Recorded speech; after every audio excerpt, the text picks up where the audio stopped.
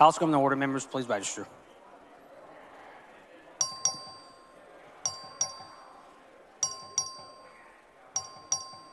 All members registered.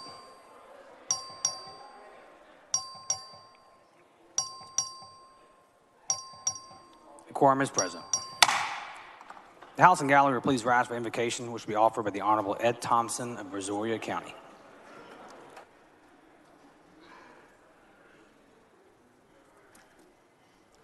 Thank you, Mr. Speaker. Members, before I pray, I would like to share with you and speak over you this blessing.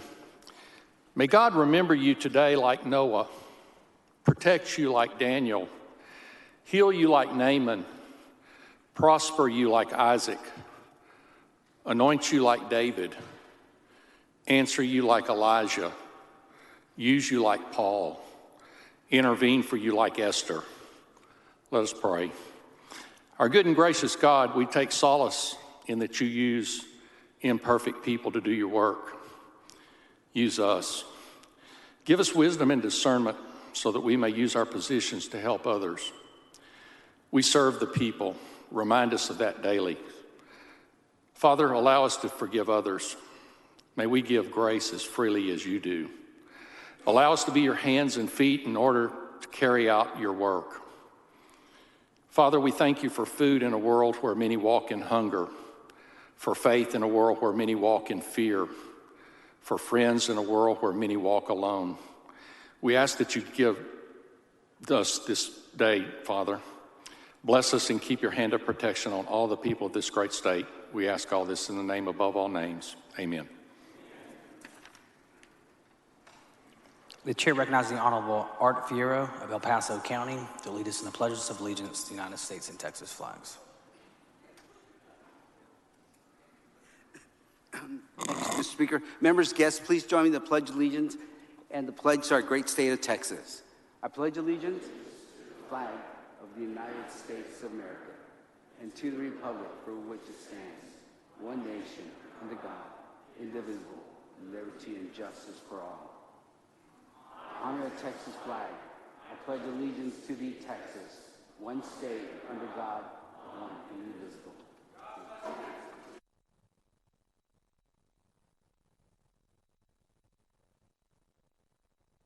Please excuse Representative Rainey today and for the remainder of the week because of illness. On the motion, Representative Harless, his objection, chair hears none, so ordered.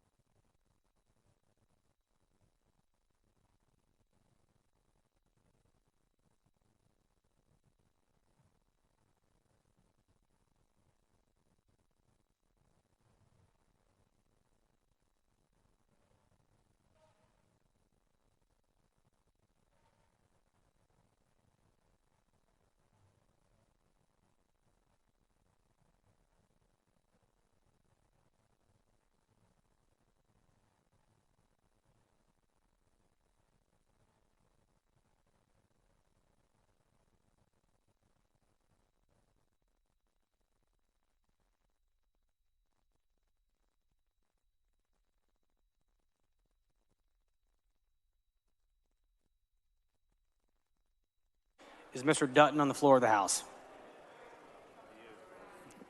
Is Mr. Dutton on the floor of the House?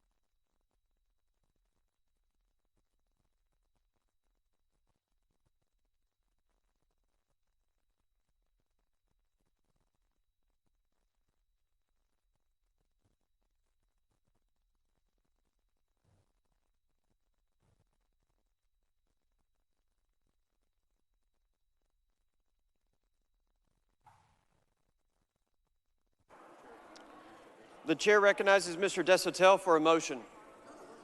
Mr. Speaker, I move to reconsider the vote by which House Bill 3731 was not passed to engrossment. Members, you've heard the motion.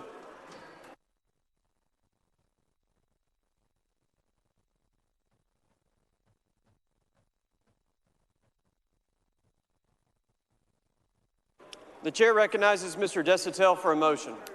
Mr. Speaker, I move to reconsider the vote by which House Bill 3731 was not finally passed.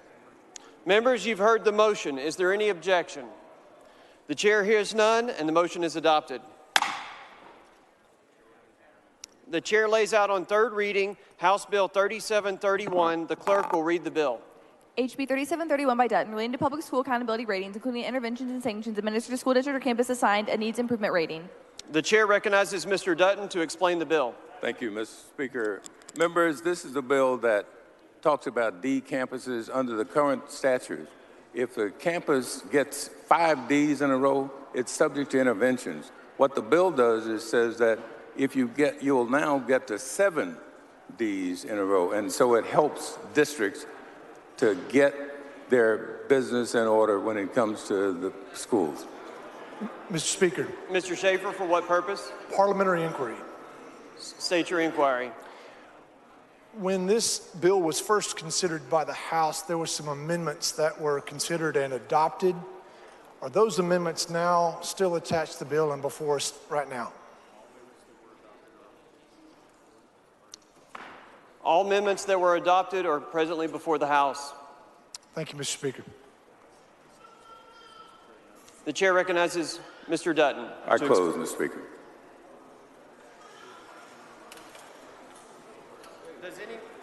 Does any member wish to speak for, against, or on the bill? The question occurs on the final passage of House Bill 3731. This is a record vote. The clerk will ring the bell.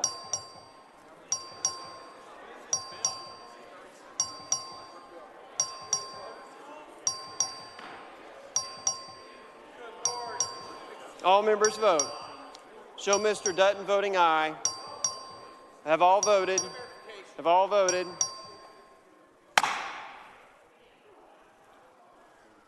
There being 59 ayes and 82 nays, the bill fails to pass.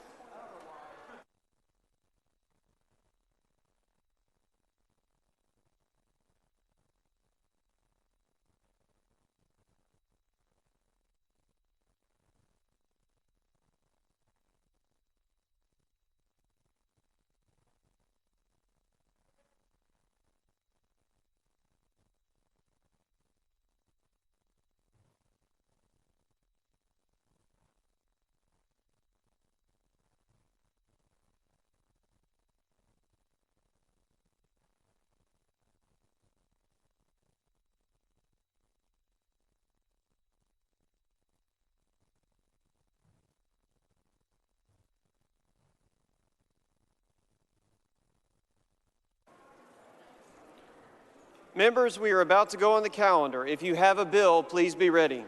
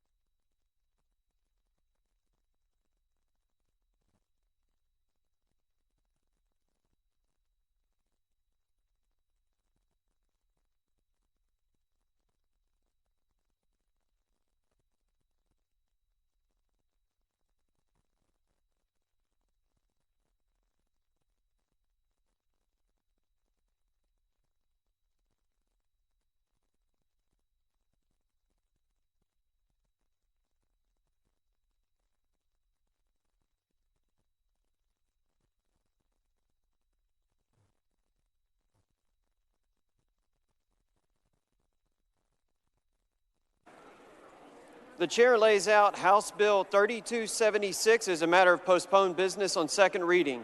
The clerk will read the bill. HB 3276 by Parker, relating to the security of voted ballots. The chair recognizes Mr. Parker to explain the bill.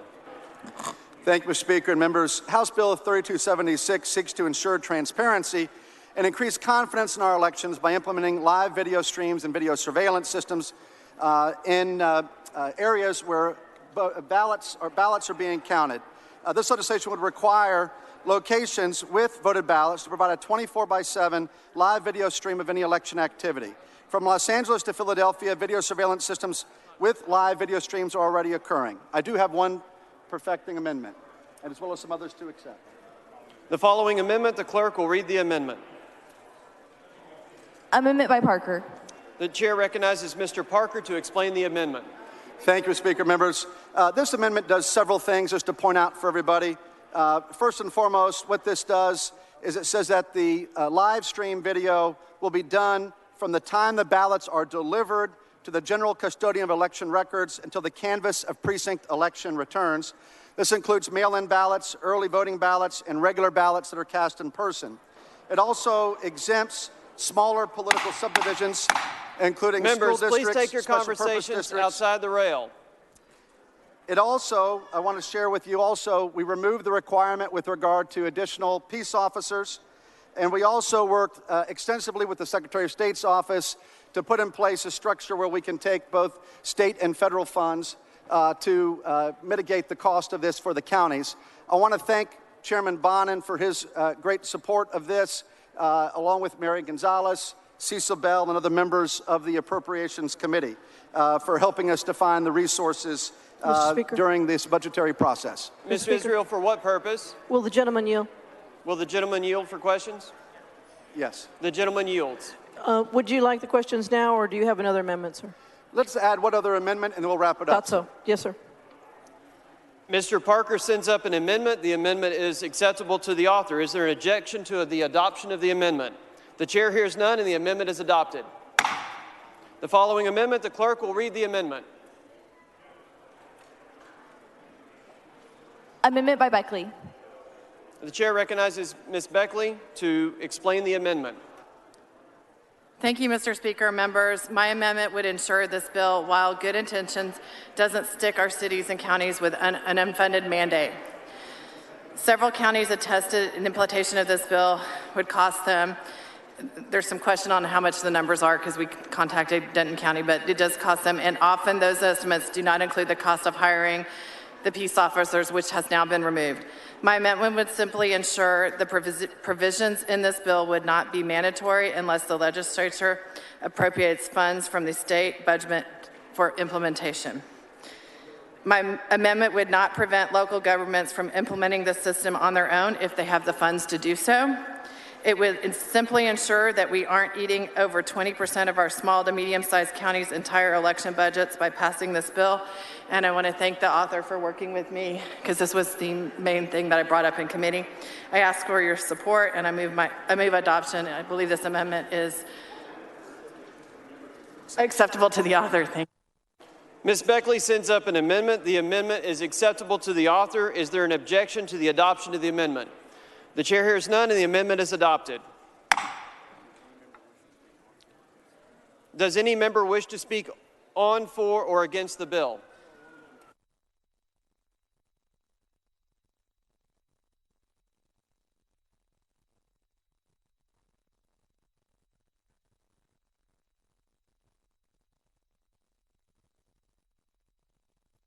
Members, we're waiting on an amendment.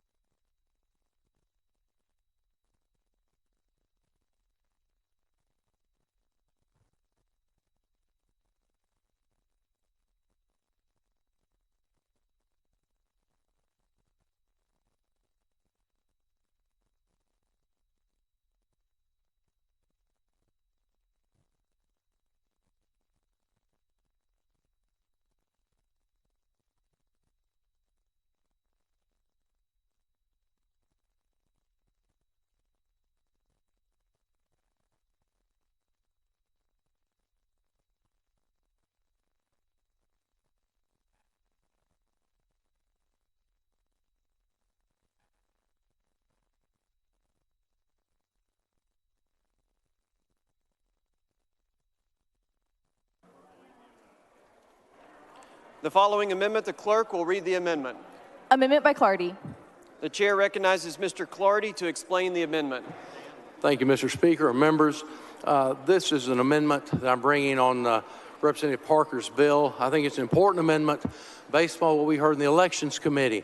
The bill as substituted was remarkably different than, can you hear me?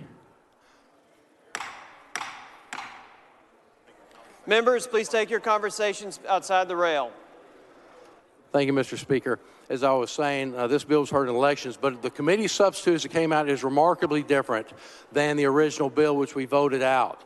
The substitute was not well explained, and it does some things I think are not good for our election code. What the substitute does is it makes it very clear that we're limiting the video only to the Central County station. And also what it does to secure that location is to make sure that we have a log of who goes in and out of that station. And so we know who came in, when they went in, the time they left, the time they got there, and the purpose of their presence in the Central County station. And finally, members of the Rural Caucus. Members, please take your conversations to the parking lot. To the parking lot, please. To the bat lot. Thank you.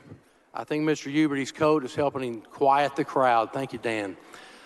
So, as I said, this is, brings it back to the original intent of the bill as filed. It restores the portion that says we must have a log of who goes in and out of the Central County station, which is very important. And then finally, members of the Rural Caucus, what this does, there's been some conversation about the cost of this bill. We do not need another unfunded mandate for our smaller counties. What this bill is trying to do makes more sense, I believe, for the larger counties. So I've inserted a bracket in this bill that this section, that this code would not apply to counties under 100,000. We think this is really just not necessary, and that is the purpose of the amendment. It is not acceptable to the author, but I have talked with Representative Parker about this. We just have a disagreement on philosophy. And again, I'm not, he's from a larger county, but for those of us from smaller counties, I think it's important to leave these decisions to our judges, to our commissioners' courts, to our election administrators and our county clerks. If they want to do these things, they certainly can, but if it's not going to be funded, let them make that decision and not put the burden on our smaller rural counties like the ones I'm honored to represent. So with that, I'll move passage, Mr. Speaker.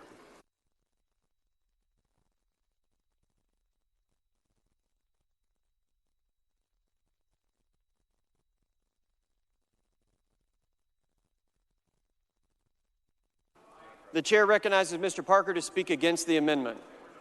Thank you, Mr. Speaker and members. I appreciate so much the good work that my good friend Representative Clardy brings to the committee and bringing this amendment forward. I'll be very candid. I'm opposed to this for a number of reasons. First and foremost, members, this is all about transparency. This is about sunlight.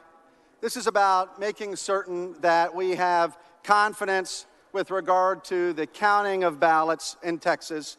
We have worked with the Secretary of State. The language that is currently here now in the bill reflects the best practices of working with the Secretary of State's office. We also, to address this issue with regard to financial concern, we just took an amendment a moment ago that specifically prohibits this from going forward, or I should say it is not mandated from going forward unless the money is there. And we are working with the appropriations team to do that.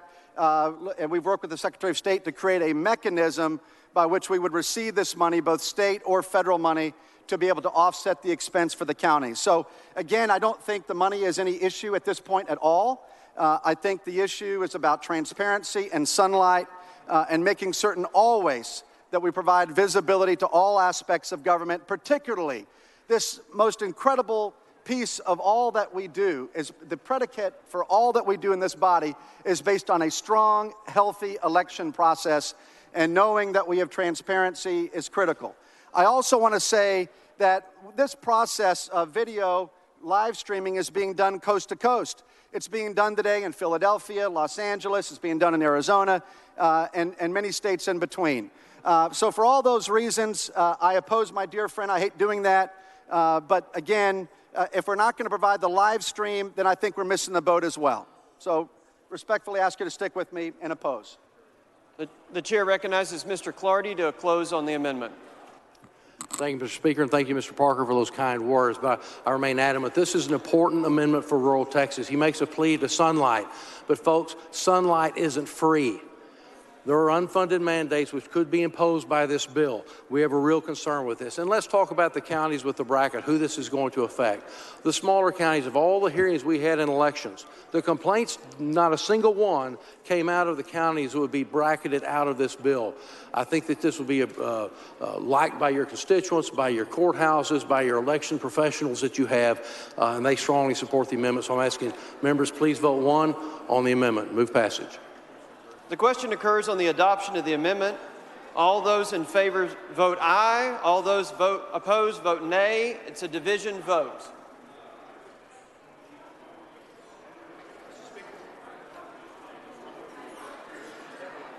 Strike the board. The amendment fails to adopt. The following amendment, the clerk will read the amendment.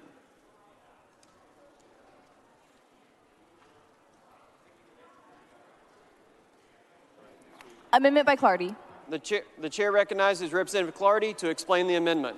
Thank you, Mr. Speaker. Members, this is simply the bracket portion of the bill. I may disagree with Representative Parker on the necessity of the video and the live feed. Again, I'm concerned about those expenses, but this would simply bracket the bill where it, again, only applies to those counties, will not apply to those counties of 100,000 or less. Mr. Speaker, move passage.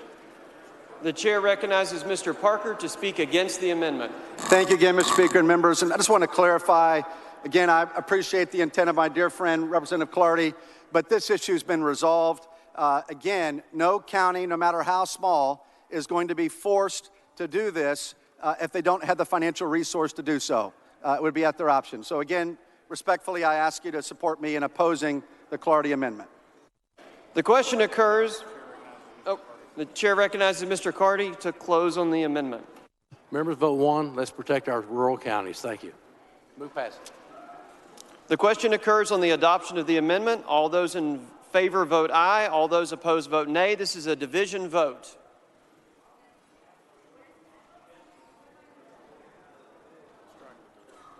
Strike the board. The amendment fails to adopt.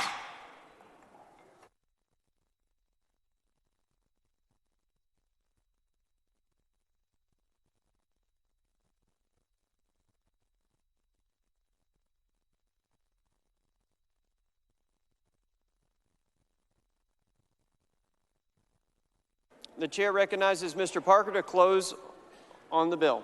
Mr. Speaker. Ms. Israel, for what Will the gentleman purpose? yield for some questions? Will the gentleman yield for questions? Happy to yield. The gentleman yields. Thank you, Representative Parker.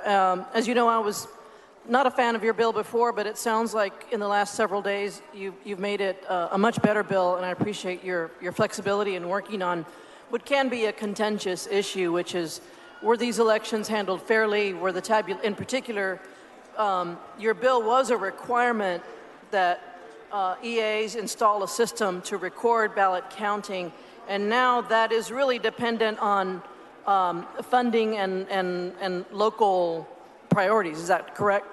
It's all based on the funding now being there. Now, they could do it without, certainly, but that is optional. So, yes, so no county is going to have to move forward without receiving funding, Representative. At one point, was your bill about live feed versus recording? Yes, it is true. Originally, it was about recording. I did add the live stream component.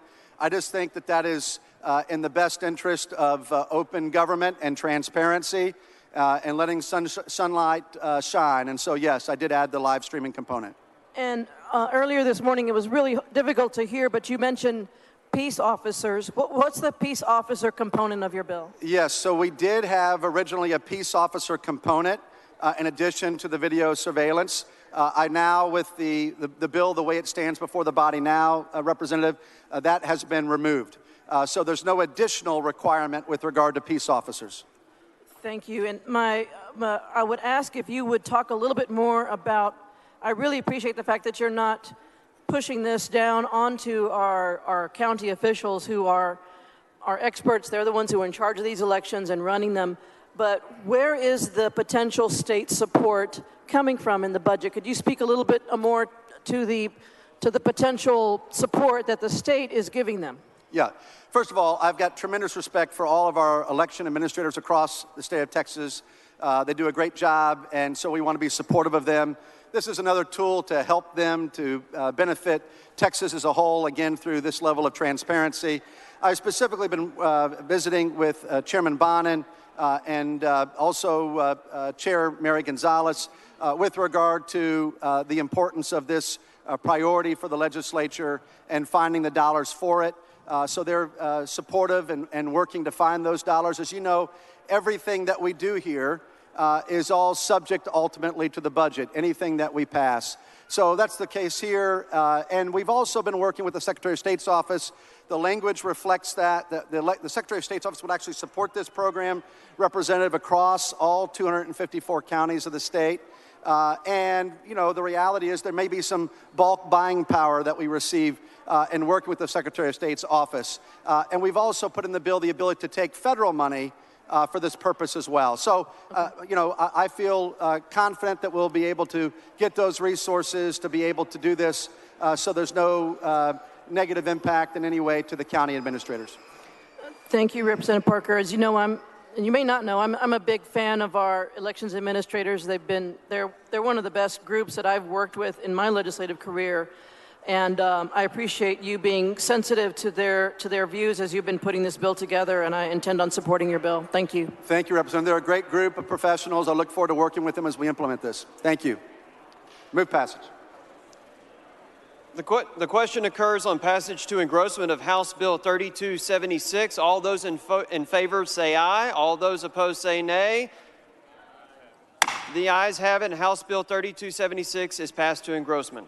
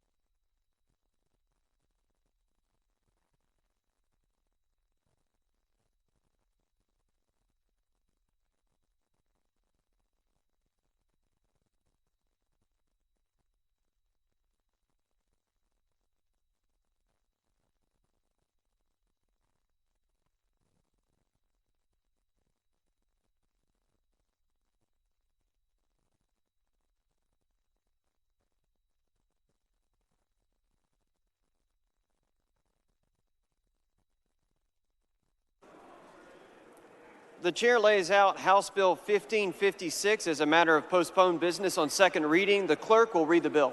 HB 1556 by Murphy, relating to the Texas Economic Development Act. The chair recognizes Mr. Murphy to explain the bill. Thank you, Mr. Speaker. Members, House Bill 1556 does two important things. It renews Chapter 313, and it provides important reforms for the program. This 10-year extension for 1556 is necessary for Texas to compete on a national and global level. The 313 program has been a huge winner for the state of Texas. It's our #1 economic development program. It has brought over $250 billion of investment to Texas. Members, you may know Texas is a low-tax state for individuals, but when it comes to the business property tax burden, we are non-competitive Only 4 states have a higher tax burden than Texas, and that's why we offer the 313s as an introductory rate to get these large investments to come here. Members, we work for months with stakeholders to craft an even better 313 program. You'll find the list on your desks. The statewide groups are on the front and on the back of that green piece of paper. I encourage you to take a peek at that. This is a great time to move forward with this program as the world is looking to move their capital assets to Texas. Let's do what we can to move this program forward. Mr. Slayton, for what purpose? Order against further consideration of House Bill 1556 under House Rule 4, Section 32C2. It's a little deja vu. Mr. Slayton, please bring your point of order down front.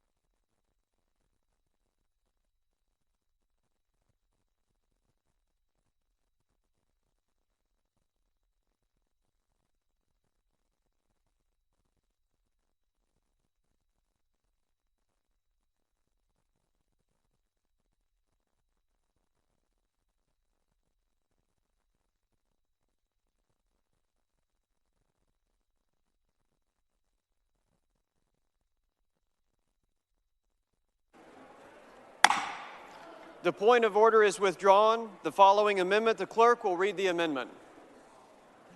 Amendment by Tinderholt. The chair recognizes Mr. Tinderholt to explain the amendment. Thank you, Mr. Speaker and members. This amendment removes Section 21G, extending eligibility to renovations, expansions, and modernization. Fiscal note for 1556 has an impact of $756,000 through the biennium. Estimated negative impact is $460 million in 2031. Essentially, I believe that 313 is not intended to do renovations and refurbishments. It's to bring new business to Texas, and I don't think that we should be doing these for the people once they're already here. I move adoption. The chair recognizes Mr. Murphy to speak against the amendment. Thank you, Mr. Speaker. Members, what we're trying to do here is catch up with modern times and allow people to do refurbishment, modernization of their plants and their projects. If we don't allow this, we're going to lose the initial investment because they know these investments that the last 20, 30, 40 years are going to need some recapitalization. They still have to meet the standards of the program, and that, the minimum of 10 million or 20 million in that area. So with that, members, I would ask that you vote no on this amendment. Mr. Martinez-Fisher, for what purpose? Will the gentleman yield? Will Mr. Murphy yield for Absolutely, questions? Mr. Speaker. The gentleman yields. Thank you, Speaker. Thank you, Chairman Murphy. Chairman, why would we need to further incentivize industries with a 313 to do a renovation project if the idea of the program, if I recall, is to make a generous 313 to attract that business and make them business partners? Why would we need to continue to incentivize? Well, it's not about continuing. It's about doing a new one if they meet the investment threshold. So we're still asking them to meet the 10 million or the 20 million investment threshold. If you have a $1 billion plant after 10 years or 20 years, it's going to need some recapitalization. The credit runs out after 10 years and they go to full value. So this says if you do some sort of major renovation of your project, you can qualify for an additional 313 at that time. And again, this is permissive. The local school board still has to choose to say yes. The comptroller still has to do a study saying there's an economic benefit for doing so. Mr. Speaker, may I get some order, please? Members, please take your conversations outside the rail. Thank you, Mr. Speaker. Well, Chairman Murphy, at what point do these businesses become true partners? So in other words, we've already given a 313 agreement, and in many instances, these are long-term agreements. Am I right? The 10 years is the limitation of value, but usually the asset life is much longer. So for the next 20, 30, 40 years, they're paying 100% of their property taxes. And I get it, but the notion that we would incentivize a company to get here, and that's what 313 is all about, is to incentivize companies to get them here, get them invested in our state, do good things, make some money, create some jobs. At some point, the incentive runs out. They know that. They know that today. You can't get a 313 today for renovation, can you? No, the idea of this program, it's really different in this reform program that we're proposing in this bill, and that's to make sure that people have an incentive to keep doing it. It's not simply the initial investment, but if you make additional investment, you would have that opportunity as well. And an important change in this bill, just so the body knows, is from day one, you're paying property taxes on 20% of your value from day one, 100% of your property taxes on your INS from day one, and those are two very large changes for the 313 program we have today. So I wouldn't want you to look at the 313 program and agreements we have today and judge this program by those agreements. These are fundamentally different. They pay from day one. They may pay from day one, but they cost from day one too. And every column of the fiscal note shows that we're losing money here. And so what I'm saying, again, they've come to Texas. We've incentivized them.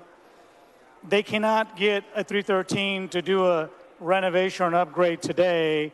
You're going to depart from the program with the proposal you have to issue, I believe, into 2032, a program that now says if you decide you want to make a renovation or add to the existing footprint, we're going to give you another incentive. And so I'm just saying, like, at what point does it end? At what point do we say, hey, you're here now, You're invested just like we are, and rather taking this money and giving it back to you, whatever money we have, let's go incentivize somebody else. Well, I'd make 2 points, Representative Martinez-Fish, and that is, one is the program's been a huge winner. We've brought $250 billion of investment to Texas. We have to find a way to keep that investment here, to keep it viable, and to keep it going. That's what this does. The second is, with them paying from day one, there are partners from the very beginning in this program. If they're partners, we must be the limited partner. They must be the general partner, and they get to call the shots. Now, it should be the other way around. This is a grant of the state. This is an award of the state. It's not a grant, nor is it an award. That's a mischaracterization. If you allow me to finish, I'll certainly allow you the courtesy of a rejoinder. But this program would not exist but for the fact that the state creates it. And that is a fact. So this is a state program, regardless of where the money comes from ultimately, regardless of where the decisions are made locally. This is a state program, and we make those decisions to decide how many times we're going to let you re-up, if you will.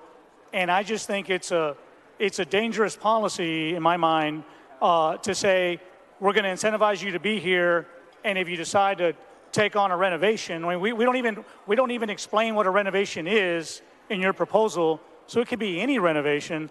We're going to give them another economic incentive to do that, and I think that's bad policy. Well, any renovation would have to meet the same investment threshold as the rest of the 313 program. I think that's an important difference here.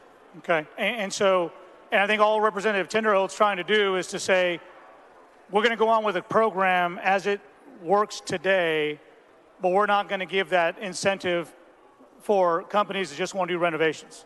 No, I understand what the amendment does, and I think that's why it's important to attract the initial investment if they know that 20 years, 30 years, as our partner, as a long-term investment, they're going to make these investments. This makes that initial investment much more attractive. And I would also point out the fiscal note, the assumption is this program has no benefit and no effect.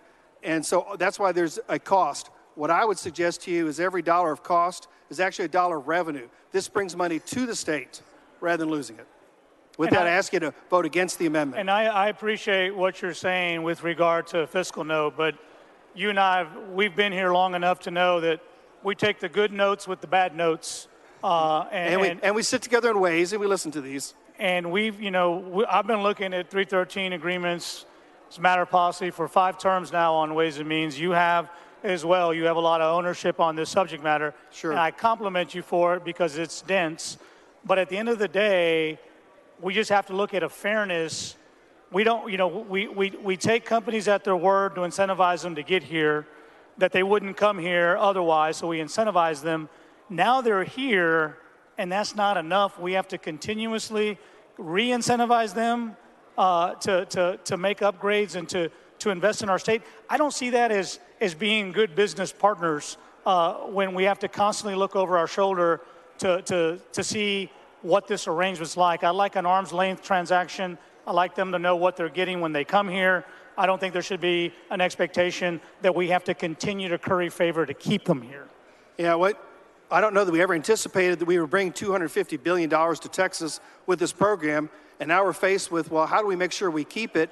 And given what's going on in the globe, people wanting to bring investments to Texas from around the country, around the world, how do we make this program even better? And that's where this idea came to put those in. Right, and I think that, as you know, there's tremendous 313 in San Antonio, very specifically the Toyota manufacturing plant.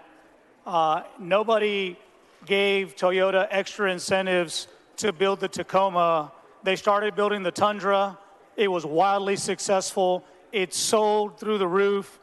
And Toyota said, this is working so well, we're going to add another line, and we're going to build the Tacoma. They didn't come up here hat in hand saying, if you give me more money, we'll build the Tacoma. They said, no, we're business partners. No, we're going to create jobs. No, we have suppliers. No, we have local economic benefits. And so that's an example of a program and a policy that I think works well, and it's doing what it's supposed to do.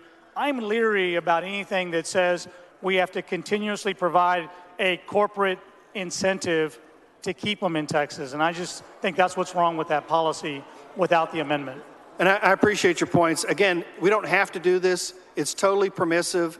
When we achieve this level of success, and you want people to modernize and keep those assets productive, keep in the U.S., and they have choices all around the world. Toyota's a good example where they can put their money. We want them to know we want their money here. We want that investment here. Gentleman's time has expired. The chair recognizes Mr. Tinderholt to close on the amendment. Thank you, Mr. Speaker. Members, Representative Murphy and I have talked at length about the several amendments I have, so I'm going to be very brief with all of them, but I agree with Representative Fisher. 313 agreements are intended to attract new projects to Texas. They're intended to bring them here. How long do we continue to give 313 money to organizations that are already here? They've made their bed in Texas. They're doing business in Texas. Let's reserve this money to bring more business to Texas instead of renovations and trying to update them. I think that expansions, modernization, and renovation can be done on their own dime. Mr. Rodriguez, for what purpose? Will the gentleman yield for some questions? The gentleman yield for questions. I will absolutely yield for questions. Thank you, Mr. Speaker. Representative Tinderholt, is your understanding of the current 313 program that we have now, it does not include renovations, improvements, and modernization, is that correct? Correct. So what would be the policy reason, do you think, to add that in? I wanted to ask Chairman Murphy that too, but I'm going to ask you. I'm going to be fair, and I think I'm probably answering. I don't know if I'm answering correctly. He can nod. To keep people here that came here using 313, to keep them here for a longer period of time. I just disagree that we should keep giving money continuously to them. We should use this to get people and get more jobs to Texas. I mean, they're coming to Texas for various reasons, right? Maybe a economically friendly climate. This program certainly is one of them. I have Tesla in my district that came here because of a 313. I'm not here to ask questions or be against 313s. I'm for 313s. But I tell you, if Tesla in 10 years, if they're not willing to pay the full, their full share on M&O because they're making improvements or expansions, I don't think that's what the intent of the law in the first place is. Would you agree with sir. that? I think we meet our end of the bargain by doing the 10 years. And after that, renovations, expansions, and modernization is not something that has traditionally been a part of the deal in the past. And I don't think we should spend it now. And that should be on their dime. Correct. I like your amendment. Thank you, sir. I move passage. The question occurs on the passage of the amendment. It's an up or down vote. The record of vote has been requested by Mr. Biederman. The clerk will ring the bell. Mr. Murphy voting no, Ms. Martinez Fisher voting aye, Mr. Tinderholt voting aye.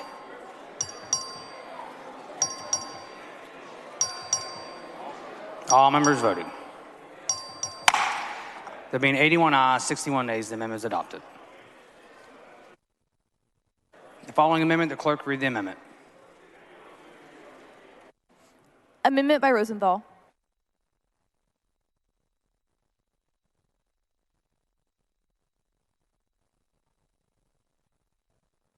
Is Mr. Rosenthal on the floor of the House?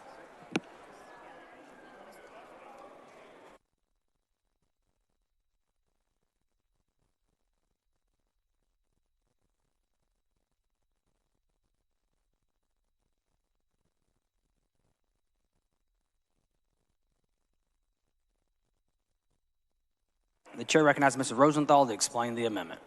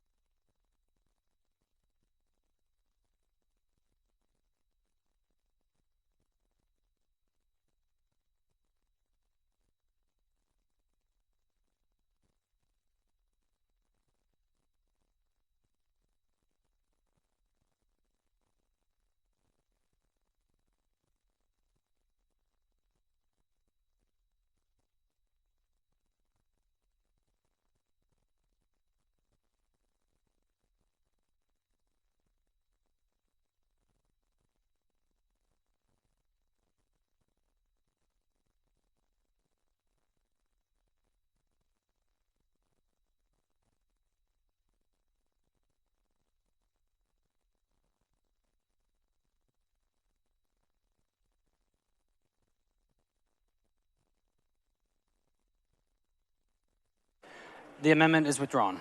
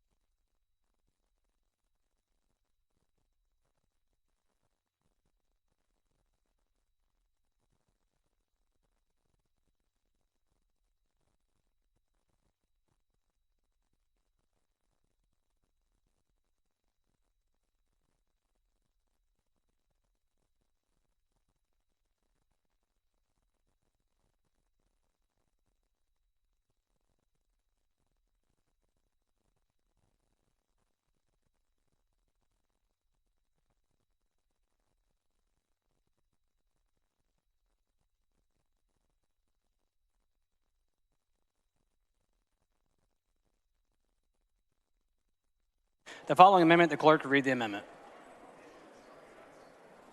Amendment by Rosenthal. The chair recognizes Mr. Rosenthal to explain the amendment.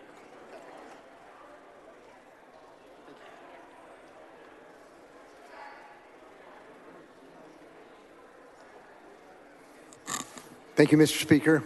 Members, this amendment requires that the jobs that created be qualifying jobs, so they have at least $15 an hour and benefits. With that, I move adoption.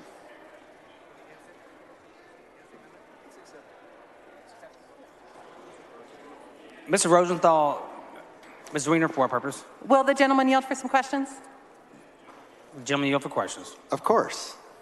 Thank you so Gentleman much yields. for offering this amendment, Representative Rosenthal. Could you talk a little bit more about your aims with this particular amendment?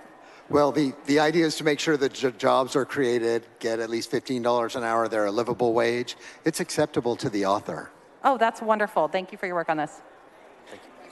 Mr. Rosenthal says the amendment is acceptably authored. The objection to the amendment. Seer hears none. The amendment is adopted. Following amendment, the clerk read the amendment.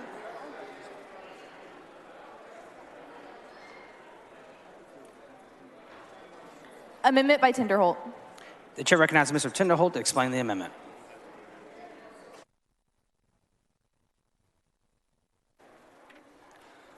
Thank you, Mr. Speaker and members. This amendment simply ensures Texans do not waste money subsidizing unreliable energy sources. This amendment says that for an electric generator to qualify for 313, they must provide 59% of their nameplate. What's nameplate? If they can produce 1,000 megawatts, they need to provide 59% of that. Now, think about the winter storm that just happened. I don't care what kind of power it is. I don't care if it's gas. I don't care if it's coal, if it's wind, if it's solar. Doesn't matter what kind. They have to provide 59% of their Wiener, for what nameplate. purpose? Will the gentleman yield for some questions? Would the I gentleman will yield as for soon as I'm questions? finished, if you don't mind. In 1 minute, please. Texans should immediately stop subsidizing generation when we need it most. This essentially says that they need to provide 59% of their nameplate power during peak hours, and it would help us during the winter storm we just had. I will yield for questions. Gentleman yields for questions. Thank you so much, Representative Tinderholt. I'm a little confused at the aim of this amendment because it seems to really target our sources of power unevenly. You mentioned the blackout. Do you know what type of energy was responsible for most of the generation loss during the blackout? I do, and it was actually pretty, it was across the board, but what do you mean that I'm targeting something specific? I'm confused by that. I mean, according to the reports I've seen, our main loss of generation was due to natural gas, and this amendment seems to specifically target solar and wind. Am I reading this incorrectly? No, I want every single power generation plant to have to be able to provide at least 59%, regardless of what they are. And if they can't do it, they have to create peaker plants, which will help us during a storm. So it doesn't matter if it's wind, if it's solar, if it's nuclear, if it's gas, if it's coal. It doesn't matter what it is. They have to provide 59% of the power of the nameplate that they have. Doesn't matter what they are. If they're going to get 313, they have to be able to do things that are going to protect Texans, which is provide at least 59%. What do you anticipate the fuel source would be for a peaker plant? I'm sorry? What do you anticipate the fuel source would be for a peaker plant? I mean, that's totally up to them. I mean, this to me feels like a backdoor way to try and force the construction of more thermal generation, even though we're seeing tremendous growth in jobs in wind and solar right now in the state of Texas. And even though the way the wind industry works is we do build a little more than we need at any particular moment. Are you aware that during the blackout, we only anticipated a maximum of 8,000 megawatts of power to come from wind? I am, and I look. Are you aware of how, so that was only 8,000, and it did go to zero at one point, but it came back much more quickly than thermal sources of generation? I agree, but I feel like... Do you know how many megawatts of natural gas we lost in the state of Texas? Please tell me. 30,000. Okay, but you're thinking this is targeting a specific power type. This bill is very plain. It says if you have to provide 59%. If you think this targets wind and solar, then you must think that they can't hit 59%. All I'm saying is if a power source cannot get 59%, they have to create peaker plants that do, so that my family, your family, and the 111 or 12 people that died have power to protect their lives and keep them warm at home. It is structurally targeted because you're looking at 59% of the installed capacity, and we intentionally don't necessarily predict that the full capacity will be available at all times for wind power in particular. The other thing that is particularly targeted is you were saying both summer and winter load hours. We all know that we typically have our highest need for energy in the summer, and those hot summer days are you aware that those hot summer days are when solar performs the absolute best? That's which is great. why so many of our local electric providers provide subsidies and net metering for folks to install solar on their own homes because it saves them money and saves consumers money in the end? I think that's great, and I'm not trying to get rid of wind or solar. I think there's another amendment, someone else that has that. All I'm saying is to protect people during those peak hours, and this specifically says only during peak hours, that they have to create 59%. But it is during both hold on, peak let me summer finish and winter answering load your hours, question. correct? If you got a 59% on a grade at school, you'd be failing. And I'm saying all they have to do is 59% of their nameplate power. And I do have an amendment to the amendment that will clean up language on this bill. Let me offer that really fast. Okay. Thank you. You have an amendment to the amendment? Mr. King, for what purpose? Will the gentleman yield for a couple questions? Would the gentleman yield for questions? May I offer this amendment to the amendment real quick? It cleans it up. Absolutely. Okay. The following amendment, the clerk will read the amendment. Amendment by Tinderholt. Thank you, Mr. Speaker, members. Really what this amendment to the amendment does is it makes sure that if you're already meeting or exceeding the 59%, you don't have to do peaker plants. When we drafted this, we accidentally missed that piece. So if you're already at 59% and this passes, you don't have to do the peaker plants to add additional power. Mr. Speaker, I move the passage of that amendment to the amendment. Do you have questions about that amendment or the main amendment? Main amendment. Mr. Tinderholt sends an amendment to the amendment. The amendment to the amendment is acceptable to the author. The objection adopts the amendment. Chair hears none. The amendment is adopted. Chair Thank you, Mr. Speaker. I'll yield Tinderholt for to close questions. on the amendment. Mr. King, for what purpose? Questions. Gentleman, you yield for questions. I will yield for questions, Gentleman yes, yields. sir. Thank you. Thanks. And I understand where you're going here. And in concept, I agree with where you're trying to go. I just want to make sure I understood a couple of things that I think may be a concern. So one of the things we're trying to do is increase our dispatchable reserves, which means basically thermal generation. And so if we're trying to do things to incentivize that, you've basically got generation that we're hoping will just be there available, but not needed all the time. So where is the measurement period that you're, if you're like saying from today going forward, what's the measurement period for that 59%? It's of their nameplate capacity during peak demand. During those times where we might have to do brownouts or blackouts, everyone has to provide 59%. Think about this. So are you talking about scarcity demand times, or are you talking about, what do you mean between peak and scarce? What do you mean If you by want to peak? redefine what peak demand is, I'll certainly accept an amendment to the amendment if it's not clear enough, honestly. But what I'm saying is that if we're going to give millions of dollars to power generation, that it should have to provide at least a failing score of 59% of what they say they can produce. So, and I'm open I guess what to my concern redefining. is just generally the way the amendment is structured. I guess my concern is that if you've got reserves that we've got sitting there, they're not going to get used very often. They're only going to be used maybe not even in just times of scarcity. I mean, they may just be there for just extreme scarcity. And I'm not sure how I understand how they're measured. Do you have a concern that someone who's looking maybe at building $1 billion plant may go, well, wait a minute, how do we know, what's that 59% mean? So I don't have a concern. Is that for the concern with last it. 6 months or the last year? Or Here's is why I that don't just in have a times of concern. scarcity? Or Here's why I don't have a concern. Or even if, I hope we don't, but even if we do end up in some kind of a capacity type hybrid model, we're actually paying people to have it available, but we're really not wanting them to run it except in extreme times. How does that all work under your amendment? So if you think about that situation during peak times, who's going to be withholding power during a brownout and blackout? They're all going to be pushing all the power that they can to the grid. Well, it kind of depends on what part of the state you're in.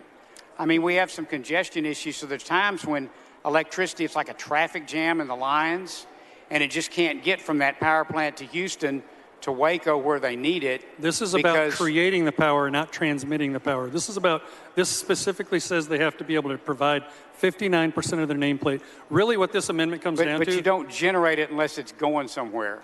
The reason that I did this amendment was because of the winter storm.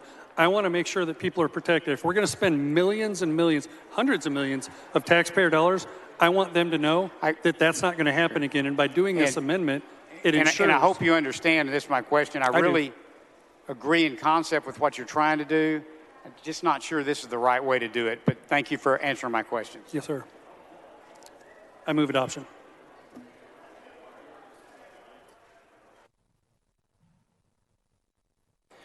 The chair recognizes Mr. Murphy to speak against the amendment.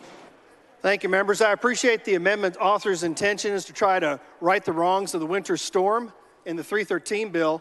I don't really think that's the place to do that. We've passed half a dozen bills to address those effects that had hearings, that went through a long process. That's how we do things here. I'm upset about the storm. I think it had some problems. But members, we have some very able committees. You may sit on them that are addressing this and propose solutions that we've adopted. And I would ask you to vote no on this amendment, trying to put policy into a 313 bill. Thank you. The chair recognizes Mr. Tinderholt to close on the amendment. Thank you, Mr. Speaker, and thank you, Mr. Murphy. I respectfully disagree. I think this is the place to do it. I think this is the place to protect taxpayers from using their money on power that is not as reliable as it should be.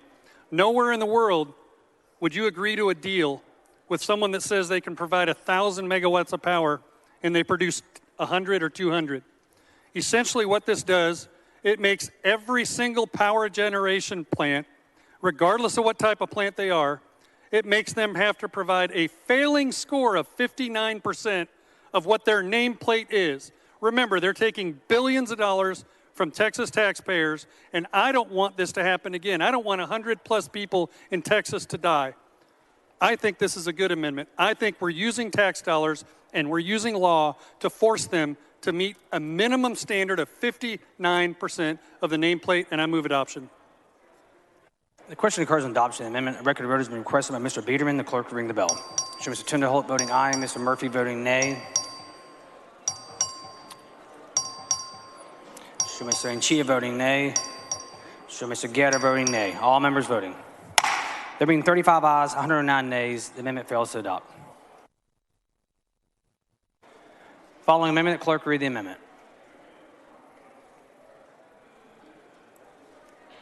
Amendment by Rosenthal. The chair recognizes Mrs. Rosenthal to explain the amendment.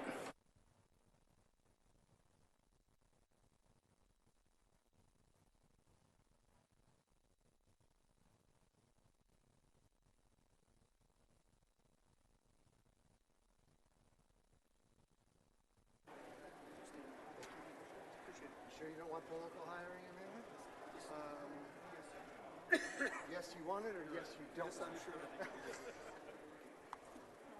Thank you, Mr. Speaker. This amendment says if you're going to give a tax abatement out of your county, at least half the jobs that are created should be in the same county. It's local hiring. We do the same sort of stuff in oil and gas, not here, but when we do business in other countries, they make sure that we hire local content. I feel like we should do the same. If we're going to give up our tax dollars, we should create jobs in our county. And with that, I move adoption. The chair recognizes Mr. Murphy to speak against the amendment. Thank you, Mr. Speaker. Members, I think this is something that works kind of against the concept of the bill. Be happy to yield to questions to see my colleague at the back. Mr. Martinez-Fisher for what purpose? Gentlemen, yield for questions? Gentlemen, yield for questions. Thank you, Mr. Speaker. Thank you, Chairman Gentlemen, Murphy. Chairman, I'll let you finish, out of courtesy, and then I can ask you questions. No, Martinez-Fisher, I was just saying, I don't think this really fits with what we're trying to do in this bill. John?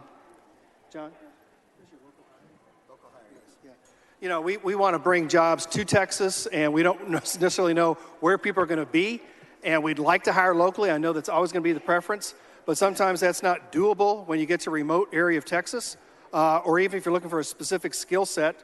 And so I don't want to tie employers' hands with us telling them how to run their business. No, Chairman, look, let me spot you that argument. I'm going to spot that to you, that you can't guarantee, despite the fact that we're going to give a very generous incentive for 10 years, lots of money, We're going to set some rules for a long period of time. We can't guarantee that some of those jobs would be local jobs. You know, I think that's the whole purpose of why the state is going to sacrifice this incentive program, which is to give not only economic development for the greater state, but to create jobs. I mean, perhaps you could just accept an amendment to the Rosenthal amendment that allows a waiver requirement through the comptroller. That would be reasonable. But we ought to have a policy that's going to say, you're darn right. We give you money, you're going to give us jobs. That's what it's about. Right, right. And so I think by accepting the Rosenthal previous amendment that offered the, you know, the living wage and the benefits, we were well down that road. If you have a very specialized chemical plant, an automotive manufacturing plant, you want to make sure you have the requisite number of people with the right skills. That's not always possible if we constrain them to a county. Maybe it should be an MSA, but we're saying the state, let them figure that out. I think they're going to hire good people. Let's talk about a couple areas. Maybe they'll move to our You don't have to communities. be from MIT to get a job in the state of Texas. I mean, every major manufacturing. It's true. Okay, I was going to say every major manufacturing job, you're going to have security guards. You're going to have personnel working the floor. You're going to have healthcare workers. You're going to have, in the case of a chemical plant, you're going to have firefighters.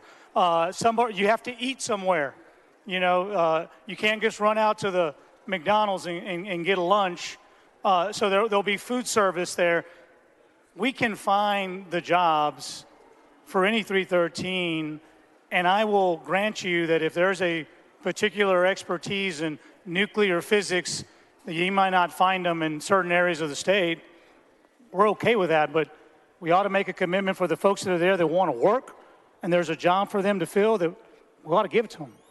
Yeah, I think the natural tendency of companies is to try to hire people close by so they're commuting less distances, they're in the community. That makes sense. That's not always doable. And when it comes to job training, goodness gracious, we have all kinds of programs with the Workforce Commission where companies can get grants to do that. So I think they're going to take care of their labor pool. I don't think there's a question at all that they're not going to find a way to get the best qualified people in there and try to look at the local community to do so. Right, and look, I mean, let's be fair and let's be intellectually honest with this tax policy. At the end of the day,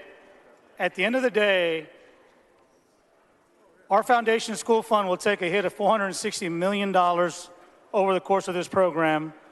The probable revenue loss to school districts' property tax levies is in excess of $1.5 billion.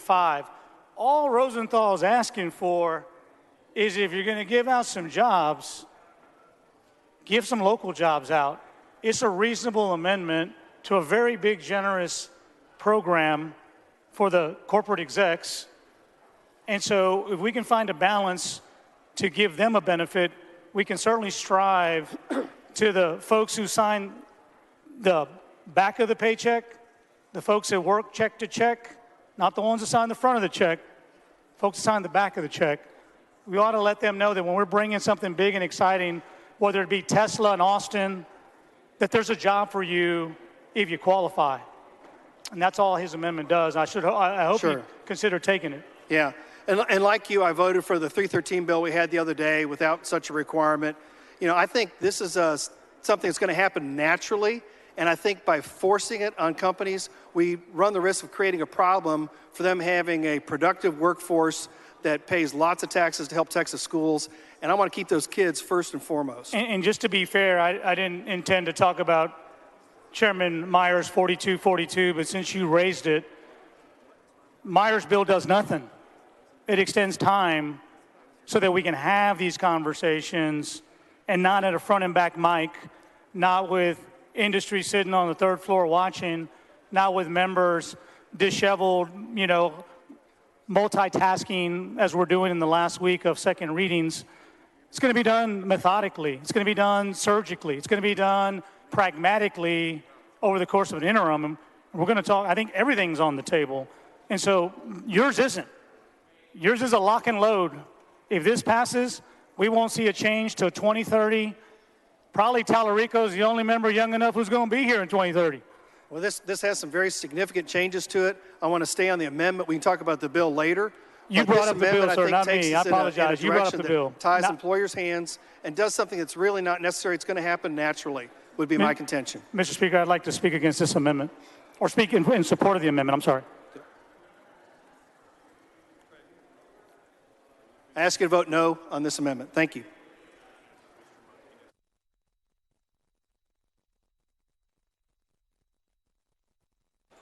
The chair recognizes Mr. Martinez Fisher to speak in favor of the amendment. Thank you, Mr. Speaker. Members, I want to thank Chairman Murphy for having that conversation with me. If you don't know what 313s are, I didn't know what they were either, but they're complicated and they're expensive. And for the 5 terms I've served on Ways and Means, we've never studied them. And they're expensive. The Rosenthal Amendment is pretty simple. It is a blue-collar amendment. It is an amendment for our constituents. It pretty much says that if we're doing a 313 agreement, you have to hire locally. And what Murphy is telling you, Chairman Murphy, I'm sorry, what Chairman Murphy is telling you is by not taking this amendment, he cannot commit to give our constituents a job in these areas. And I'm not talking about the CEO or the chief nuclear scientist or the chief engineer. I'm talking about the person who works the security desk. I'm talking about the person who works in food service. I'll talk about the people who work in the assembly line. I'll tell you what, Toyota in San Antonio had no problem hiring locally, and they run that line 24 hours a day. They never stop. They produce a truck every 60, 90 seconds. Correct me, Representative Pacheco, at your area and Rep. Cortez's area. You can find the employees to do this job, and that's all that amendment says. If there's a concern about it, and there needs to be a third reading amendment that says, you know what, if you can't find the job requirement because it doesn't exist, you can get a waiver. But I'd rather give a waiver and force everybody else who can do it to do it. That's all the Rosenthal Amendment does. And I think it's good policy. And like I said, it's a very expensive 313 program. Under this proposal, whatever decisions that get made will last, if I'm not mistaken, through the fiscal year of 2031. So this is not the area where we want to guess. This is not the area where we want to hope for the best. This is the area where we want to say we want to get it right. And so I certainly hope you would support me in adopting the Rosenthal Amendment. The chair recognizes Mr. Rosenthal to close on the amendment.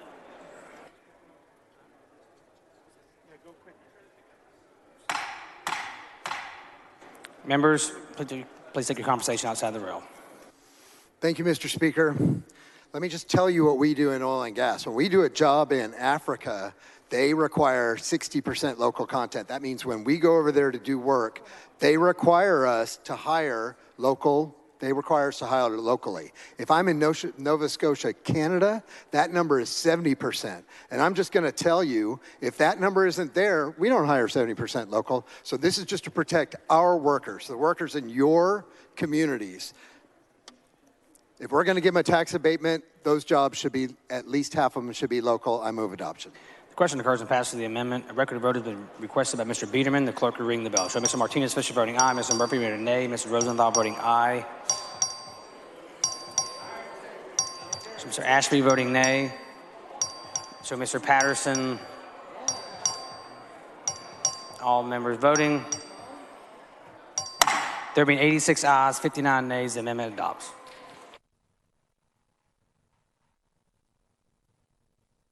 Following amendment, the clerk read the amendment.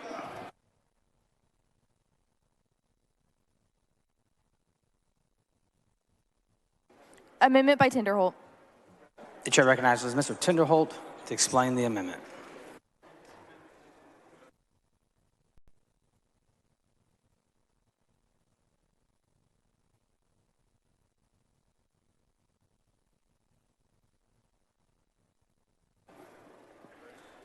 Thank you, Mr. Speaker. Members, I believe this is acceptable to the author.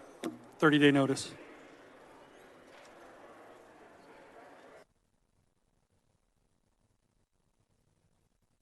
Mr. Tinderholt sends up an amendment. The amendment is acceptable to the author. The objection to the adoption amendment. Actually, a record vote has been requested by Mr. Biederman. The clerk will ring the bell. All members voting. There being 134 ayes, 1 nay, the amendment is adopted.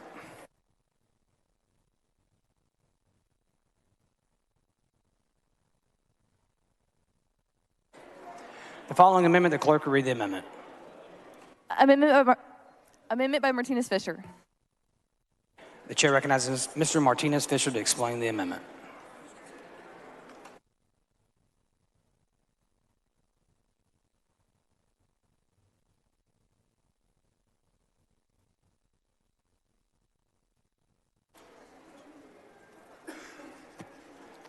Thank you, Mr. Speaker and members. If you recall, this is 313, this tax policy, and there has been a current trend in tax policy that says that whenever we're going to incur obligations, whenever we're going to spend some money, whenever we're going to pass off some debt, that we have to get approval by our voters. And this, what this says, that if there's a 313 agreement pending in a community before it can become an agreement, it has to be adopted and ratified by the voters. I hope it's acceptable.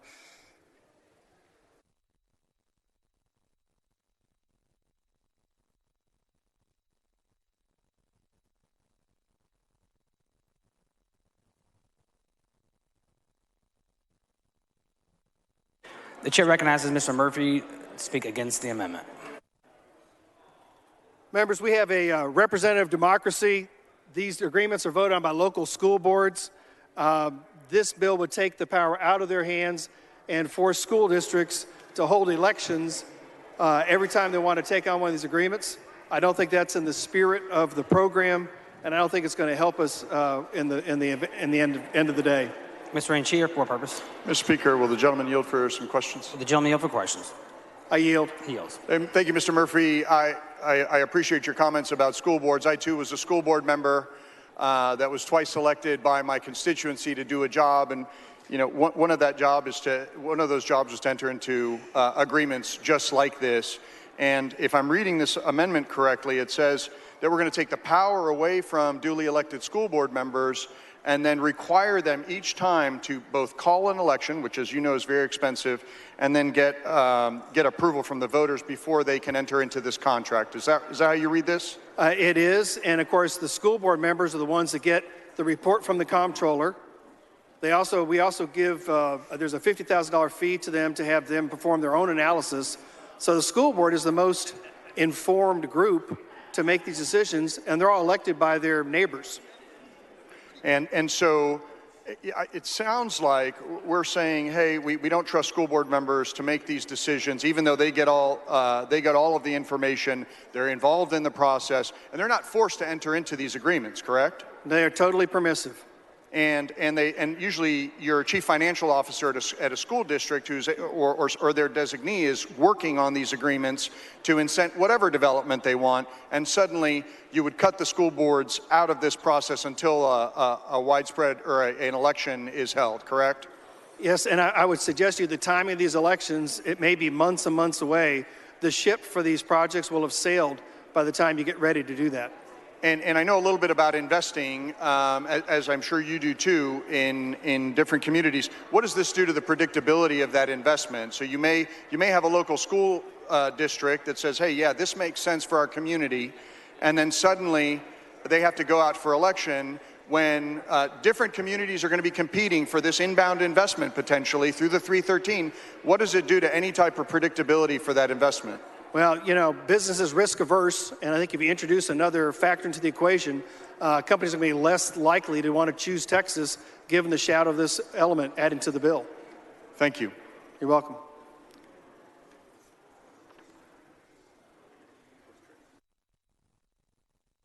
The chair recognizes Mr. Martinez Fisher to close on the amendment.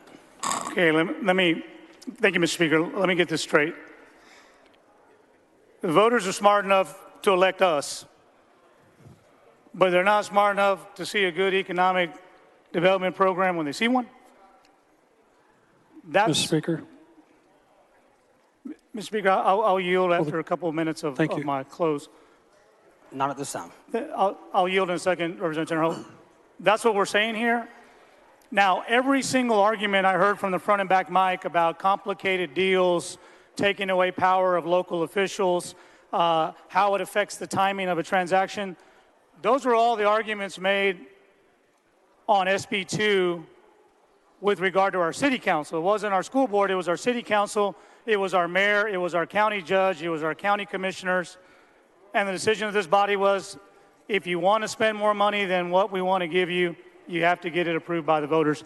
This is a very simple concept. I will remind people who are thinking about this, this is a very expensive proposition. It'll cost our foundation school fund $460 million over the course of this program in the legislation. What we're going to do is vote first. And is a probable revenue loss of $1.53 billion through 2031. Before all of that happens, we want to make sure that when this deal comes to town, they're going to pay a living wage, they're going to hire our constituents, they're going to create the number of jobs they say they are, and this is going to be a good deal. This is going to be a Toyota standard, not a standard where, you know, we come back and say we didn't hit metrics, people didn't get jobs, we didn't hire locally, and, you know, we hoped for the best, it didn't work out, but we got the money anyway. So all this does is this, if it's a good deal, voters will support it. Mr. Speaker, I'll yield. Mr. Chenderholt, for what purpose? Will the gentleman yield for question? Gentleman yield for question. I'll yield. Thank you. I'll be quick. Representative Fisher, have you guys had bond elections in your city? I'm guessing you have. Every 5 years, sir. What percentage of those pass? The ones that I'm referring to the city of San Antonio, all of them pass, and they're usually 65, 70% voter approval. So who's the lowest level of local control when it comes to money, elections, and politics? Our constituents. The individual voter is the lowest level of local control. And so essentially what you're trying to say is if we're going to spend millions or tens of millions of dollars to bring something into the community and use our school to do it, we trust our school board, but we're saying you're the lowest level of local control, and we want you to control that and vote for it, just like you do bond elections, and they win almost every time. Is that correct? Yeah, and you know, who knows, we may have school board elections right next to a 313 election. Do you believe that if we did these and they had to vote on them, do you believe that people would have more buy-in to them instead of complaining about them, the people that complain about those? At a minimum, I would submit that if they were before the voters, people would have to learn about these programs. And I think the more that they learn, the more that they're informed. The more that they're informed, they will exercise their choices at the ballot box. I'll be voting yes with you, and I hope my peers will do the same. Thank you, Representative Chenderholt. Members, I ask that you support this amendment by voting yes. I'm going to ask for a record vote.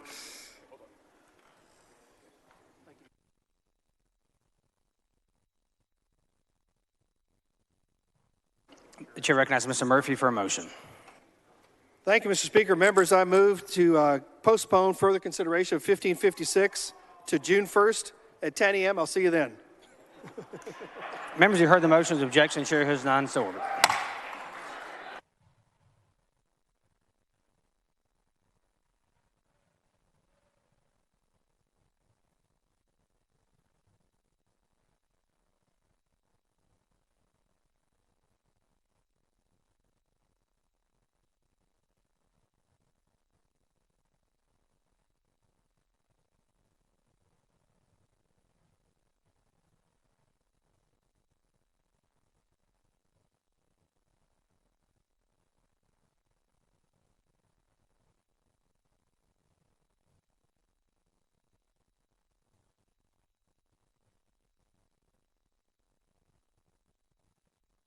Members, the next bill on the calendar is HB 1241. The Senate companion is over and eligible. The chair lays out on second reading SB 374. The clerk will read the bill. SB 374 by Selger, relating to municipal annexation of certain right-of-ways. The chair recognizes Mr. Shine to explain the bill. Mr. Speaker and members, Senate Bill 374 goes with the House Bill 1241, and it's about voluntary annexation by any city. The law still allows for annexation at the request of a property owner. Voluntary annexation is commonly driven by the property owner's desire for city, water, sewer, and other services. In other words, it's very frequently an economic development, safety, or development issue. Property to be annexed must be in the city's ETJ and generally must touch the existing city limits. It's a very common occurrence that property a person wants to be annexed is across the road or a railway easement or not too far from the existing city limits.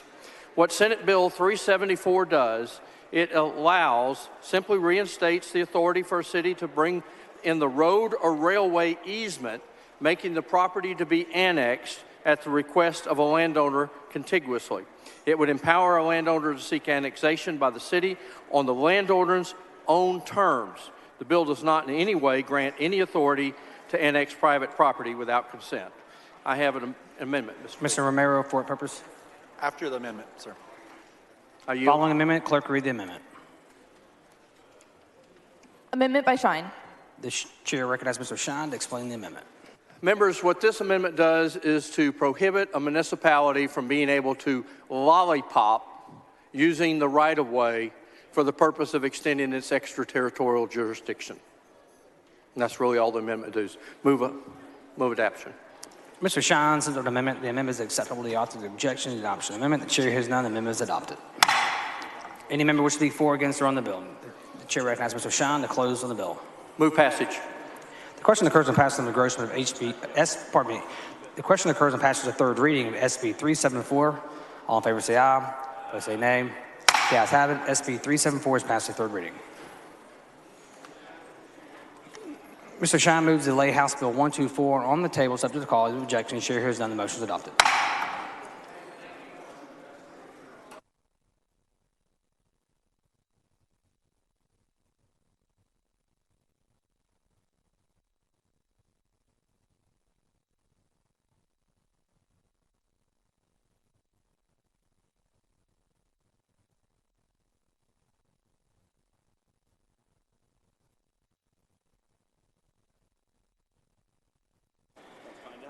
The chair lays out HB 1418 as a matter of postponed business on second reading. The clerk to read the bill. HB 1418 by lease, relating to civil liability and responsibility for the consequences of defects in the plans, specifications, or related documents for the construction or repair of an improvement to real property. The chair recognizes Mr. Leach to explain the bill. Thank you, Mr. Speaker. Members, I move to postpone further consideration of House Bill 1418 until 10 a.m. Wednesday, May 12th. Members, I plan to substitute Senate Bill 219. There are a few differences between the two versions requiring a 36-hour layout. Members, you heard the motion. The objection, chair hears none. The motion is adopted.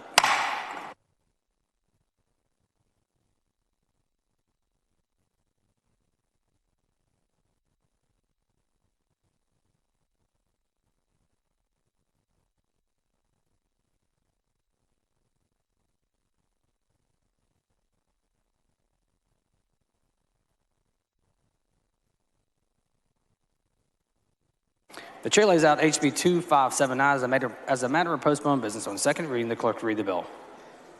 HB 2579 by lease, relating to court reporting. The chair recognizes Mr. Leach for a motion. Thank you, Mr. Speaker. Members, I move to postpone further consideration of House Bill 2579 until June 2nd at 10 a.m. Members, you heard the motion. The objection, chair hears none.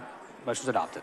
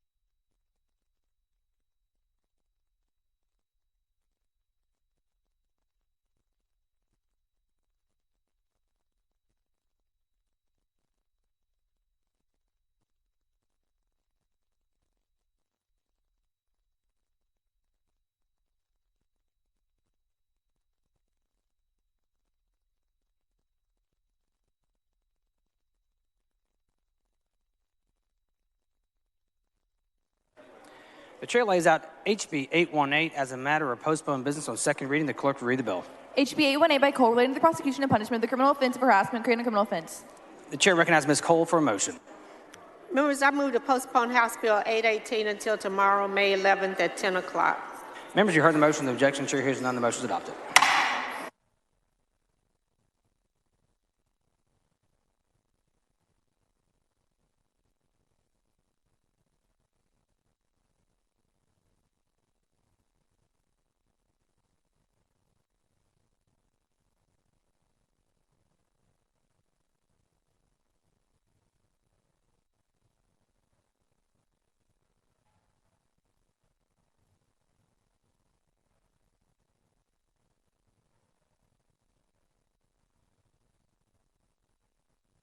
The chair lays out HB 1776 as a matter of postponed business on second reading. The clerk will read the bill. HB 1776 by Bella Kaufman, relating to the inclusion of an elective course of the founding principles of the United States in the curriculum of public school, high school students and the posting of the founding documents of the United States in public school buildings. The chair recognizes Mr. Bell of Kaufman for a motion. Mr. Speaker, I move to postpone further consideration of HB 1776 till 3:25 p.m. today. Members, you heard the motion. The objection. Chair hears none. The motion is adopted.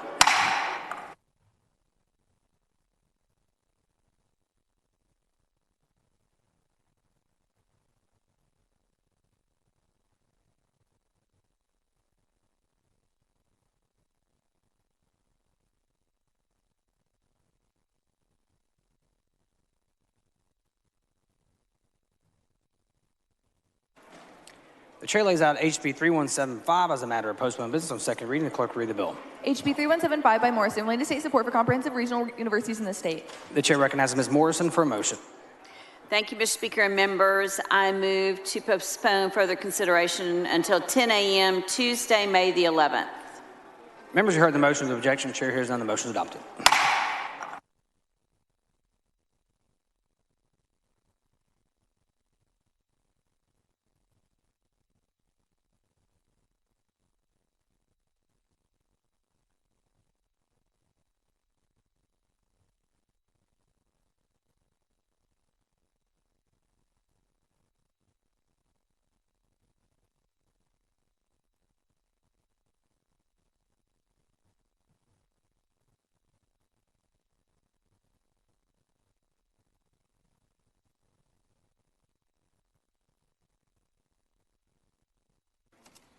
Members, the next bill on the calendar is HB 3627. The Senate companion is over and eligible. The chair lays out on second reading SB 1225. The clerk will read the bill. SB 1225 by Huffman, relating to the authority of a governmental body impacted by a catastrophe to temporarily suspend the requirements of the public information law. The chair recognizes Mr. Patty to explain the bill. Thank you, Mr. Speaker. Members, Senate Bill 1225 seeks to provide some clarity in responding to public information requests during times of catastrophe. It makes clear that a catastrophe does not include times when staff is working remotely but has remote access to necessary information to respond to a request. This ensures that governmental entities cannot use catastrophes to avoid transparency and public scrutiny for an indefinite period of time. Mr. Hunter, for what purpose? Mr. Speaker, will the member yield for some questions? Will the gentleman yield for questions? I'd be happy to. He yields. Chairman Patty, I've got a couple of questions so we can place legislative intent in the record. First question is for purpose of legislative intent. Could you explain how you envision this particular bill working? Yes, sir. Governmental entities that are unable to retrieve physical documents because of a catastrophe would be required to provide whatever information they are able to access electronically and follow up with any additional responsible physical documents once the catastrophe is over. If a governmental body has inaccessible information at their physical offices, say as a result of flooding or other catastrophe, the governmental body would be required to release that information as soon as practical after the office is opened, or if necessary, request a ruling from the OAG on the inaccessible information. In making that request, they would let the OAG know it was inaccessible. Thank you. And would inaccessible information still be subject to the same deadlines as accessible information? In other words, would this bill prejudice a governmental body that is unable to get physically held information because its office flooded? This bill is not the intention to prejudice the governmental body because they are closed for a catastrophic event. This bill simply limits the governmental body to indefinitely extend their catastrophe notice by giving them 14 days to recover from a catastrophe. If the office is closed for all purposes because of something like flooding, and if people are working remotely, this bill requires them to produce electronic information while the physical office is closed. Once they are back in the office, if they need to, they can file a catastrophe notice so that no deadlines apply while they are recovering from the catastrophe. Part of that recovery is going to be to gather public information request documents. Thank you, Mr. Speaker and Mr. Chairman. Thank you. I move passage. The question occurs on passage of third reading of SB 1225. All in favor say aye. Opposed say nay. The ayes have it. SB 1225 is passed to third reading. Mr. Patty moves to lay House Bill 3627 on the table, subject to call to objection. Chair hears none. The motion's adopted.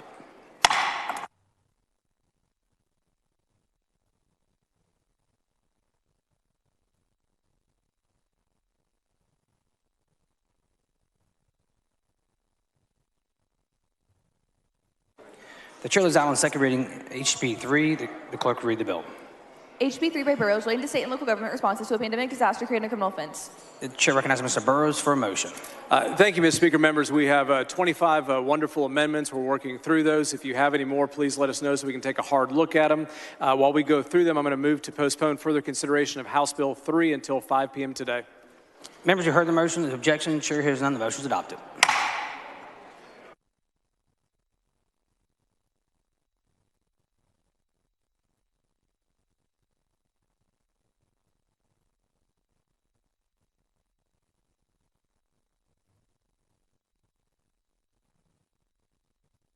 Mr. Patty, for what purpose? I'd like to make a motion to the comments on Senate Bill 1225 between Representative Hunter and I be reduced to write and placed in the journal for legislative intent. Members, you heard the motion. Objection, chair hears none. So ordered.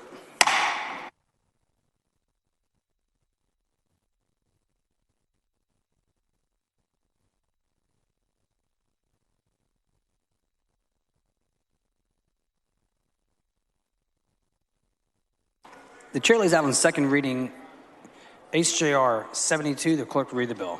HJR 72 by Legislature, proposing a constitutional amendment to prohibit the state or a political subdivision of the state from prohibiting or limiting a religious service conducted by a religious organization. The chair recognizes Mr. Leach for another motion. Well, let me say it first. It's been a while since I've done this, members, but I move to postpone further consideration of HJR 72 until 10 a.m. Tuesday, May 11th. Members, you heard the motion. Objection, chair hears none. So ordered.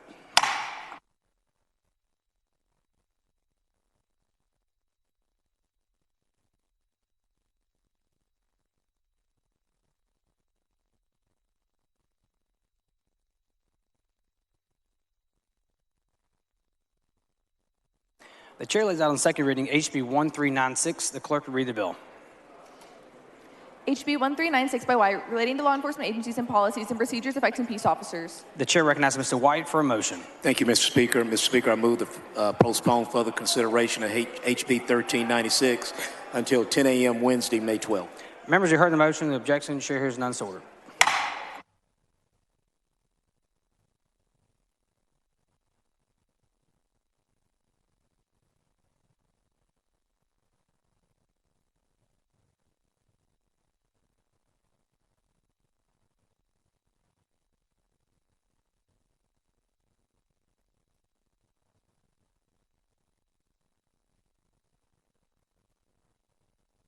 The chair lays out on second reading HB 4387. The clerk will read the bill.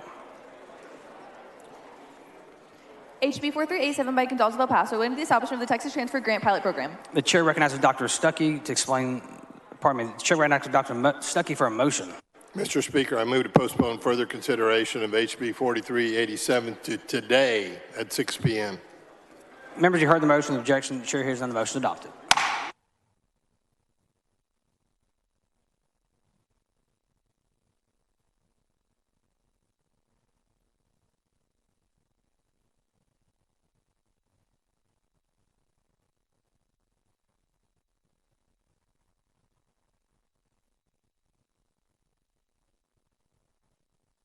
Mr. Speaker. Mr. Martinez-Fisher, for what purpose? Parliamentary inquiry. Please state your inquiry. Mr. Speaker, I know the chair is not advised, but I'd ask the chair's indulgence that any subsequent motions to postpone, if those authors would be kind enough to tell us a little bit more as to why they're postponing, or to avoid Q&A from the back mic, that'd be helpful.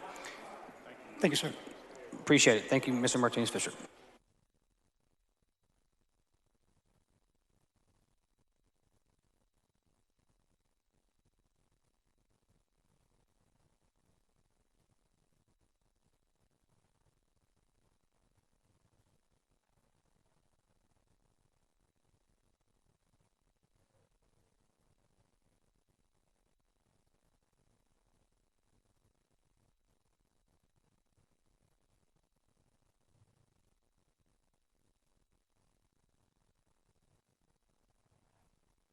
Members, we're waiting on an amendment.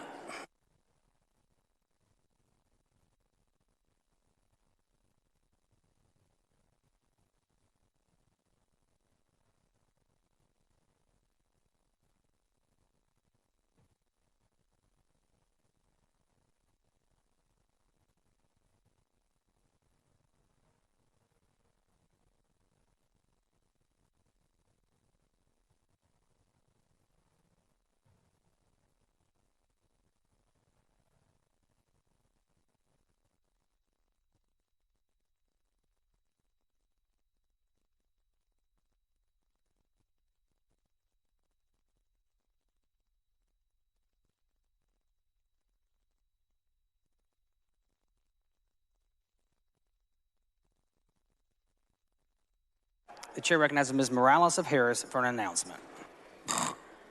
Thank you, Mr. Speaker and members. I just want to remind you that actually today is Mexican Mother's Day, even though I brought it up on Saturday. So happy Mother's Day! Feliz Dia de las Madres!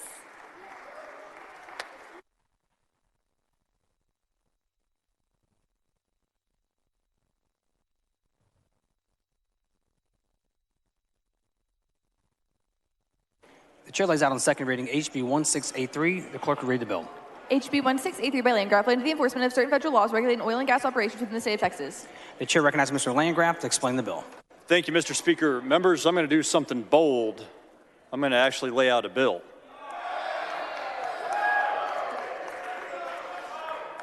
The goal of the Texas Energy Independence Act is to stop the implementation of any overreaching new federal regulations on oil and gas production in Texas.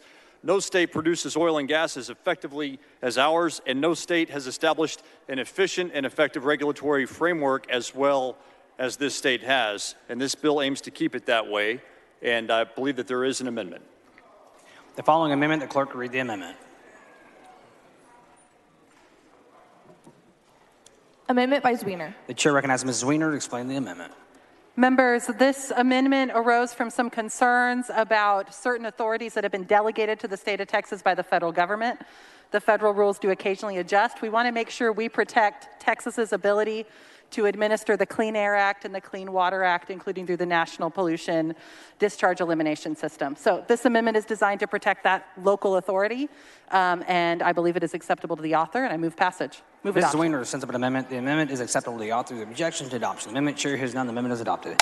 Chair recognizes Mr. Landgraf to close on the bill. Thank you, Mr. Speaker. I move passage. The question occurs on passage to engrossment of HB 1683. All in favor say aye. Opposed say nay. The ayes have it. HB 1683 is passed to engrossment.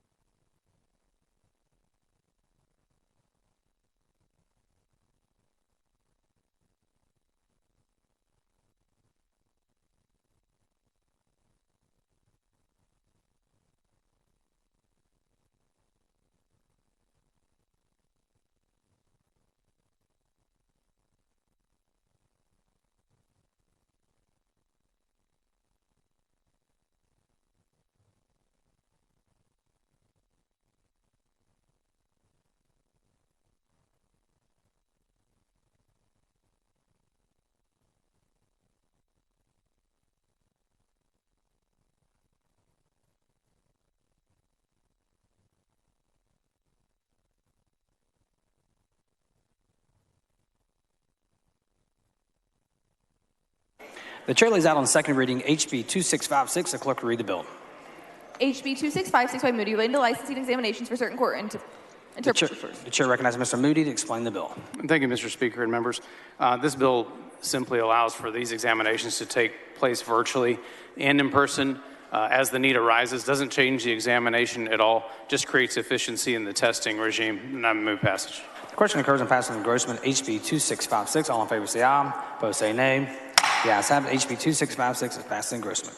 The chair lays out on the second reading HB 1810. The clerk will read the bill. HB 1810 by Capriglione, relating to maintenance and production of electronic public information under the Public Information Law. The chair recognizes Mr. Capriglione to explain the bill. Thank you, Mr. Speaker and members. House Bill 1810 requires electronic public information be produced in a searchable and sortable format, like a spreadsheet, if the information is already maintained in that manner. This bill also clarifies that data dictionaries and record layouts that define certain data fields are subject to disclosure as well. Formal accessibility needs to be clearly addressed in the Texas Public Information Act to aid governmental entities and requesters alike. Clarifying this issue will save time and taxpayer money. I move passage. The question occurs on passing the engrossment of HB 1810. All in favor say aye. Opposed say nay. The ayes have it. HB 1810 is passed in engrossment.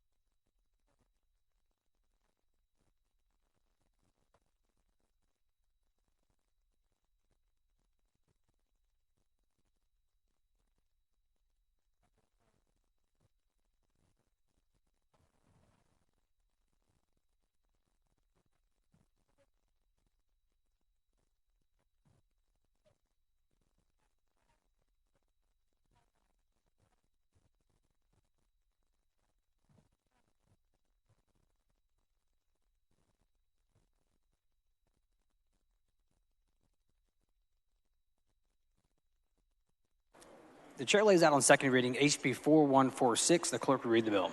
HB 4146 by King of Uvalde relating to restriction on permits authorizing direct discharges of waste or pollutants in water in certain stream segments or assessment units. The chair recognizes Mr. King to explain the bill. Thank you, Mr. Speaker. We have a couple of amendments, but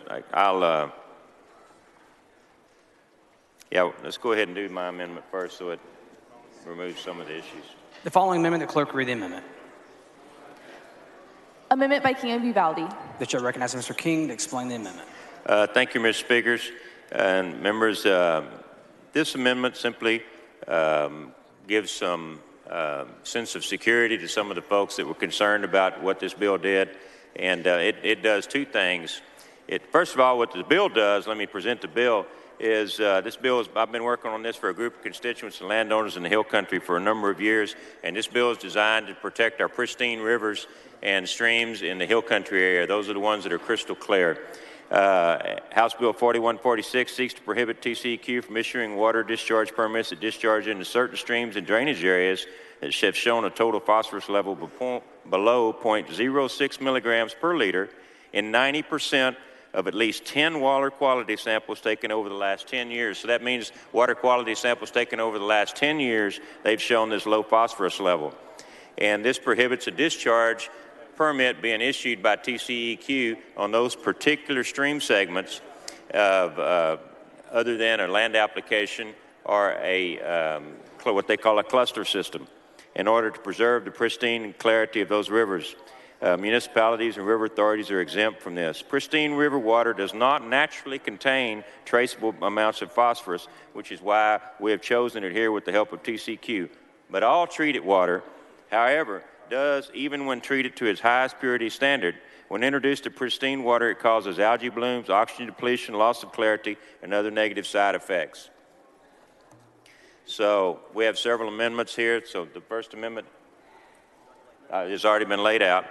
And so what the First Amendment does is it says that any permit that is currently in place, and there's not very many at all, for a discharge permit that's currently in place, and any application for a discharge permit that's currently in place is grandfathered into this particular statute, as well as any amendments to those permits in the future.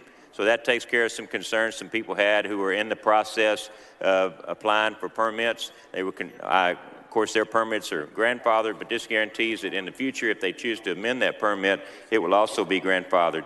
The second part of the amendment clarifies that this only applies to domestic wastewater recharges and not industrial wastewater discharges. They typically don't have the high phosphorus levels. I move adoption of the amendment. Mr. King sends up an amendment. The amendment is acceptable to the author of the objection. The opposite amendment. Chair hears none. The amendment is adopted. The following amendment, the clerk will read the amendment.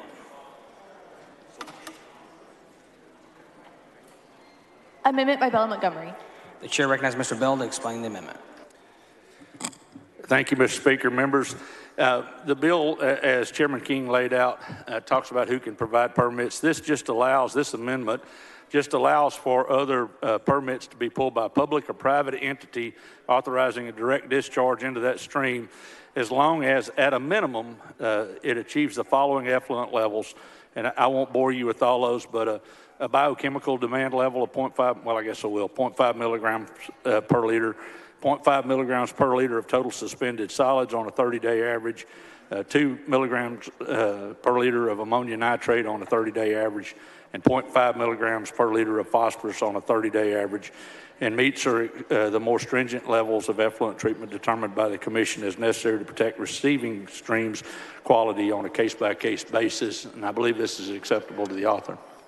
Mr. Bell sends up an amendment. The amendment is acceptable to the author of the objection to the opposite amendment. Chair hears none. The amendment is adopted.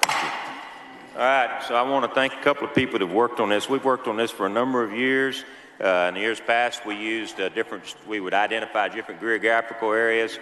The drafting attorneys advised us that we needed an environmental standard, and so I thank TCEQ for working with us to a great extent on developing the 0.06 milligrams per liter in terms of the clarity level that's necessary. And mind you, ladies and gentlemen, water comes out of a wastewater treatment plant. You can drink it, but it's going to discolor these pristine, clear waters in these rivers. And so I want to thank Speaker Craddock for working with me on this on one of those amendments, Cecil Bell, who just explained his amendment, worked with me. Representative Spiller and I had some good discussions. Representative Biederman has been very, very helpful on this issue, and Representative Lamont. With that, I move passage. The question occurs on passage and engrossment of HB 4146. All in favor say aye. Opposed say nay. The ayes have it. HB 4146 is passed in engrossment.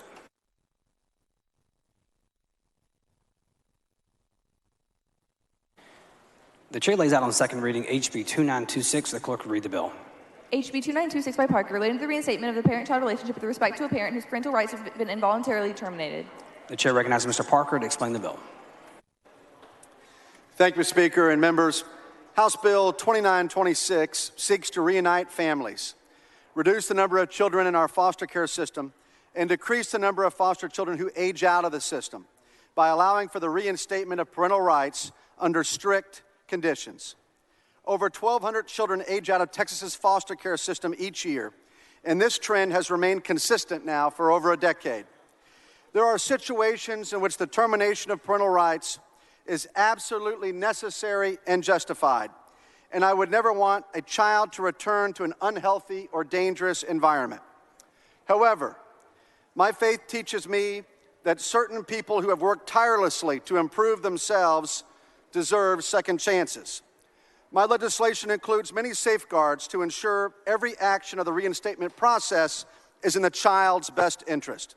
That's the most important thing, members, as we all know and certainly can agree to. It's always about what's in the child's best interest.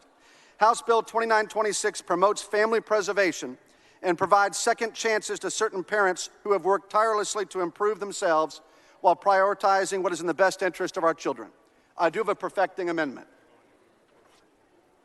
The following amendment, the clerk will read the amendment. Amendment by Parker. The chair recognizes Mr. Parker to explain the amendment. Thank you, Speaker. Members, this amendment just does two things very, very simply. This amendment ensures that a petition for the reinstatement of parental rights cannot be filed for cases in which an appeal of the order terminating the former parent's parental rights is pending. And it also makes certain that former parents may not petition for reinstatement of parental rights for any child who is the subject of an adoption placement agreement, whether that agreement is written or oral. Mr. Schaefer, for what purpose? I have a question on the bill itself, so we can get past the amendment. Thank you. Mr. Parker says on the amendment, the amendment is acceptable to the author. The objection to the adoption. The amendment, the chair hears none. The amendment is adopted. Following amendment, clerk read the amendment.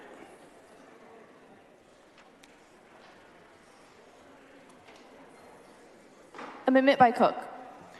The chair recognizes Mr. Cook to explain the amendment. Thank you, Mr. Speaker. Members, this amendment simply confirms the author's intent that these cases are limited to those suits that have been filed by the Department of Family and Protective Services. And it's acceptable to the author. Move adoption. Mr. Cook sends up an amendment. The amendment is acceptable to the author. The objection to adoption. The amendment, chair hears none. The amendment is adopted. The following amendment, clerk read the amendment. Amendment by Darby. The chair recognizes Mr. Darby to explain the amendment. Thank you, Mr. Speaker. Members, this amendment simply requires DFPS to give notice to family members that they have a hard 90-day deadline upon termination of parental rights to take legal steps to become a relative child's managing conservator. I think this amendment is acceptable to the author. Mr. Darby sends up an amendment. The amendment is acceptable to the author. The objection to the adoption. The amendment, chair hears none. The amendment is adopted. Chair recognizes Mr. Parker to close on the bill. Mr. Schaefer, for what purpose? Will the gentleman yield for some questions? Gentleman yield for questions. He yields. Thank you, Representative Parker. Can you give me an understanding of the timeline between when a parent's rights have been terminated and when they would now be permitted to come back and reopen that relationship? Absolutely, Representative. So, spent a lot of time looking at what best practices would be in this regard to find the right amount of time. Where it is here in the bill before us now is at 2 years. So it's a minimum of 2 years after parental rights had been terminated before they could go forward now. They've gotten their act together. They've cleaned up their problems, their issues. All the validation is there from professionals along the way. We would allow them to come forward at the 2-year mark. But in that 2-year period, with no rights as a parent, they would have potentially had no contact with the child, correct? Well, yeah, depending on the circumstances, but yes, most likely in those 2 years they've had no no involvement with the child. They're obviously at that point in the state's care. So rights are terminated and they have a 2-year period to file a new petition to reinstate their rights as a parent, correct? Yes. The belief being, Representative Schaefer, that, look, there's nothing more important than putting together families if we can do it safely for the child, period. Okay, but the belief is that we need that 2-year period with regard to being able to really find restoration and healing for that to be able to take place. Is it that they can file the petition to reinstate their rights as a parent before or after the 2-year period? I'm sorry, Representative again. Say it again. The parent who has had their rights terminated, they can file to have their rights reinstated before or after 2-year period? After. Okay. And so that, 2 years on the nose. And that's when the date for a petition to be filed, not for a decision to be made. That's correct. Okay, thank you. Thank you, Representative. Mr. Wu, for what purpose? Would the gentleman yield for questions? Gentleman Yes, yield sir. for questions. Gentleman yields. Representative Parker, would this bill affect a child who has already been adopted by someone? No. It would Absolutely not, right? Absolutely. I want to be very clear that I'm a big believer, as I know everybody in the floor here is, all the members, in the importance of adoption. Right. And that is a critical thing. And so any child that has already been placed into adoption is not subject to this, nor if there is an agreement right now that is currently pending, be it written or oral. And that's what I just put on the bill a moment ago. And so just to be absolutely clear, if a child has been adopted, is in the process of being adopted, is being considered for adoption, this bill would not touch it in the slightest way. Not in the slightest way, Representative, not in the slightest way. This is specifically focusing on those precious kids, those precious babies that are aging out of the system where they have no opportunity to have a normal life and anybody to love them. That's what we're trying to address. And if it's I know possible, it can be done in a safe way. And I appreciate that. And I know you use the term baby, but often what this would apply to are like generally older kids that have a really hard time being adopted, right? Representative, I refer to my 21-year-old and my 18-year-old as babies, Yeah. and people laugh. But yes, they're all babies. But yes, they could be 16, 17. You bet. And you bet. like in my experience, many of these older children have a really hard time getting adopted, and they may be sitting in foster care for just years and years and years.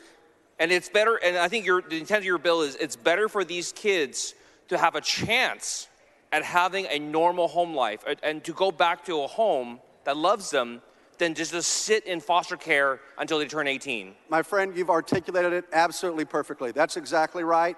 You know, why are we going to allow these kids to continue being in the state system if there's a chance at redemption for that parent and to put that family together? And I think the testimony that we heard in committee is many times after a couple of years, these parents who got terminated have finally gotten all their stuff together, finally dealt with their drug addiction, found the job, got a home, and now they're ready. Representative, that's exactly right. Exactly right. Thank you so much. It's a wonderful bill. No, I appreciate your support and your expertise in family laws. I do, Representative Cook, and so many others that gave good feedback during the committee process. So thank you very much. Move passage. The question occurs on passing the engrossment of HB 2926. All in favor say aye. A record vote has been requested by Mr. Slayton. The clerk will ring the bell. Show Mr. Parker voting aye. Mr. Van Diva voting aye. All members voted. There have been 144 ayes, 0 nays. HB 2926 is passed to engrossment. The chair recognizes Mr. Patty for a motion. Thank you, Mr. Speaker. I move to suspend House Rule 8, Section 5D to designate as joint sponsors and co-sponsors for SB 1225, all joint authors and co-authors for House Bill 3627 who sign on to House Bill 3627 before Senate Bill 1225 passes the House on third reading. Members, you heard the motion. The objection. Chair hears none. The motion is adopted. Members, the next bill on the calendar is HB 1942. The Senate companion is over and eligible. The chair lays out on second reading SB 1615. The clerk will read the bill. SB 1615 by Betancourt, relating to adult high school charter school program. The chair recognizes Mr. Van Dever to explain the bill. Thank you, Mr. Speaker. Members, this bill just builds on the success of the Excel Center, which is an adult charter school here in Austin. It's an amazing recovery program for adults who have dropped out of high school. It's a great program, doing a great work, and providing a great return on investments. Members, I know that there are some groups who have come out opposed to this bill, and the only explanation I have is they just don't understand what the bill does. This bill uses private funding uses state funding to leverage private funding to give people who are currently on public assistance an opportunity for a career and an opportunity to become contributing members of society. Members, I move passage. The question occurs on passage third reading, SB 1615. All in favor say aye. Opposed say nay. The ayes have it. SB 1615 is passed to third reading. Mr. Van Dever moves to lay House Bill 1942 on the table subject to the cause of objection. Chair hears none. The motion is adopted.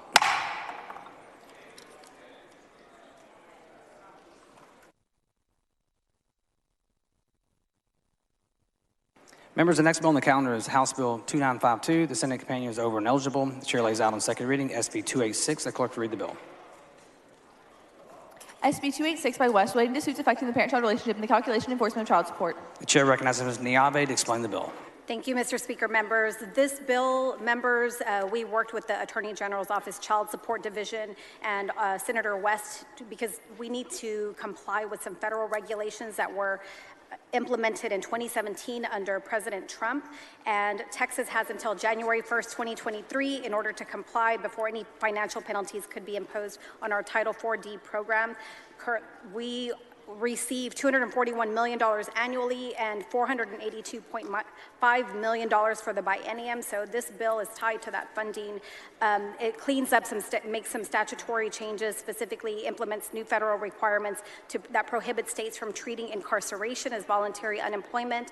It also updates some dollar amounts. It addresses different time frames.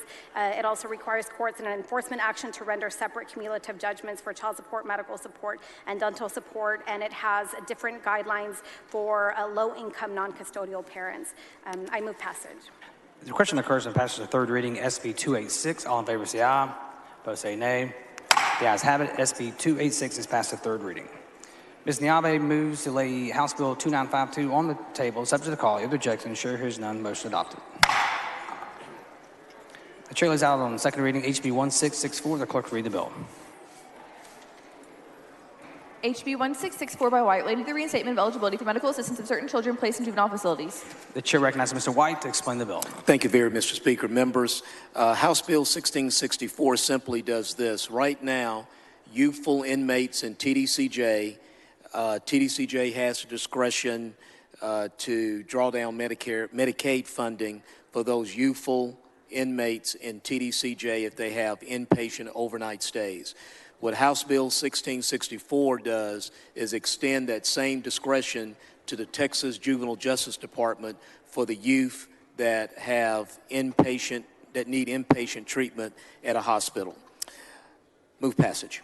The question occurs on passage of engrossment HB 1664. All in favor say aye. Opposed say nay. The ayes have it. HB 1664 is passed to engrossment. The chair leads out on the second reading, HB 692. The clerk will read the bill.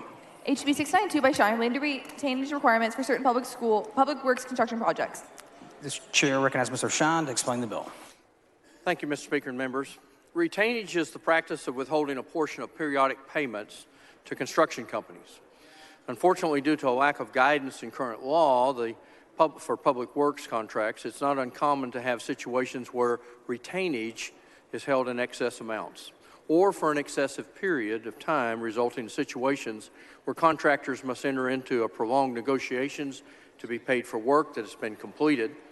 Retainage is an issue that impacts every contractor across the state of Texas, and the lack of guidance in current law often results in excessive retainage, withholding that places an undue financial burden on the contractors, thus impacting their cash flow, their profits, and payments to subcontractors and suppliers downstream.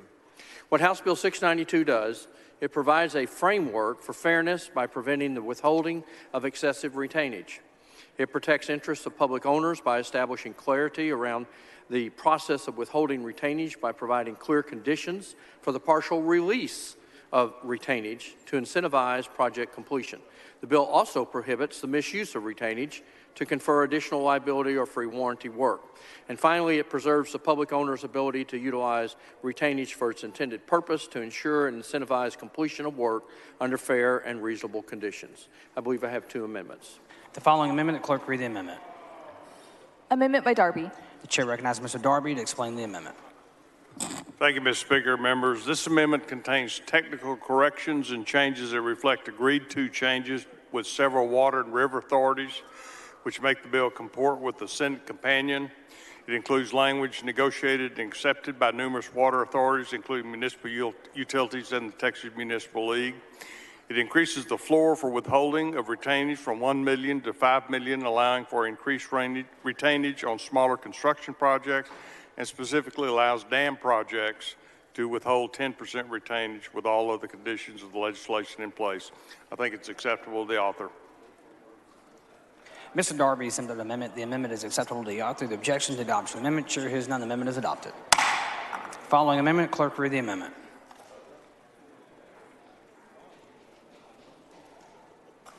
Amendment by Howard. The chair recognizes Ms. Howard to explain the amendment. Thank you, Mr. Speaker. Members, I want to thank Representative Shine for working with the stakeholders to address this concern. This is just a clarifying amendment that says any retainage requirements under Chapter 2252 do not affect a public entity's requirements to retain funds as required by Chapter 2258. And this clarification already aligns with what Representative Shine's intent and I believe is acceptable to the author. I move adoption. Ms. Howard sends up an amendment. The amendment is acceptable to the author. The objection to adoption of the amendment, chair hears none. The amendment is adopted. The chair recognizes Mr. Shine to close on the bill. Move passage. The question occurs on passing the gross from the HB 692. A record of vote has been requested by Ms. Israel. The clerk will ring the bell.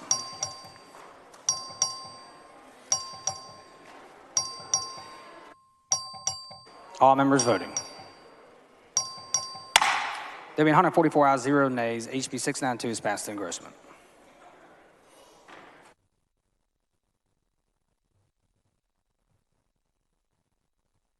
The chair lays out on second reading HB 854. The clerk will read the bill.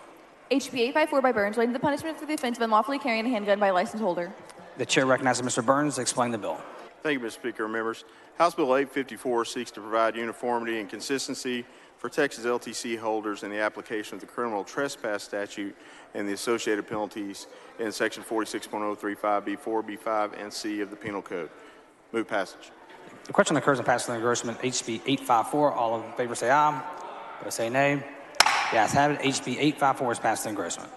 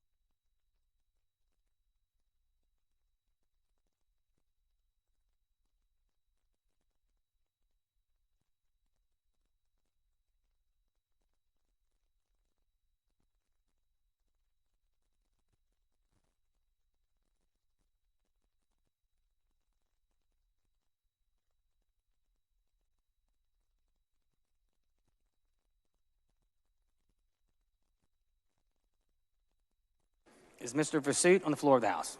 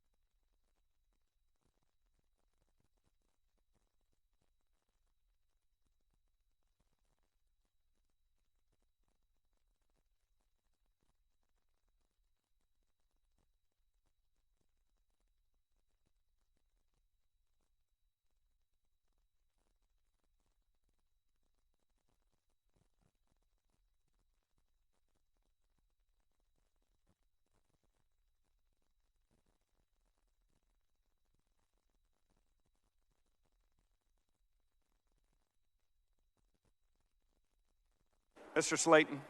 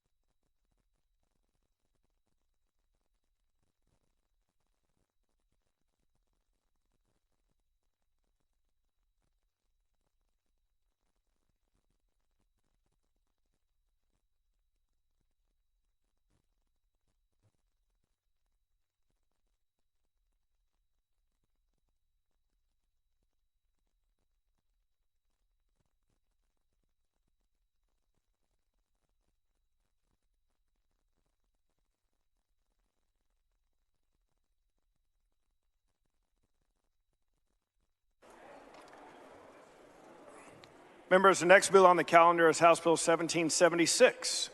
The Senate companion is over and eligible. The chair lays out the second reading of Senate Bill 1776. The clerk will read the bill. SB 1776 by Campbell, relating to the inclusion of elective course in the founding principles of the United States and the curriculum for public high school students and the posting of the founding documents of the United States and public school buildings. The chair recognizes Representative Bell to explain the bill. Thank you, Mr. Speaker. Members, Senate Bill 1776 would require that every independent school district, open enrollment charter school that offers a high school program offer an elective course on America's founding principles, our country's form of government, historical American documents like the Declaration of Independence, the U.S. Constitution, the Federalist Papers, and other writings of our founding fathers. The bill also requires that all independent school district Board of Trustees permit and encourage the posting of America's founding documents on their high school campuses. A fundamental understanding of the founding principles of our nation's government, including knowledge of the separation of powers and how laws are made, is essential to the ability of the citizens to fully participate in our democracy. Mr. Speaker, I do have an amendment. Following amendment, the clerk will read the amendment.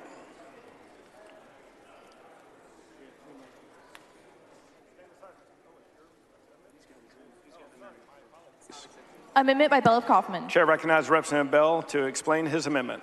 Thank you, Mr. Speaker. Members, this amendment simply states if there are 15 or fewer students enrolled in this course, a school district would not be required to offer the course during the semester. The amendment is acceptable to the author, and I move adoption. Representative Bell sends up an amendment. It is acceptable to the author. Is there any objection? Chair hears none. The amendment is adopted. Following amendment, the clerk will read the amendment. Amendment by Alverson. Chair recognizes Dr. Alverson to explain his amendment. Thank you, Mr. Speaker. Members, my amendment simply states that allows for copies of the national motto to be donated to schools, purchased with private donations made available, and if so, they would be placed in a conspicuous location in the school. I believe it's acceptable to the author. Dr. Alverson sends up an amendment. It is acceptable to the author. Is there any objection? Chair hears none. The amendment is adopted. Following amendment, the clerk will read the amendment. Amendment by Vasut. Chair recognizes Representative Vasut to explain his amendment. Members, this is an amendment to conform the rest of the bill to the Oliverson Amendment by updating a code reference. I move adoption. I believe it is acceptable to bill author. Representative Vasut sends up an amendment. It is acceptable to the author. Is there any objection? Chair hears none. The amendment is adopted. Following amendment, the clerk will read the amendment. Amendment by J. Johnson of Harris. Chair recognizes Representative Johnson of Harris to explain his amendment. Thank you, Mr. Speaker and members. This amendment just simply demonstrates that history is history and that with good, bad, or ugly, we have to teach the same history across the state. There's no different Texas history than in East Texas than it is in West Texas. And so we need to teach the same thing to our children. And I think this amendment is acceptable to the author. Representative Johnson of Harris sends up an amendment. It is acceptable to the author. Is there any objection? Chair hears none. The amendment is adopted. Following amendment, the clerk will read the amendment. Amendment by Slayton. Chair recognizes Representative Slayton to explain his amendment. Members, this is a clarifying amendment making sure the elective class covers the 10th Amendment to the Constitution. I believe it's acceptable to the author. Move adoption. Representative Slayton sends up an amendment. It is acceptable to the author. Is there any objection? Chair hears none. The amendment is adopted. Following amendment, the clerk will read the amendment. Amendment by Crockett. Chair recognizes Representative Crockett to explain her amendment. Mr. Speaker, members, this amendment simply ensures that any course offered by this bill must discuss the 3/5 compromise of the United States Constitution. The 3/5 compromise is the language that only counts Black Americans as 3/5 of a person for the purpose of determining direct taxation and representation in Congress. Members, if we are going to talk about our history, we need to talk about all of it.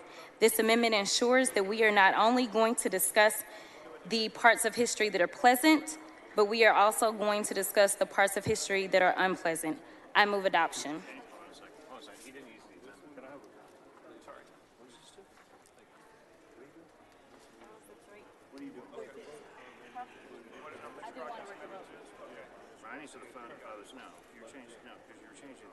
It doesn't. You strike writings of the We struck it.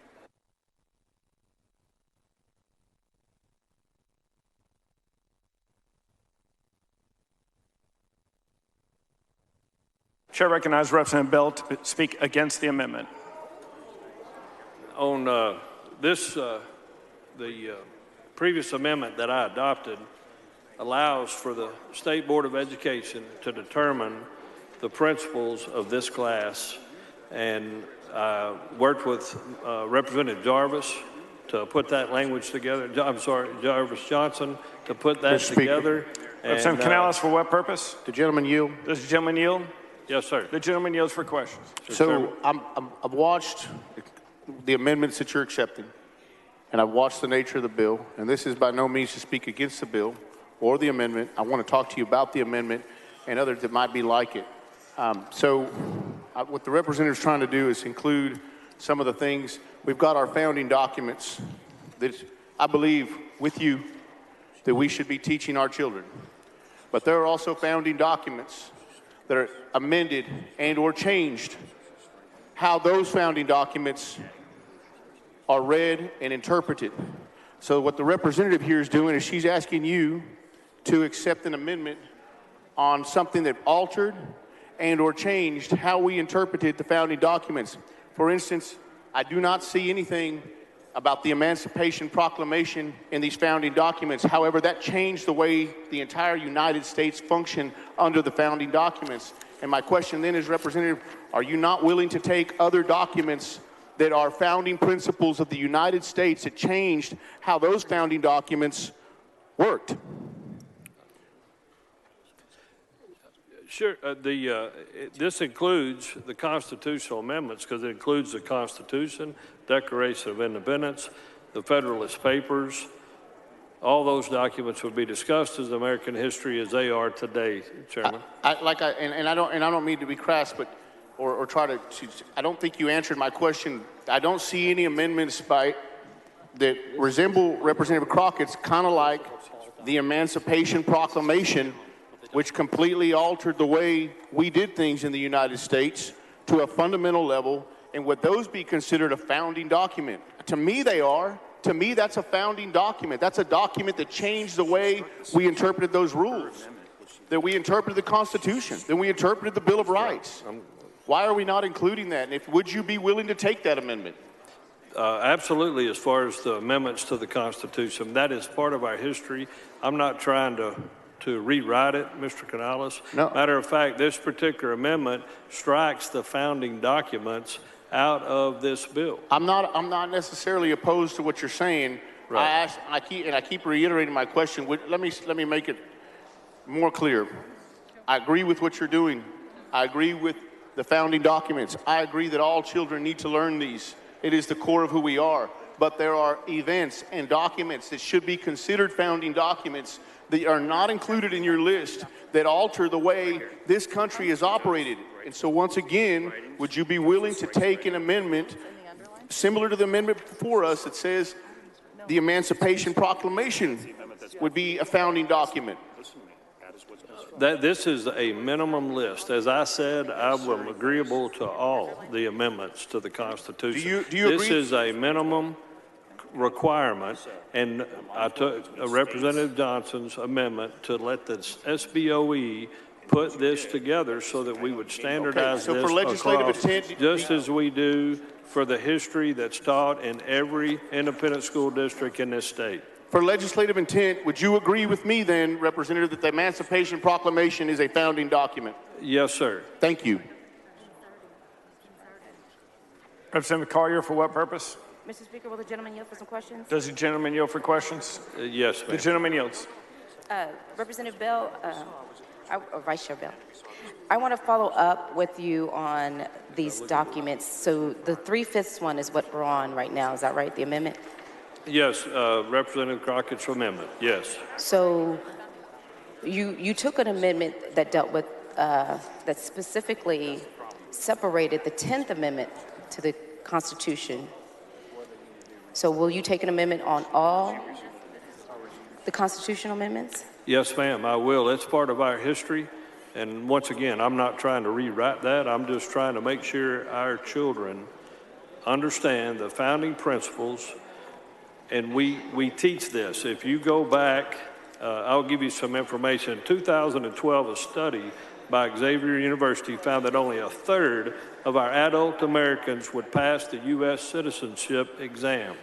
Additionally, incoming Texas college freshmen scored an average of 49%, according to a 2016 study. All I'm trying to do is to make sure this is an elective course, and it's the ability for us to teach these kids that want to learn this subject matter in detail, more detailed than what we have in our Texas history and our U.S. history today, to allow that to occur. So the concern that I have then is that the 3/5 rule was part of the Founding Fathers' recognition of African Americans. So I'm sorry, The Chairman. 3/5 rule was part of the way African Americans were recognized when this country was founded. Right, and the Emancipation Proclamation and the amendments that occurred solidified that, correct?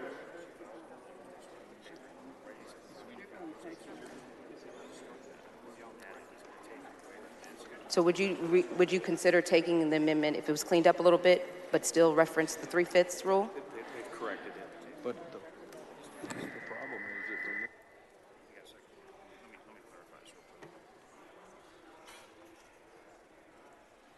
Let him answer that first. You can just say it. You can say yes or no. You can just say it. Guys, you know what you don't understand is the original amendment, as you found it, struck the writings of the founding fathers, and then she came back and corrected it, and she.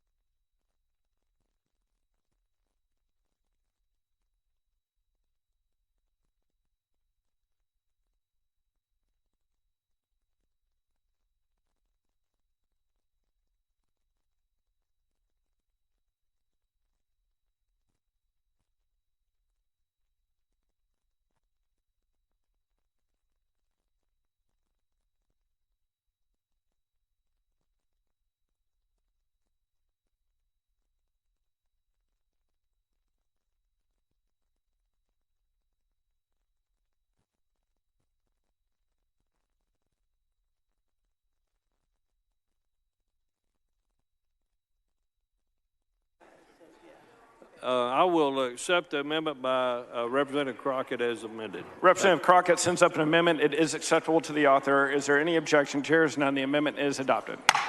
Following amendment, the clerk will read the amendment.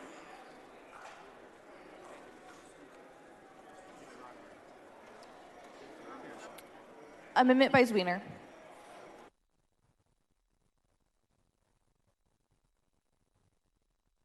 Chair recognizes Representative Zwiener to explain her amendment. Members, I want to applaud what Representative Bill is working on with this legislation.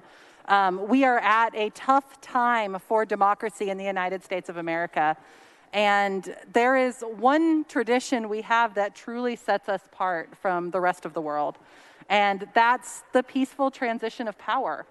That is what set us apart after 1776, that we consistently have handed off the control of the United States of America without violence, without rebellion, without revolt. We have handed off the ruling of this country through elections on a peaceful basis for over 200 years. And that truly is what makes us special. I know when I think of our founding fathers, the one who stands out to me as one that we could not be the United States of America without is George Washington, because he was the man who was humble enough to give up the presidency and establish that tradition. Could we get some order, Mr. Speaker? Members, please take your conversations outside the rails.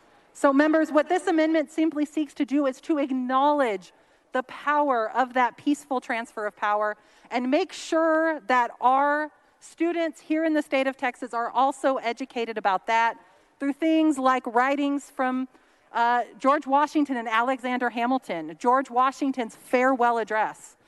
Members, this is something every single student in the state of Texas should be learning about. I applaud Representative Bell's bill, and I move adoption of this amendment to make sure that we highlight not only the founding documents, but also the founding traditions that make the United States of America great. Move adoption. Representative Weiner sends up an amendment. It is acceptable to the author. Is there any objection? Chair hears none. The amendment is adopted. Anyone else wish to speak on for or against Senate Bill 1776? If not, the chair recognizes Representative Bell to close. I move passage. Question occurs on passage to third reading, Senate Bill 1776. All those in favor say aye. All those opposed say nay. The ayes have it. Senate Bill 1776 is passed to third reading. Chair recognizes Representative Click for an announcement. A motion. Mr. Speaker, I move that the House grant permission for the Committee on Public Health to meet while the House is in session at 5 p.m. in room 1W14, the Agricultural Museum, to consider pending and referred business. Members, you heard the motion. Is there objection? Chair hears none. The motion is adopted. Representative Bella Kaufman moves to lay House Bill 1776 on the table subject to call. Is there objection? Chair hears none. The motion is adopted. Please excuse Representative Hunter because of important business on a motion of Representative Lozano.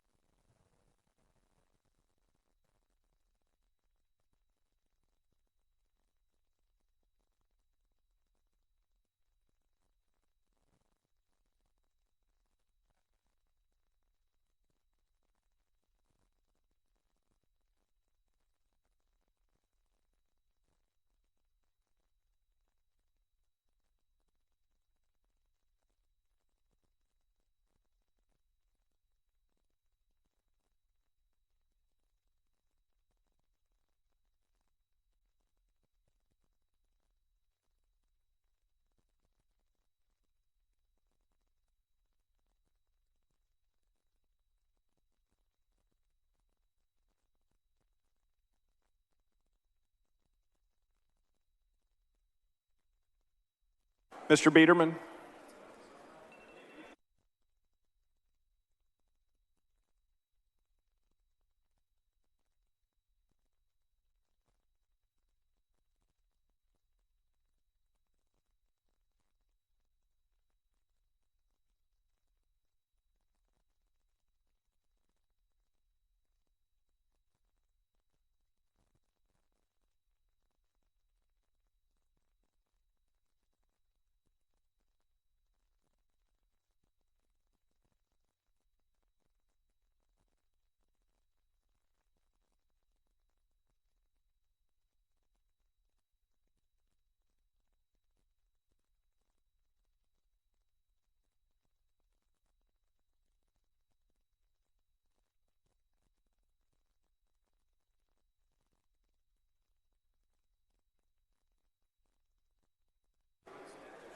Chair lays out on second reading House Bill 2242. Clerk will read the bill. HB 2242 by Patterson, related to illness or injury leave of absence for county and municipal firefighters and police officers. Chair recognizes Representative Patterson to explain the bill. Thank you, Mr. Speaker. Members, imagine being a firefighter that broke her back and was forced to wait 10 months for surgery, only to be given a termination report to duty letter in month 11. That was just 30 days after her surgery and a week before her first post-op appointment. Or being another firefighter who worked 48 hours on shift straight that ended with a house fire. A 22-year-old who had a heart attack. Of course, naturally, TML denied the claim, saying that it was a pre-existing condition because he was resuscitated and survived. Or another firefighter who suffered pulmonary restriction during a live fire training event. This was ultimately determined to be associated with his occupational cancer 6 months after that day that he was given the same ultimatum.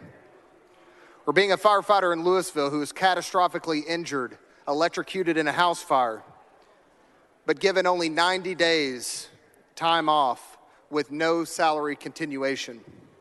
Members, House Bill 2242 establishes a minimum standard that requires cities and counties to provide a police officer or a firefighter that has suffered a line of duty injury or illness with leave time equal to their injury or illness. To ensure that a minimum standard is in place for all of our first responders, I do have an amendment that adds EMS to the bill. Following amendment, the clerk will read the amendment. Amendment by Patterson. Chair recognizes Representative Patterson to explain his amendment. In addition to firefighters and police officers, this amendment would add EMS, folks like paramedics and EMTs. I move adoption. Representative Patterson sends up an amendment. It is acceptable to the author. Is there any objection? Chair is none. The amendment is adopted. Chair recognizes Representative Patterson. Does anyone else wish to speak on for or against House Bill 2242? If not, the chair recognizes Representative Patterson to close. I move passage. Question occurs on passage. Second reading, House Bill 22, passage to engrossment, House Bill 2242. All those in favor say aye. All those opposed say nay. The ayes have it. House Bill 2242 is passed to engrossment.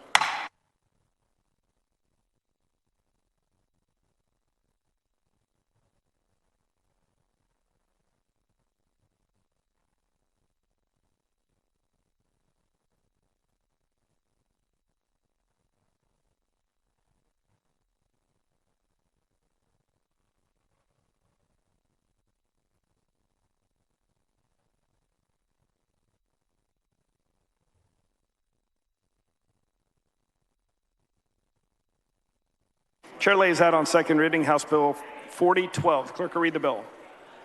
HB 4012 by bond relating disclosures by certain health benefit plans and enrollees regarding certain pre-authorized medical care and healthcare services. Chair recognizes Dr. Alverson to explain the bill. Thank you, Mr. Speaker. Members, I'm happy to lay this bill out on behalf of Dr. Bonin. This bill concerns prior authorizations and the requirement for EOBs. There is a perfecting amendment. Following amendment, the clerk will read the amendment. Amendment by Bonin. Chair recognizes Dr. Alverson to explain the amendment. So this is an amendment which greatly simplifies the bill and essentially distills it down to a very simple premise, members, and that is if a health plan is going to require a pre-authorization in order to obtain approval for a service, then that would trigger a requirement to give the consumer an EOB or an explanation of benefits ahead of time so the consumer will know what their out-of-pocket costs would be. That's what the amendment does. Dr. Bonin sends up an amendment. It is acceptable to the author. Is there any objection? Chair is none. The amendment is adopted. Does anyone else wish to speak on for or against House Bill 4012? If not, Chair recognizes Dr. Alverson to close. Move passage. Question occurs on passage to engrossment, House Bill 4012. All those in favor say aye. All those opposed say nay. The ayes have it. House Bill 4012 is passed to engrossment.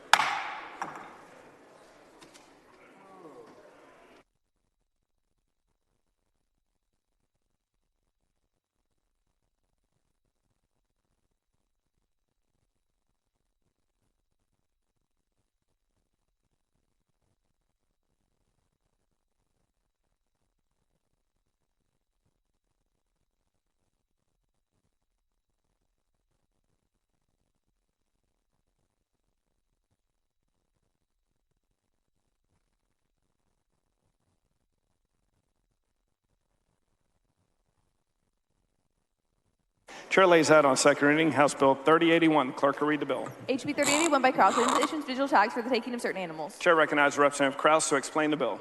Thank you, Mr. Speaker. Members, House Bill 3081 just allows our hunting to come into the new century with e-tags and allows Parks and Wildlife to create those e-tags so you don't have to carry around paper physical copies that can get lost, blown away, and subjected to the elements. I move passage. Does any other member wish to speak on for or against House Bill 3081? If not, question occurs on passage to engrossment. House Bill 3081. All those in favor say aye. All those opposed say nay. The ayes have it. House Bill 3081 is passed to engrossment.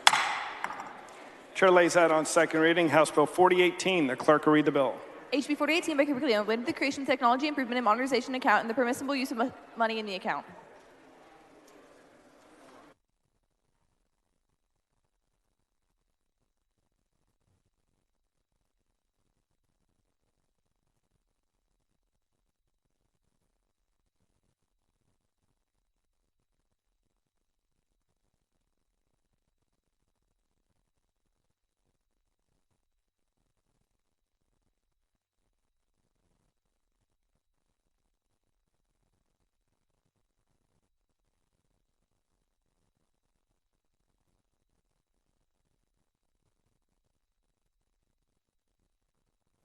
Chair recognizes Representative King of Uvalde for a motion. Mr. Speaker, I move postpone further consideration of House Bill 4018 until 8 p.m. today. Members, you heard the motion. Is there objection? Chair hears none. The motion is adopted.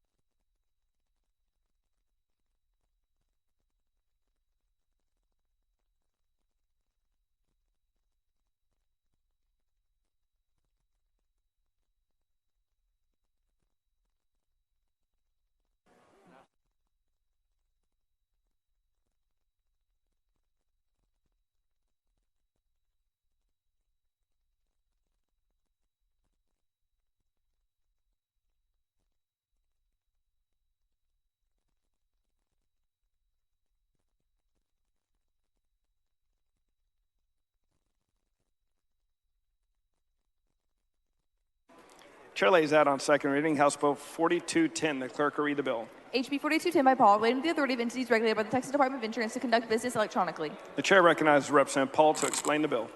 Thank you, Mr. Speaker. Members, bill that just makes sure that we can have opt-in for paperless work. So if insurance companies want to offer paperless, and you would have to opt in for hard copy paper, but it's only if the insurance companies want to do it and if those people agree, and I think we got some amendments. Following amendment, the clerk will read the amendment.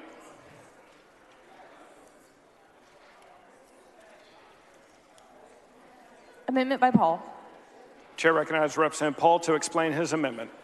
This is just a little technical error on laid out from Ledge Council, so move adoption. Representative Paul sends up an amendment. It is acceptable to the author. Is there any objection? Chair hears none. The amendment is adopted. Following amendment, the clerk will read the amendment.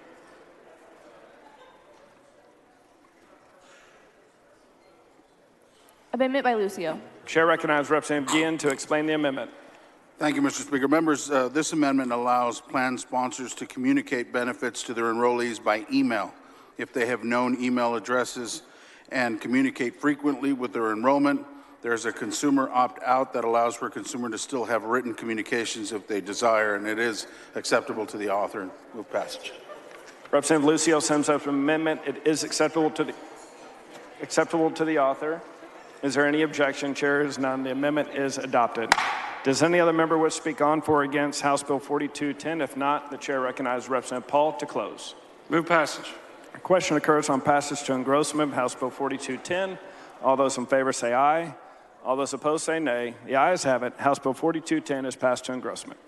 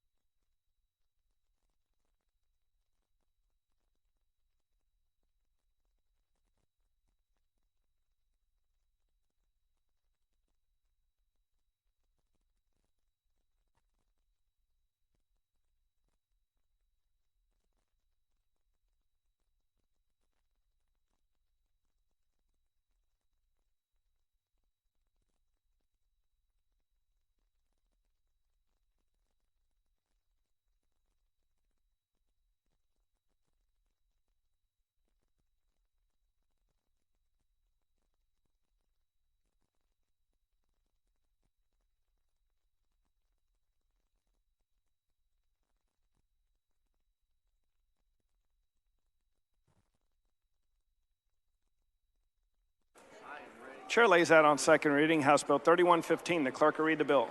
HB 3115 by Shine, relating to the release of a judgment lien on homestead property. The chair recognizes Representative Shine to explain the bill.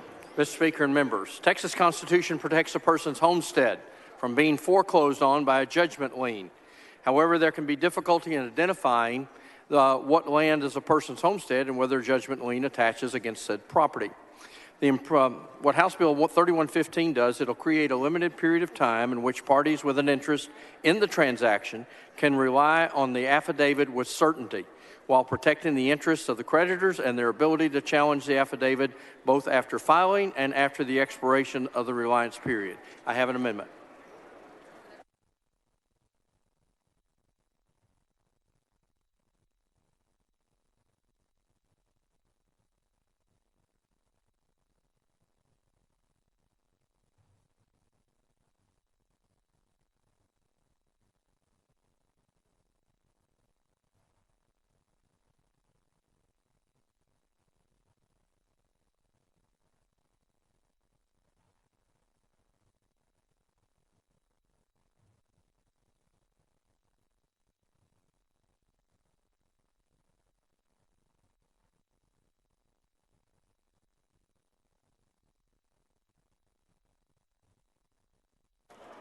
Following amendment, the clerk will read the amendment.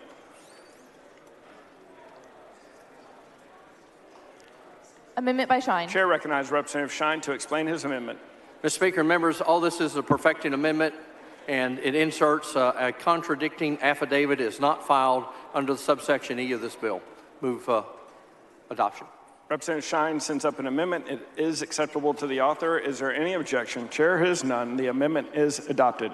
Does any other member wish to speak on for or against House Bill 3115? If not, the chair recognizes Representative Shine to close. Move passage. Question occurs on passage to engrossment of House Bill 3115. All those in favor say aye. All those opposed say nay. The ayes have it. House Bill 3115 is passed to engrossment.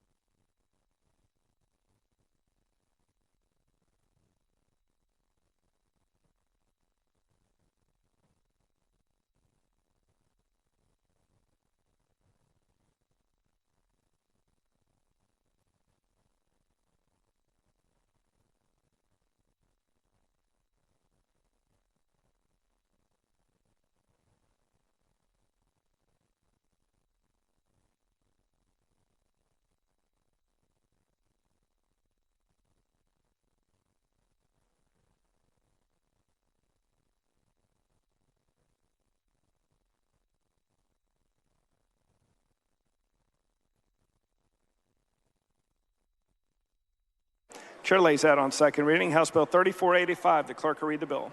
HB 3485 by code would amend information reported through the Public Education Information Management System and to parents regarding disciplinary measures used by school district or open enrollment charter school. The chair recognizes Representative Goodwin to explain her bill. Thank you, Mr. Speaker. Members, House Bill 3485 will provide information on school discipline to parents.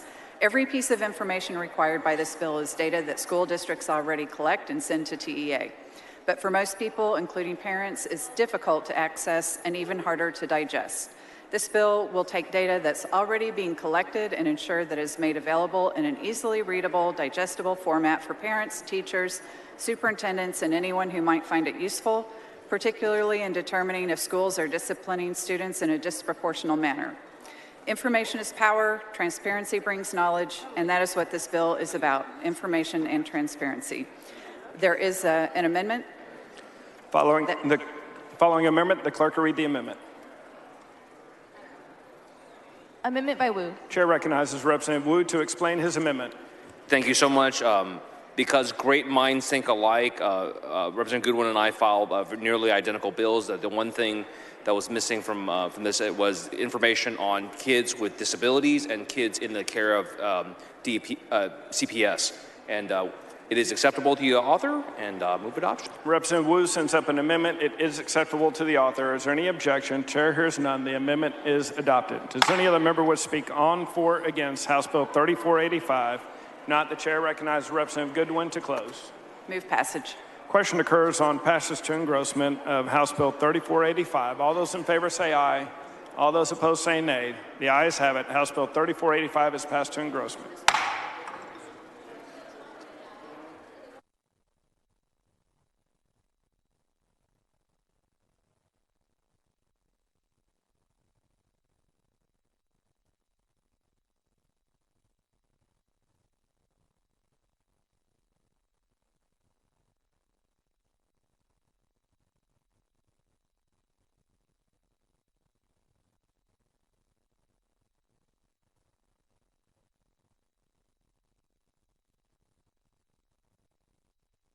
Chair recognizes Representative Bell of Kaufman for a motion.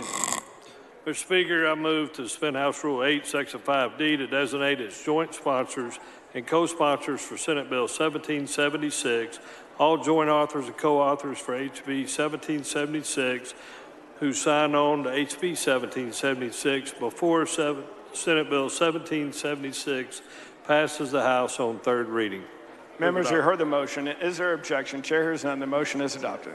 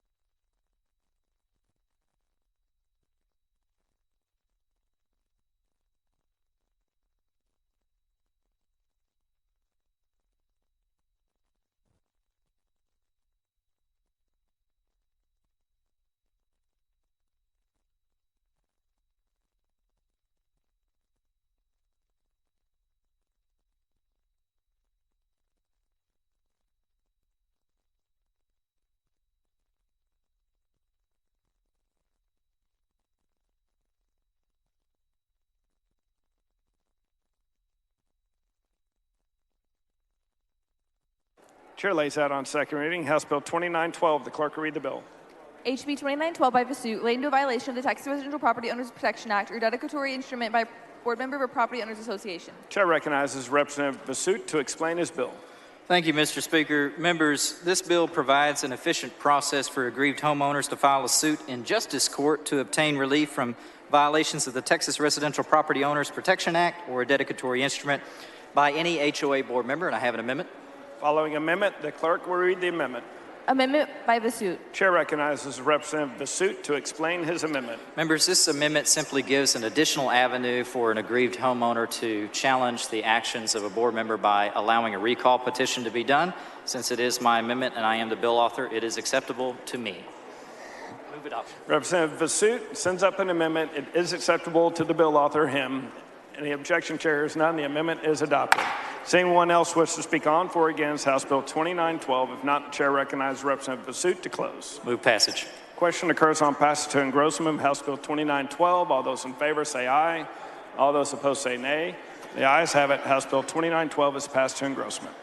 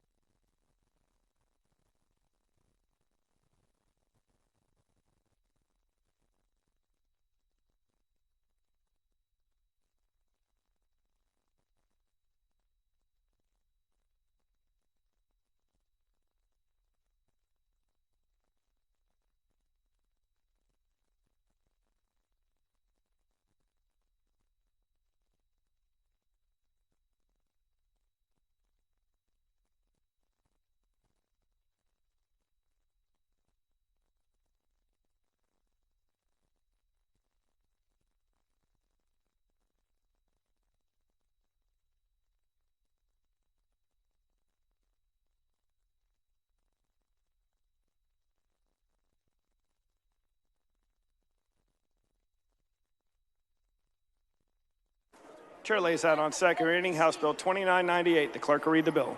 HB 2998 by Smith, relating to the requirement that certain business entities obtain a license from the Texas Real Estate Commission. Chair recognizes Representative Smith to explain his bill.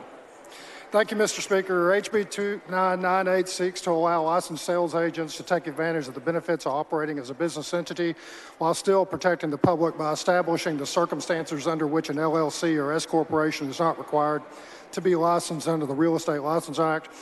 I want to thank the Texas Association of Realtors for working with us on this language. I appreciate my Chief of Staff, Sarah Hayes, for all her hard work, and I move passage. Does any other member wish to speak on for or against House Bill 2998? If not, the question occurs on passage to engrossment of House Bill 2998. All those in favor say aye. All those opposed say nay. The ayes have it. House Bill 2998 is passed to engrossment.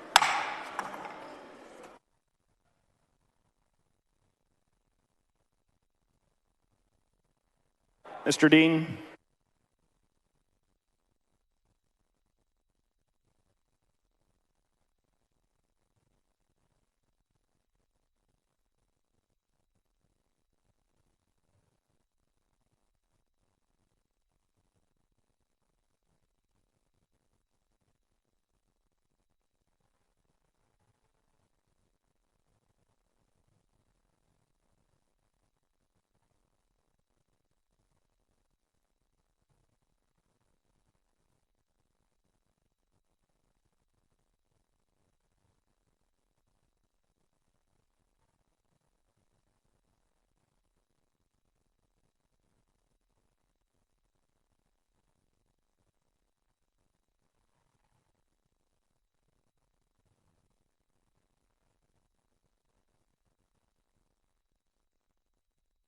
Chair lays out on second reading House Bill 3920. The clerk will read the bill. HB 3920 by Dean, waiting to signature verification on early voting ballot voted by mail, creating a criminal offense. Chair recognizes Representative Dean for a motion. Mr. Speaker, I move to postpone further consideration of HB 3920 till 6:15 p.m. today. Members who heard the motion, is there objection? Chair hears none. The motion is adopted.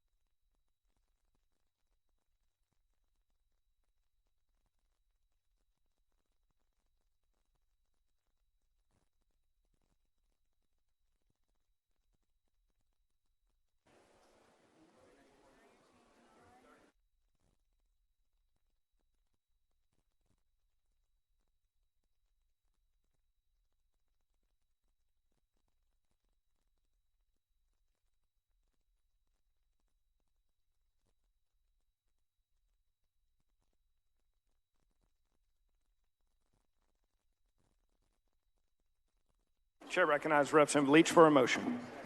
Thank you, Mr. Speaker. Members, I move that the House grant permission for the Committee on Judiciary and Civil Jurisprudence to meet while the House is in session today at 5:30 p.m. in room 3W15 to consider pending business. Members who heard the motion, is there objection? Chair hears none. The motion is adopted. Following the announcement, the clerk will read the announcement. The Committee on Judiciary and Civil Jurisprudence will meet today at 5:30 p.m. in room 3W.15 in a formal meeting to consider pending business.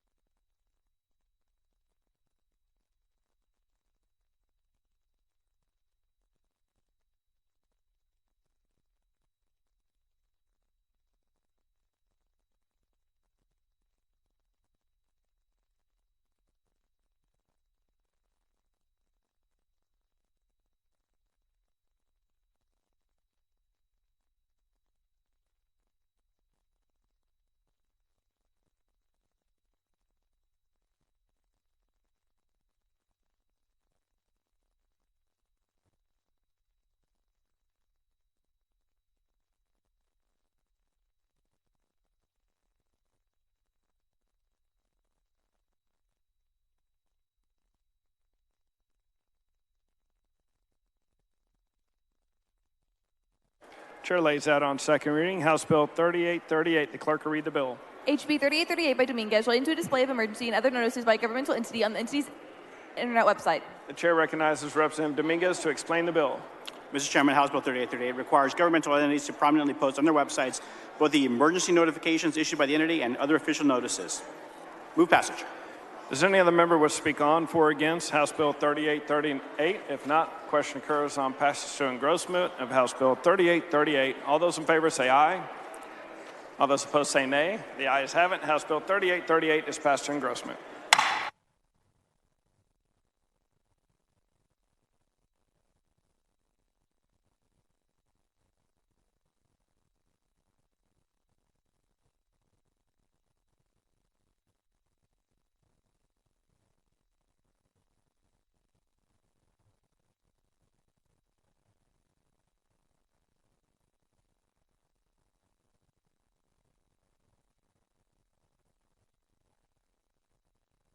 Chair lays out on second reading House Bill 316. The clerk will read the bill. HB 316 by Buckley relating to the advertising and labeling of certain meat food products. Chair recognizes Dr. Buckley to explain the bill.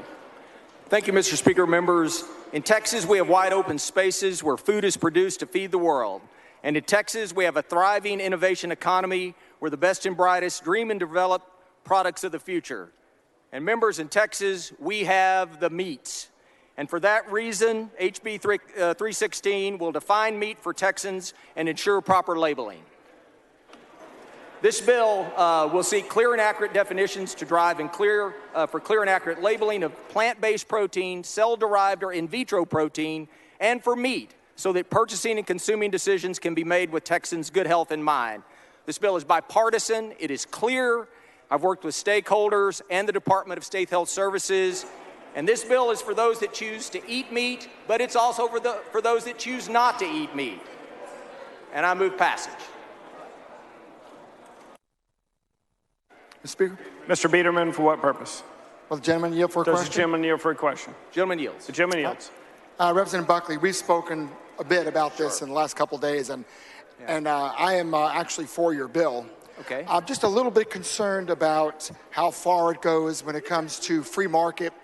And I'm a beef eater. I've never eaten these other products.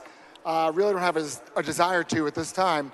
But it just seems to me that there shouldn't be a need to be able to, or to have to legislate more regulation on these other companies when it seems that their packaging is pretty clear. Okay. I'm sorry. Well, Mr. Biederman, the bill only seeks to seek fairness across that. It seeks fairness for those in the plant-based space. It seeks fairness for those in the cell-derived space. And it seeks fairness for those... Members, please take your conversations outside the rails. It seeks fairness for those that produce real meat. I think what our goal here is today with this bill is to have clear and accurate labeling so that a consumer has no doubt what they're purchasing. Yeah. Well, if we're so worried about people not knowing what they purchase, has there been any complaints with DSHS in testifying or anywhere that there's been a single consumer complaint about mislabeled labels? Well, I can tell you this, the most frequent call that I receive in my office about this bill is from vegetarians that are for this bill that want to make sure that they know what is in the product that they're purchasing. Now, listen, this is also important. In November 2020, a survey of 1,200... Mr. Speaker. Members, please take your conversations outside of the chamber. Okay.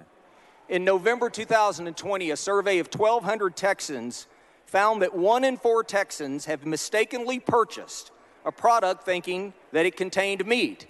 So all the bill does is it seeks clear and accurate definitions in code, definitions that are consistent throughout the code that contemplate the wonderful innovation that has occurred. It's not anti-plant-based or anti-cell cultured. It is absolutely about accuracy and truth in labeling. And that's what Texans deserve and what Texans want. Well, if you had a survey that said that, why isn't there a single consumer that testified in committee feeling they got misled?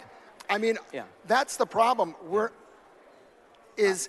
overregulation by one industry over another and using the legislature to regulate them instead of if there's a complaint, they can register the complaint, but there hasn't been a registered complaint. Well, they can't because the definitions aren't in the code yet. This bill will put the definitions in the code. It'll align different sections of the code so that we have the proper language for the Department of State Health Services to act accordingly. And, you know, what we found in testimony from dietitians and nutritionists is that patients and clients of theirs would come forward confused about what they eat. If something represents itself as meat, it does not, in today's world, it does not necessarily have the same nutritional requirements that we know traditionally meat has had. Well, that's Take a step forward into the future, Mr. Biederman. Think about cell-cultured meat that is devised by a totally separate process, one that we haven't contemplated probably 5 or 10 years ago, but now that will be on the market. We're simply defining what that is in this bill so that the Department of State Health Services has clear language, and so Texans will know what they're purchasing. Well, all I know is I don't really like overregulation of one industry over another. It seems that this is definitely an overreach. There's a Senate bill, correct? Not to this bill. Well, yes, there is. There's a Senate bill that's not as strict as yours, and so I'm hoping that would be the one that gets passed. But either way, thank you for your bill. Appreciate it. You bet. Absolutely. Representative Wu, for what purpose? Mr. Speaker, will the gentleman yield Does questions? the gentleman yield for questions? I yield. The gentleman yields. Representative Buckley, I appreciate the intent of this, and you know, I support our cattle raisers, I support our beef producers. I love buying my family like a prime ribeye like every week and cooking them for the boys. They love that. But here's kind of like my question. Does your bill include an appropriations rider? I'm sorry? Does your bill include an appropriations rider for it? No. Okay. Because this is going to get us sued. It's going to get the state sued because many other states that have passed similar bills like this have all gotten sued, and generally they're going to lose in court. Yeah. Well, did you know that? Well, absolutely. And Mr. Wu, here's what we did.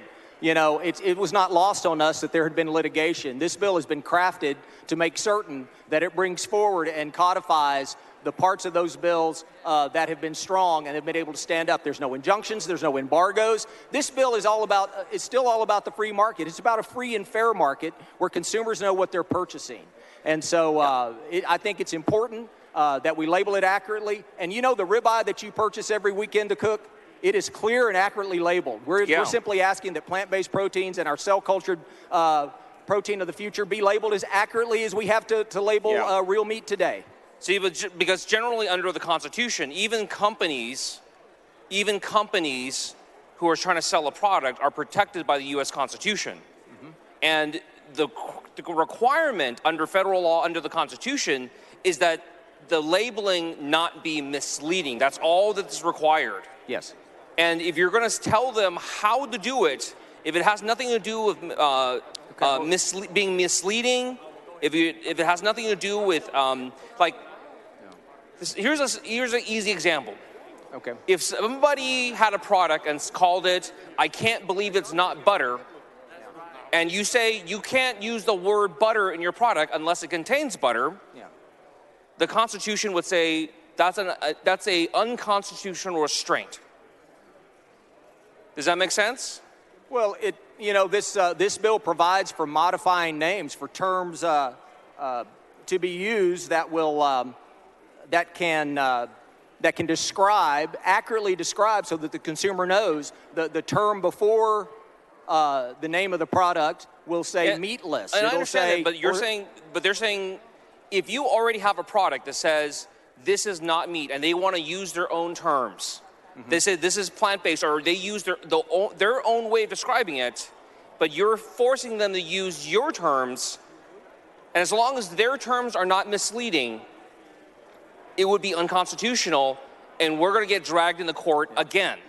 Yeah. No, I disagree, and I'd like to tell you, because the terms that can be used are analog, meatless, plant-based, made from plants, or this, a similar qualifying term or disclaimer intended to clearly communicate to a consumer the contents of the product. I mean, that, this allows some flexibility, but it also requires, modifying terms so that a consumer, 1 in 4 Texans said they've purchased products believing that they were something that they weren't. And so this bill just seeks to clear that up, to create a fair and free marketplace. Representative Beckley, for what purpose? Will the gentleman yield? Dr. Buckley, do you I yield yield to Representative Beckley? Gentleman yields. Yes, thank you. So I have a question. Because everything is across state lines, so isn't this going to make these products more expensive because they're going to have different labeling in different states, and it's not going to be uniform, so they're going to have different packaging in Texas and Oklahoma and every which other state that comes up with different laws? It just seems like we're now going to inhibit innovation, and these products aren't mislabeling. You read the package. Everybody can read the package and see what it is. Nobody's saying that it's meat. Nobody's saying it's whatever that's in your bill. We know what it is. So don't you think it's going to be more expensive? This bill is going to make these products more expensive because of the packaging prices that they're now going to have and different labeling requirements in the state of Texas. So it's going to be more expensive for Texans, don't you think? As recently as 2020, 1 in 4 Texans said that they felt misled by the labeling and were not certain what they were purchasing. This bill doesn't contemplate anything but for Texas. This is about what Texas needs to do so that Texans consumers will have an accurate and clear label so they know what they're purchasing. I just think it's going to make innovation more expensive in Texas. Thank you. Representative Johnson, for what purpose? Will the gentleman yield for a question? The gentleman yield for a question? I yield. The gentleman yields. Representative, would you tell me what is white meat? I'm sorry, I can't hear him. Members, please take your conversations outside of the chamber. Yes. I'm sorry. I'll rephrase the question. Okay. Will this bill help people like myself and other Texans to finally understand that pork is not the other white meat? It will clearly define what pork is. It'll clearly define what chicken is. It'll clearly define what beef is. But more importantly, it clearly defines what analogs and cell-derived products are. I was yesterday years old when I found out that pork was not the other white meat. So I appreciate you. Thank you. Thank you. Okay. Following I'll amendment. Move passage. Following amendment, the clerk will read the amendment. Oh.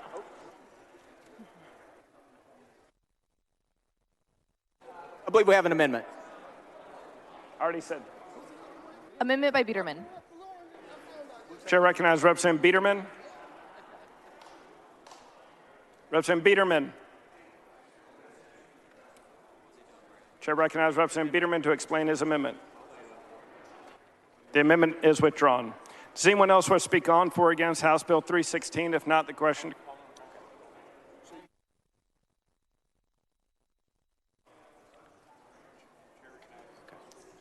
Mr. Speaker?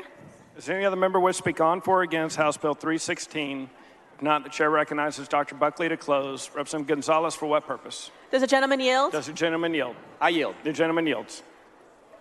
Representative Buckley, I really appreciate the bill that you're bringing to the floor, and I think there is a confusion around whether or not it will support people who maybe don't eat meat. Yeah. So what you did in your layout was you said this is for people who might be vegetarian or vegans because they also deserve to have a full understanding of what is in a product. Is that correct? Yeah, absolutely. And I want to thank you, Representative Gonzalez, for your support and being a joint author of this bill.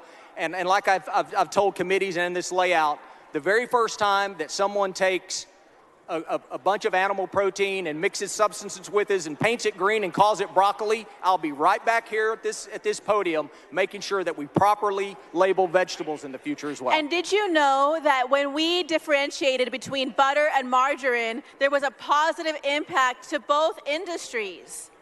That is correct. Information is power. And the more information consumers have, the better choices they can make. They'll know what they're purchasing, what they're putting in their bodies, and that's all we seek to do here. And did you know that this issue is being conflated as being against animal rights? But that has nothing to do with that, correct? Not at all. I can say that with clear and accurate labeling, there will be a competition in the marketplace. Mr. Speaker? I can't hear.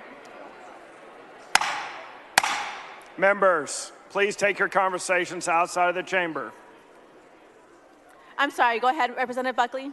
Now, what this bill will do is it will create a clear definitions so that we have competition in the marketplace. And if the plant-based folks or the cell-derived folks gain more market share and their product is more desired by Texans through a fair and free way, then they will take over market share.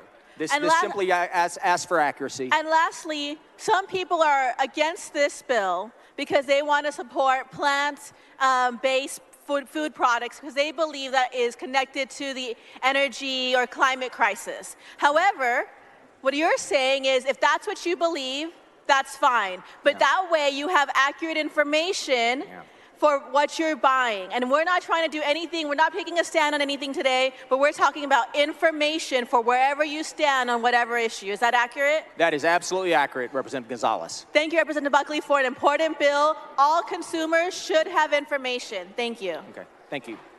I move passage. Question occurs on passage and engrossment of House Bill 316. All those in favor say aye. All those opposed say nay. The ayes have it. House Bill 316 is passed to engrossment.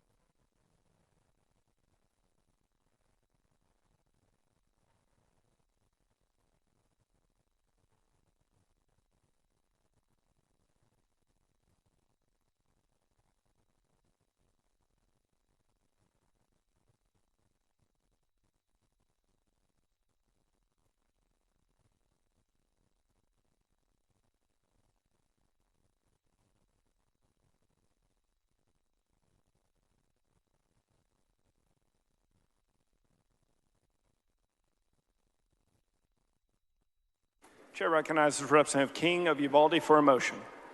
Mr. Speaker, I move to reconsider the vote by which House Bill 4146 was passed to engrossment. Members, you heard the motion. Is there objection? Chair hears none. The motion is adopted. Chair lays that on second reading. House Bill 4146. Clerk will read the bill. HB 4146 by King of Uvalde relating to restriction on permits authorizing direct discharges of waste or pollutants in water in certain stream segments or assessment units. Chair recognizes Representative King of Uvalde. Mr. Speaker, I move to reconsider the vote by which Amendment Number 2 by Bell of Montgomery was adopted. Members, you heard the motion. Is there objection? Chair hears none. The motion is adopted. There is objection, members. A record vote has been requested by Mr. Vasut. Vote aye, vote no. Members, this is on the motion to reconsider the amendment. Vote aye, vote no. The clerk will ring the bell. Cecil? Yeah, on the reconsider. Have all voted? Shall Representative Bell voting no? Have all voted? Shall Representative Burrows voting aye? 73 ayes and 66 nays. The motion to reconsider is adopted. Members, we're now back on Mr. Bell's amendment. The chair recognizes Mr. Bell to explain the amendment. Thank you, Mr. Speaker. Members, I want you to hear clearly what this bill does. This bill, if this amendment comes off, says that you cannot develop in Texas in an area that has a 303D impairment at all, unless you are a municipality or you are a river authority.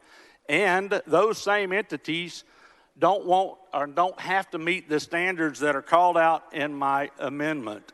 I would ask that you vote, which way is it? Is it against the? Okay, it's an up or down vote. I would ask you to vote for the amendment so that we can make sure that we protect our receiving streams. The amendment sets very strict standards for the water quality. Representative Leach, for what purpose? Discharged. Parliamentary inquiry. State your inquiry.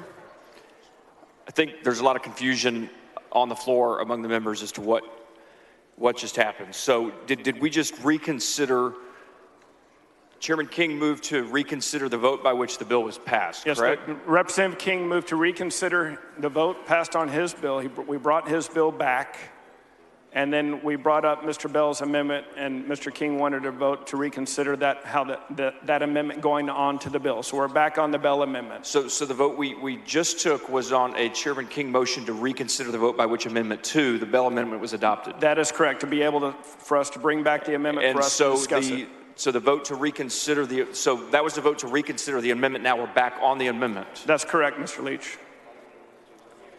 Okay. Representative Canales, for what purpose? Parliamentary inquiry. State your inquiry. When the vote to reconsider the Bell Amendment was put before the body, was the body allowed to even review the amendment again? Because obviously things are moving fast, and I didn't get to see the amendment to where I even had an educated vote. So the parliamentary inquiry is, did this body get a chance to review that amendment before we took that vote? It was a motion to reconsider, Mr. Canales. It wasn't a vote on the amendment. We're now back on the amendment, and the body can vote on the amendment. Parliamentary inquiry. State your inquiry. I understand that it was a vote on reconsidering the amendment, but did we get to review the amendment again before we got to vote on the reconsideration? It's the amendment it's the same amendment that was before the body when it was adopted, Mr. Canales. Parliamentary inquiry. And it's viewable right now. State your inquiry. Before we voted on the motion to reconsider the Bell Amendment, was the amendment put up before the body so they knew what we were reconsidering?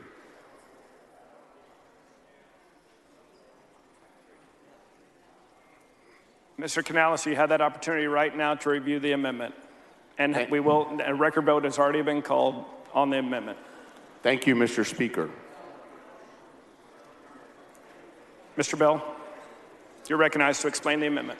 Oh, thank you. These areas that we're talking about, where this bill specifically talks about right now, comes all the way up into the Austin area. And the bill, the way it's written, says there is not a way that a developer can develop in this area or anywhere in this receiving stream. Now, the bigger challenge that it presents to each and every one of you in this building representing your constituents is that these 303D impairments include all kinds of other aspects besides phosphorus, which is the conversation in this particular bill, not exclusive to the amendment, but in this particular bill. So the first step is to say you cannot develop where you have an impairment that is impaired by phosphorus. The next step will be to create that same prohibition where you have dissolved oxygen deficiency, chloride content, sulfates, total dissolved solids, algae, copper, lead, toxicities, all kinds of other things. Now, the reality of the matter is that the underlying... Mr. Speaker. Representative Sanford, for what purpose? Will the gentleman yield for a few questions? Does the gentleman yield for questions? Gentleman yields for questions. The gentleman yes. yields. Thank you, Representative Bell. Mr. Bell, would you please just summarize for us what you think the impact on development will be? Will this have a positive or negative impact upon development in the state of Texas? Negative impact on What impact will it have on home building in the state of Texas? Negative impact. What will the impact, will prices go up or down for buildings and homes going forward if this bill passes in the state of Texas? The homes of every one of your constituents will be more expensive. Thank you, Mr. Bell. Thank you. Representative Biederman, for what purpose? Gentleman, yield for a question? Gentleman, yield for a question. I'll yield for a question. Gentleman yields. Cecil, we agree on most all these issues, and we've served together on committees that talk about these things. And of course, we don't want to hurt the building industry. We don't want to hurt other things like that. But the purpose of this bill, isn't it for protecting the most pristine, not every river, not every lake in the state of Texas, the most pristine that have not been contaminated yet? Isn't that the real goal of this bill? So that's not the way the bill reads. The bill simply says that it's an effort to stop development except through the municipalities and through river authorities, which, by the way, are exempted from having to meet any phosphorus statutes because or limiters, because currently we don't have those as permitted requirements.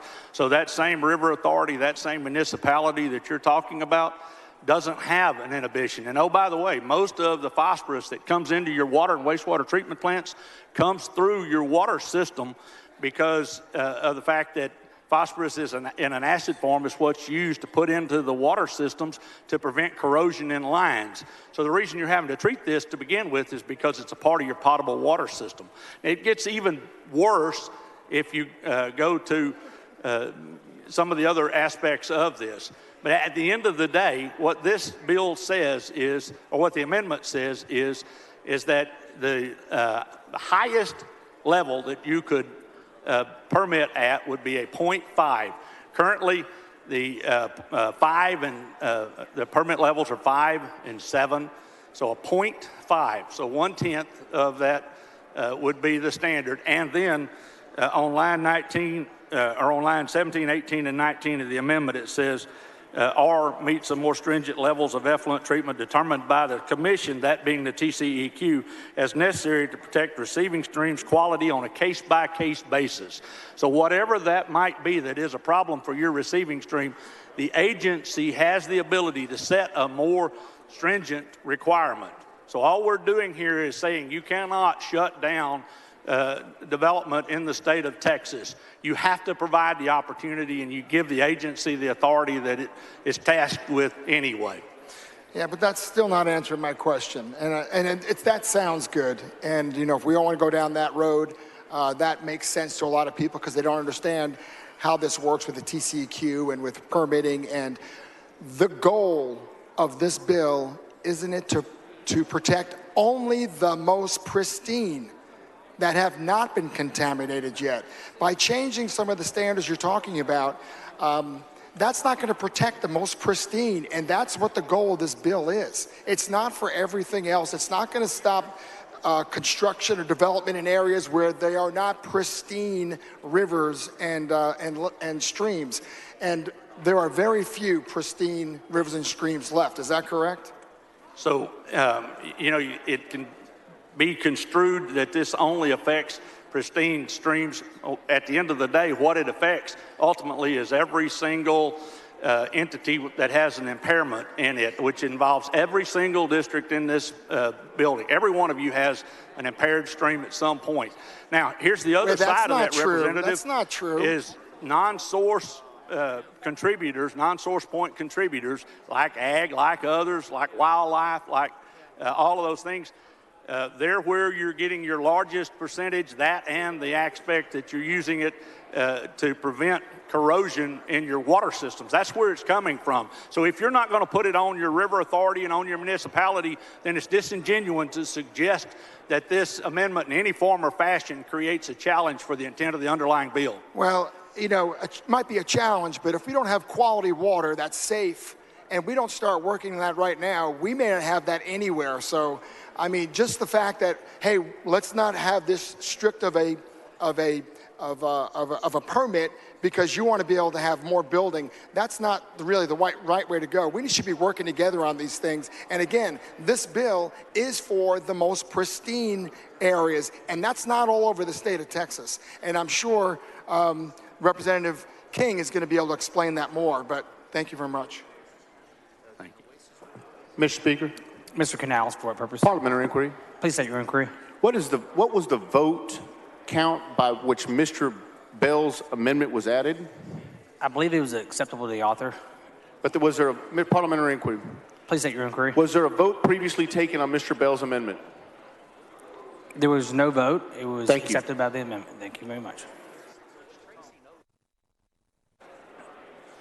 Gentleman's time's expired. The chair recognizes Mr. King to speak against the amendment. All right, members. I apologize for this. I was working with Cecil on this amendment, on this bill that I have. Let me remind you what this bill does is it protects the few remaining pristine rivers. Those are the rivers that the water is crystal clear. They don't have any phosphorus in them. Some of them have maybe 0.06 milligrams per liter, which is practically no phosphorus at all, and that's what gives them the clarity and the pristineness, and you have the river camps and the economic development along those rivers. Mr. Bell, he builds sewer treatment plants, and he asked me to work with him on an amendment that would allow some to come under some process, and so I accepted that amendment. But after looking at the amendment and after the folks that have been working on this issue for years, all of the hill country organizations that protect these pristine river streams, and there's not very many of them in the state of Texas, relatively speaking, they looked at that amendment and they believe that that amendment actually makes the situation worse than it is today and would actually set up a criteria and a scenario that could destroy some of these pristine rivers like the Devil's River and like the Upper Nueces River, the Upper Sabinal River, the Upper Frio River, and other places that are true Texas treasures. And so I apologize for bringing it back. We could have had this discussion when he first laid out the amendment, but I was trying to work with him, and so, but it didn't work out. And so for that reason, I think it's extremely important that you understand that if you introduce any phosphorus... Mr. Romero, for a purpose. Does the gentleman yield for a question? The gentleman yield for questions? Yes. The gentleman yields. Chairman King, Representative Bell said that this is going to completely stop development. I'm glad you asked that question. And absolutely not. It will not stop development under any circumstances or any stretch of the imagination. A municipality can still get a discharge permit. A river authority can still get a discharge permit. And there are very few existing discharge permits in these particular stream segments, and those are grandfathered. Amendments to those permits are grandfathered. We did that in my amendment earlier. So it will not stop development. What it will do is say that if you're going to develop or if you're going to build, if you're going to do something on a pristine stream that is an absolute Texas treasure, then you have to do it in a very, very responsible way. You can do it with land application units, which are done all over Texas. You can do it with a cluster system. And by the way, this is nothing new. We don't allow discharge permits on the Highland Lakes. Has that stopped development on the Highland Lakes? Of course not. Well, I was just going to ask if there was options. What this bill does is preserve pristine streams. And I can tell you that it satisfies that. Now, there are people seeing black helicopters out there and thinking we're trying to shut down development. This is not an anti-development bill. This is a preservation of pristine stream bills, ladies and gentlemen. Speaker. And I urge you to vote no on the Cecil Bell amendment. Mr. Biederman, for what purpose?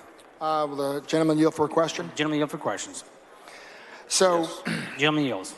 I do. And again, we talked a lot about this also, and I know that your intent is for the most pristine streams and rivers.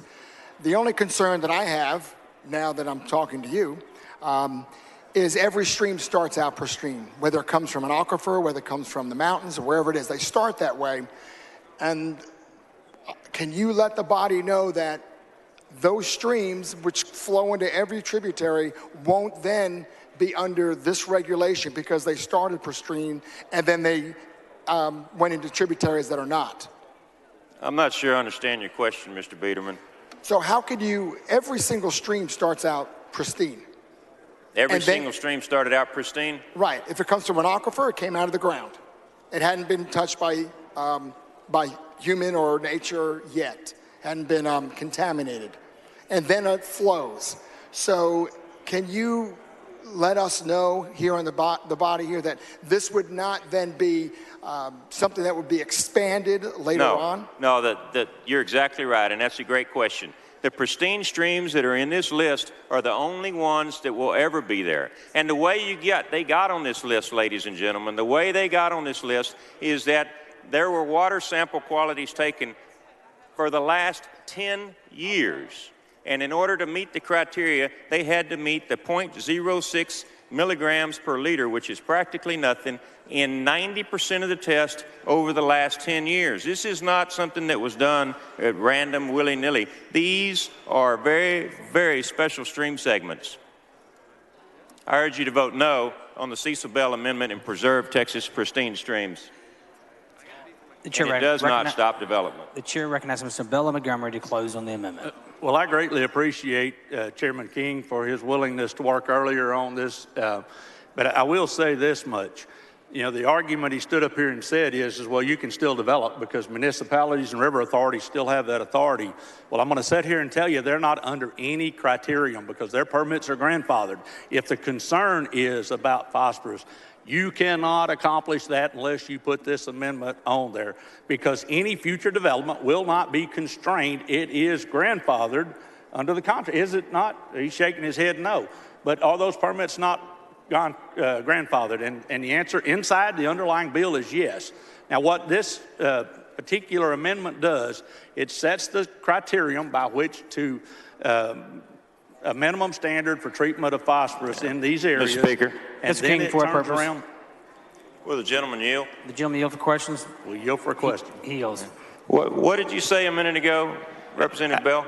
I just said that the permits that were in existence already are grandfathered, meaning that only the standards they were required to meet at the time they were issued remain in place. There will be no effort to increase those standards under your bill, under the underlying bill. And that's all I said.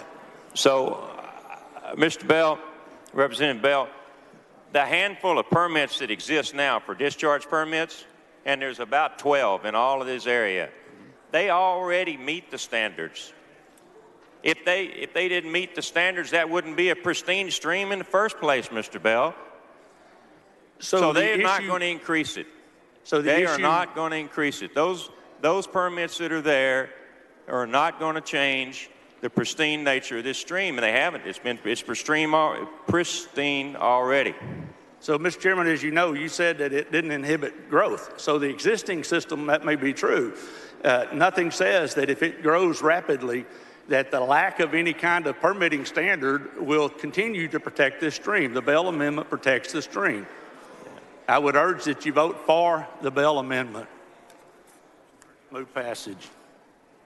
The question occurs in passage of the amendment. A record vote has been requested by Mr. Versuit. The clerk ring the bell. Show Mr. Bell voting aye. Show Mr. King of Uvalde voting nay. Show Mr. Slayton voting aye. All members voting. There being 67 ayes, 75 nays, the amendment fails to adopt. Any member wish to speak for, against, or on the bill? The chair recognizes Mr. King of Uvalde to close on the bill.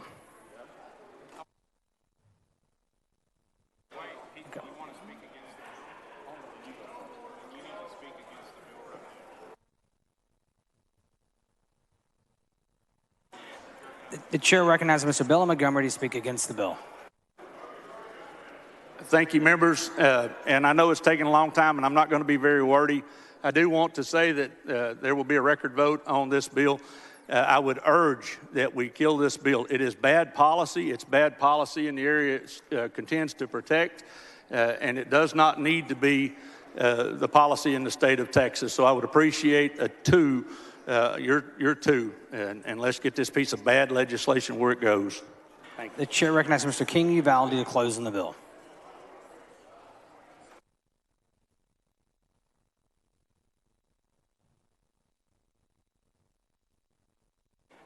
The chair recognizes Mr. Larson to speak against the bill.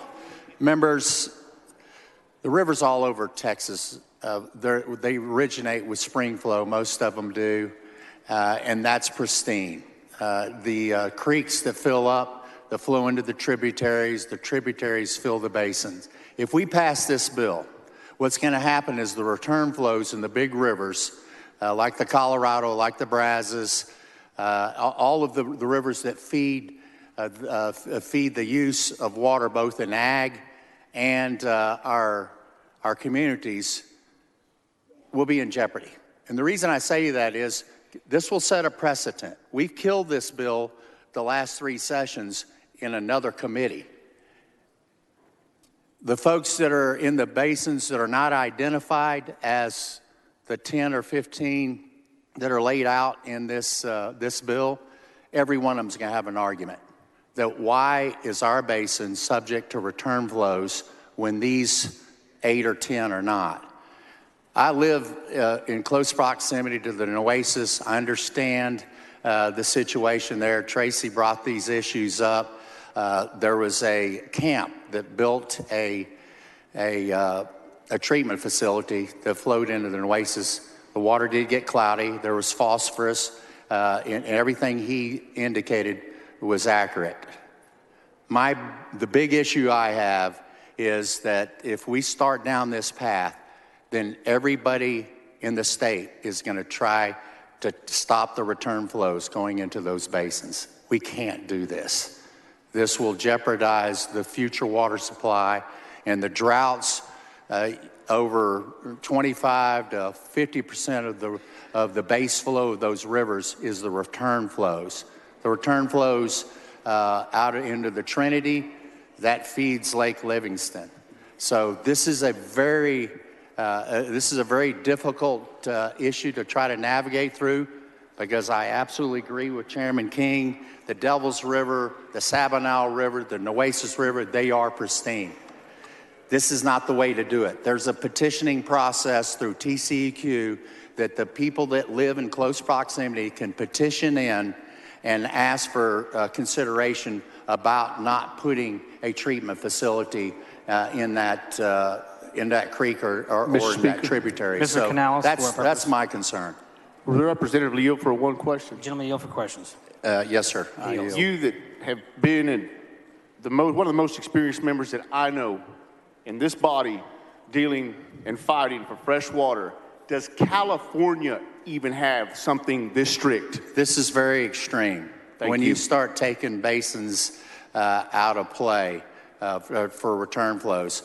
And the situations that Chairman King's talking about, fully aware of it, the people are very emotional about putting treatment facilities that flow into these rivers. There's got to be a better way. We cannot pass a law that we could have a real difficult time navigating away from in the next drought. So I just respectfully ask you to vote no on this bill.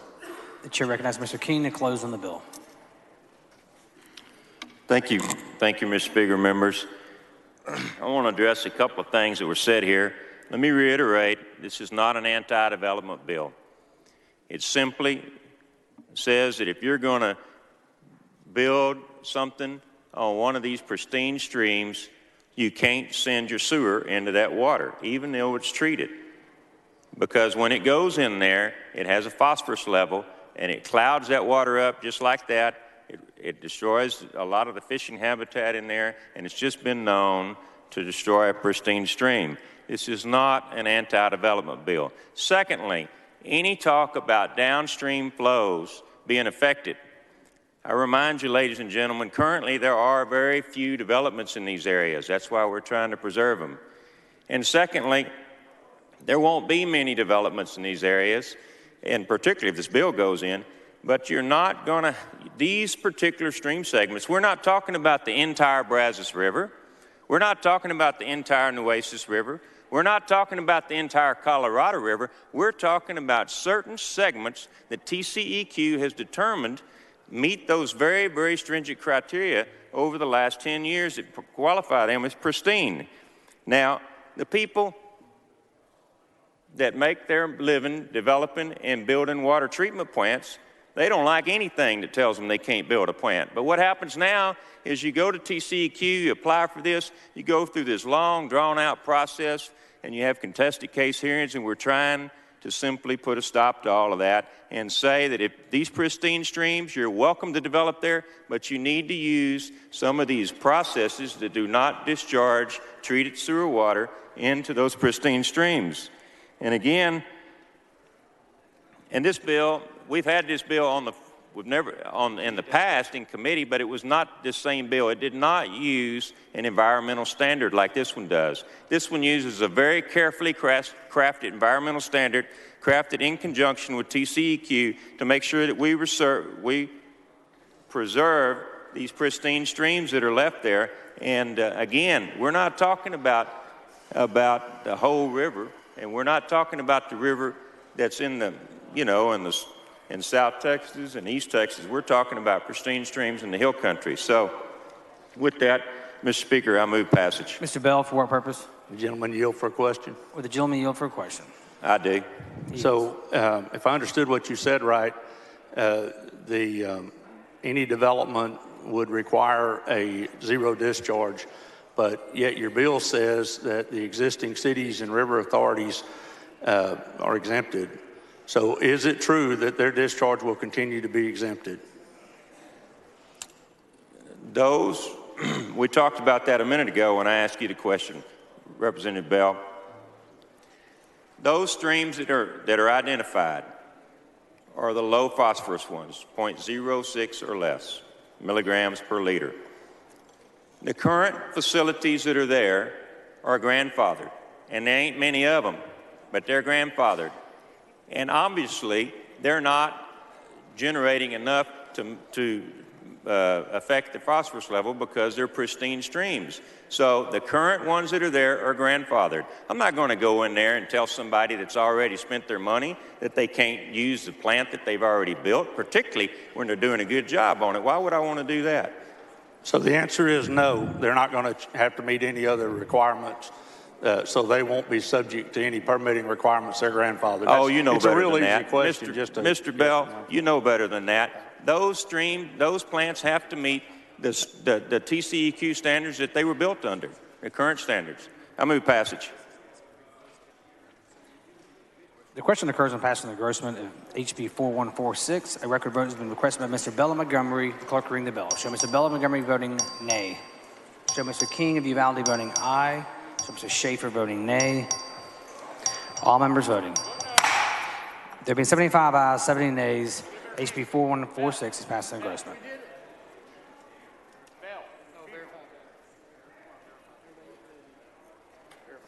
Is Mr. Metcalf on the floor of the House?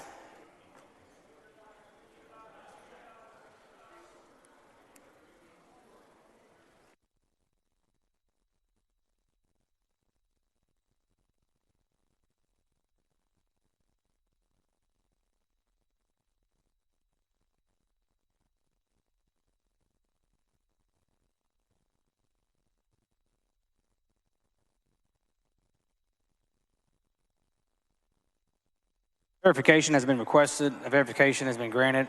Members, please take your seats.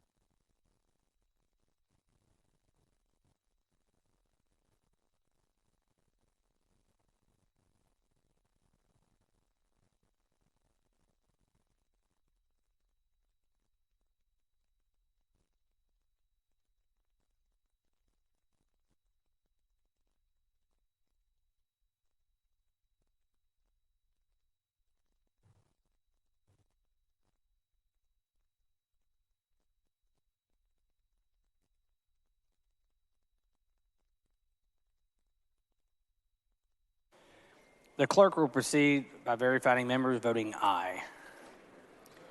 Allen. Anchia. Beckley. Bernal. Biederman. Bowers. Busey. Busey. Is Mr. Busey on the floor of the House? Temporarily strike his name. Campos. Cole. Coleman. Is Mr. Coleman on the floor of the House? Temporarily strike his name. Collier. Cortez.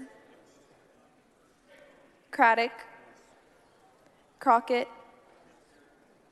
Cyrier. Darby. Davis. Deshotel. Dominguez. Dutton. Fierro. Guerin. Gonzalez of Dallas. Gonzalez of El Paso. Goodwin. Guerra. Is Mr. Guerra on the floor of the House? Temporarily strike his name.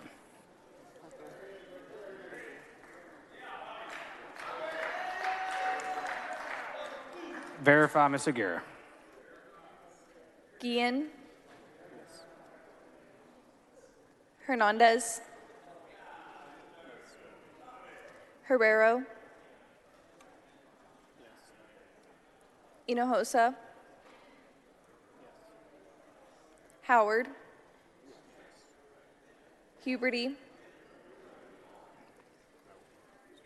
Is Mr. Huberty on the floor of the House? Temporarily strike his name. Hull. Israel. A. Johnson of Harris. J. Johnson of Harris. Johnson of Dallas. King of Uvalde. Landgraf. Lamont. Lopez. Lucio. Martinez. Martinez Fisher. Is Mr. Martinez Fisher on the floor of the House? Temporarily strike his name. Meza. Moody. Morales of Harris. Morales of Maverick. Morales Shaw. Munoz.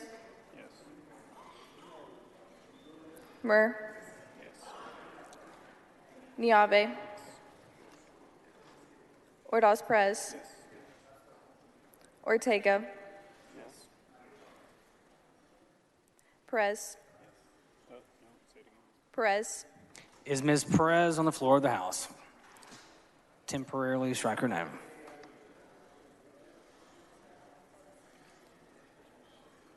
Ramos. Reynolds. Rodriguez. Romero. Rose. Rosenthal.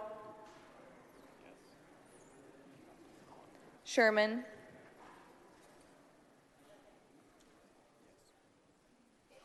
Shine. Slayton. Smithy.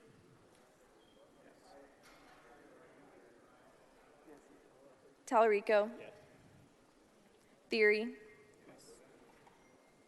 Thompson of Harris. Turner of Tarrant.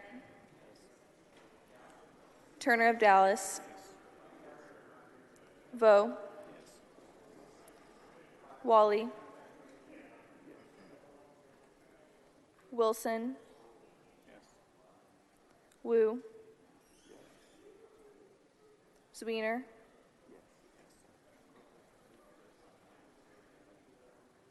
The clerk will proceed by verifying members voting nay.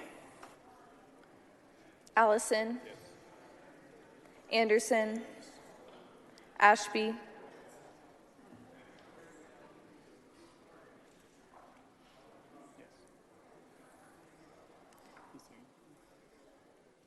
Bales.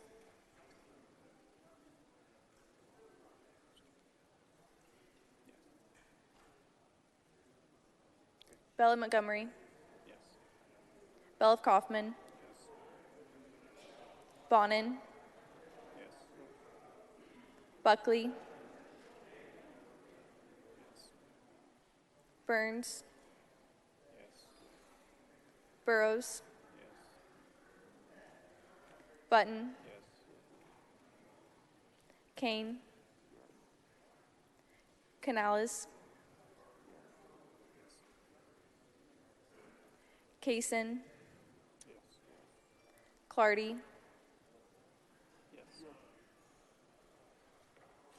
Cook. Dean,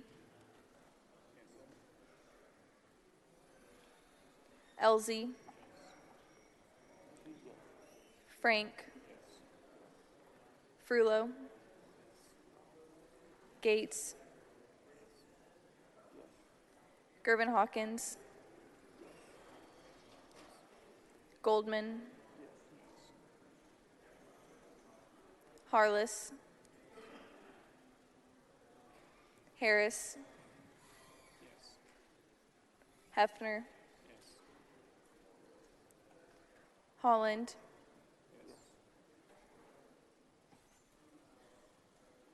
Jaton, Cassell, King of Hemphill, King of Parker, Click,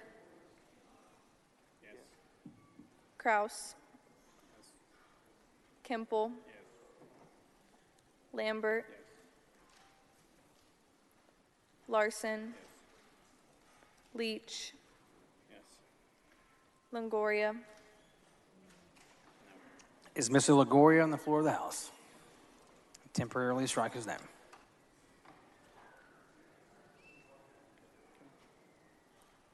Lozano,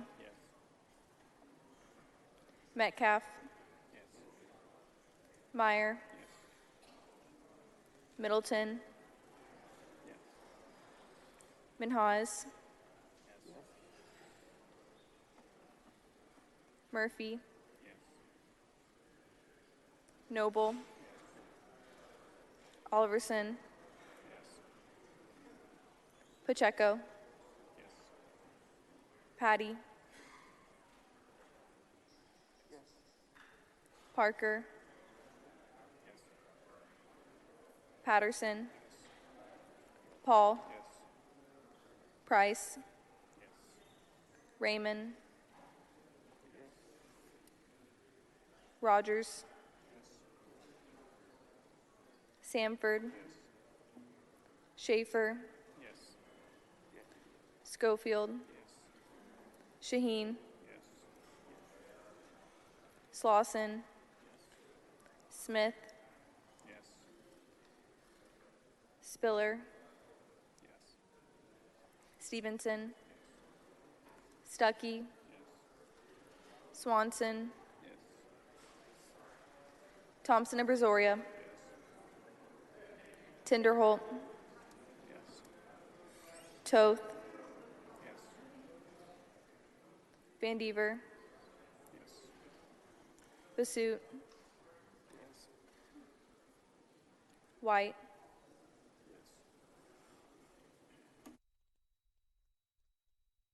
Is Mr. Busey on the floor of the House? Verify Mr. Busey. Is Mr. Coleman on the floor of the House? Strike his name. Is Mr. Martinez Fisher on the floor of the House? Verify Mr. Martinez Fisher.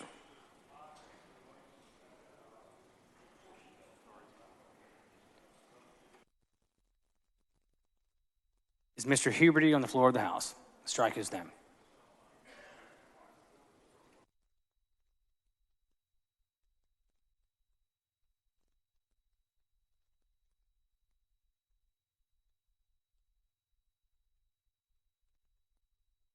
Is Ms. Perez on the floor of the House? Strike her name. Is Mr. Longoria on the floor of the House? Strike his name.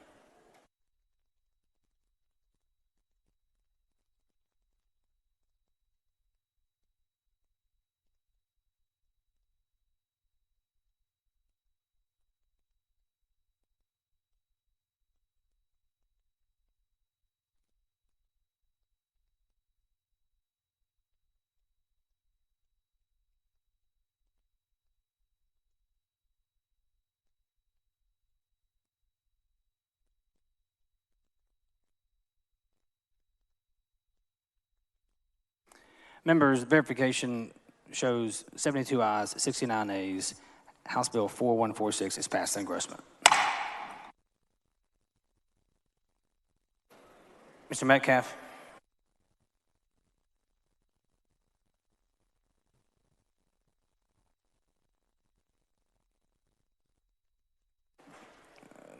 Chair recognizes Mr. Metcalf for an announcement.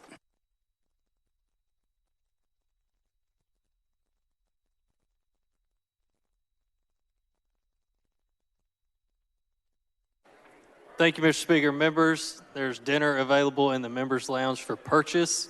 It is beans and rice and enchiladas.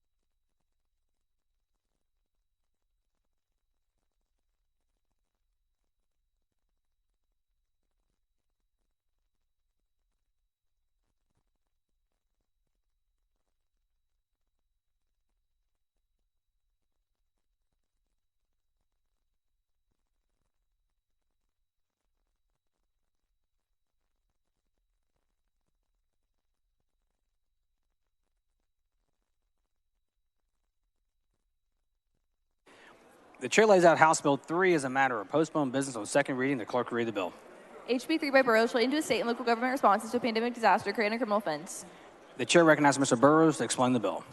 Thank you, Mr. Speaker. Members, As a state that suffers through more natural disasters than most states, we have a proven ability to deal with hurricanes, tornadoes, hailstorms, fires, droughts, and other severe conditions.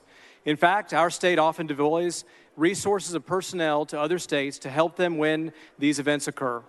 Governors Abbott, Perry, Bush, Richards, Clements, and others have shown great resolve in dealing with serious disasters and helping Texans recover quickly.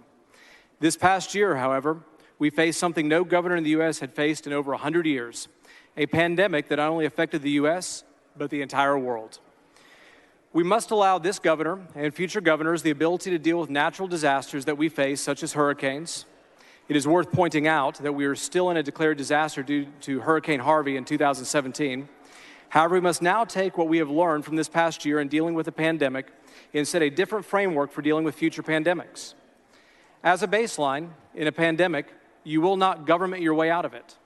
Government does not have the solutions and doesn't have the expertise to find all the solutions to fix all the problems.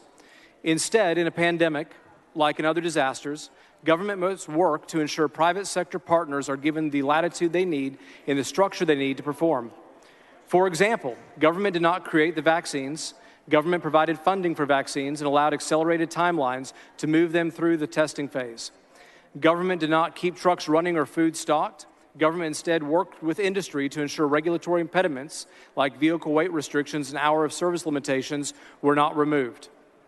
Government helped restaurants to sell their food wholesale so food would not otherwise go bad, so that we could keep Texans fed. With this mindset, HB 3 contemplates ensuring that in a pandemic disaster, there is a streamlined and effective response to a future pandemic. Pandemics necessarily deal with a statewide, nationwide, or in this case, global diseases. When in other disasters, the response is usually bottom-up, where local governments organize their response and the state and federal government support them, the response to a pandemic will be top-down. This allows a unified, cohesive response. Importantly, pandemics are like all disasters. There is a need to move quickly based on changing landscape. HB 3 maintains that ability. The last pandemic was over 100 years ago. The pandemic dealt similarly with a novel disease that is both deadly and highly contagious. The fact that this was a new disease meant that over the course of the past 18 months, we were learning not just how to treat the disease or how to vaccinate against the disease or how to mitigate the spread of the disease, but we were learning how to live with the disease and carry on our daily lives. The truth is, this may be the last pandemic in our lifetimes, or it may not be. It is shown that we must be prepared to deal with a pandemic, or else we may be similarly unprepared if another one hits. This bill does not give the governor any new powers that he did not have during the last pandemic. The bill instead gives clarity on how, in a pandemic, the response should be handled. This bill ensures constitutional rights are protected by courts in a pandemic. The bill clearly protects the freedom of religion by prohibiting the closure of places of worship. It protects the Second Amendment by prohibiting closure of firearm stores and ensures other things as well. We saw several local governments go in directions we did not like, and this ensures that the governor has the power to be the one giving the top-down response. Many legislators, myself included, have questioned legislative oversight. These questions may take the form of wanting to reverse decisions made, or they may be prospective, making sure future governors do not have the authority to bypass legislative process in the interim. This legislation seeks to remedy that. It creates an oversight committee that has powers to strike down any order, waiver, or suspension of a pandemic, or terminate the disaster declaration itself. It requires the legislature to have the ability to act if it declares a pandemic lasts more than 180 days, or will after amendments, and 30 days if certain orders are issued. Finally, members, I know this is a tough issue. However, I also know that many Texans, our friends and family, and others have died and been hurt because of this disease.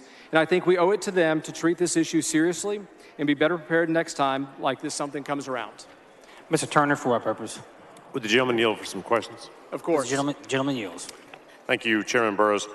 I had a few questions with respect to the bill's impact on local officials, and I think you just spoke to some of that.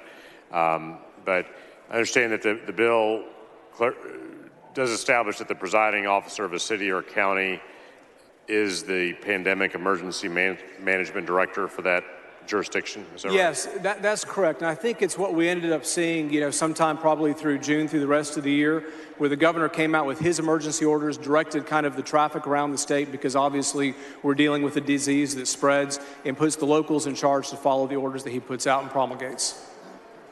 Right. But while they maintain some authority as the Pandemic Emergency Management Director, the bill also limits some of their authority. Is that fair to say?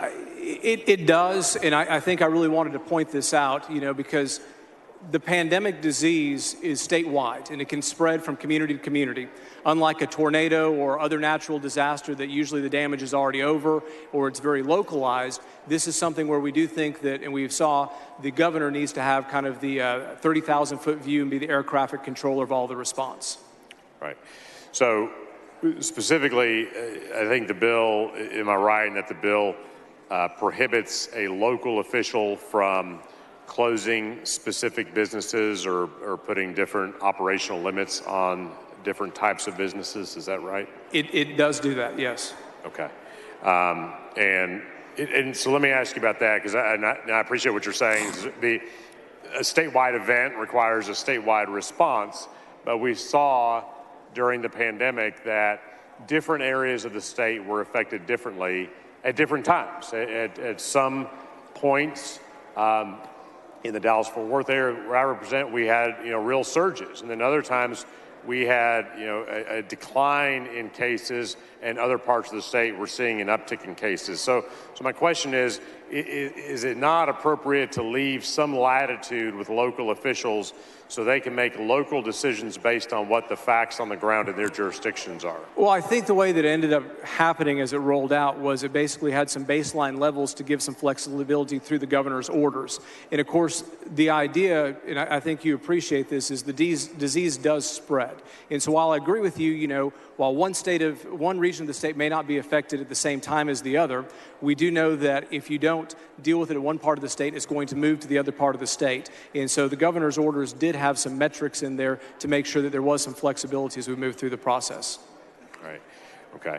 But if let's say one county is seeing a real uptick in cases and believe it's being driven, say, by certain businesses, I don't want to pick on a certain business, so I'm not even going to give an example, but there were a lot of different theories bandied about last year about this is driving the spread, this is driving the spread.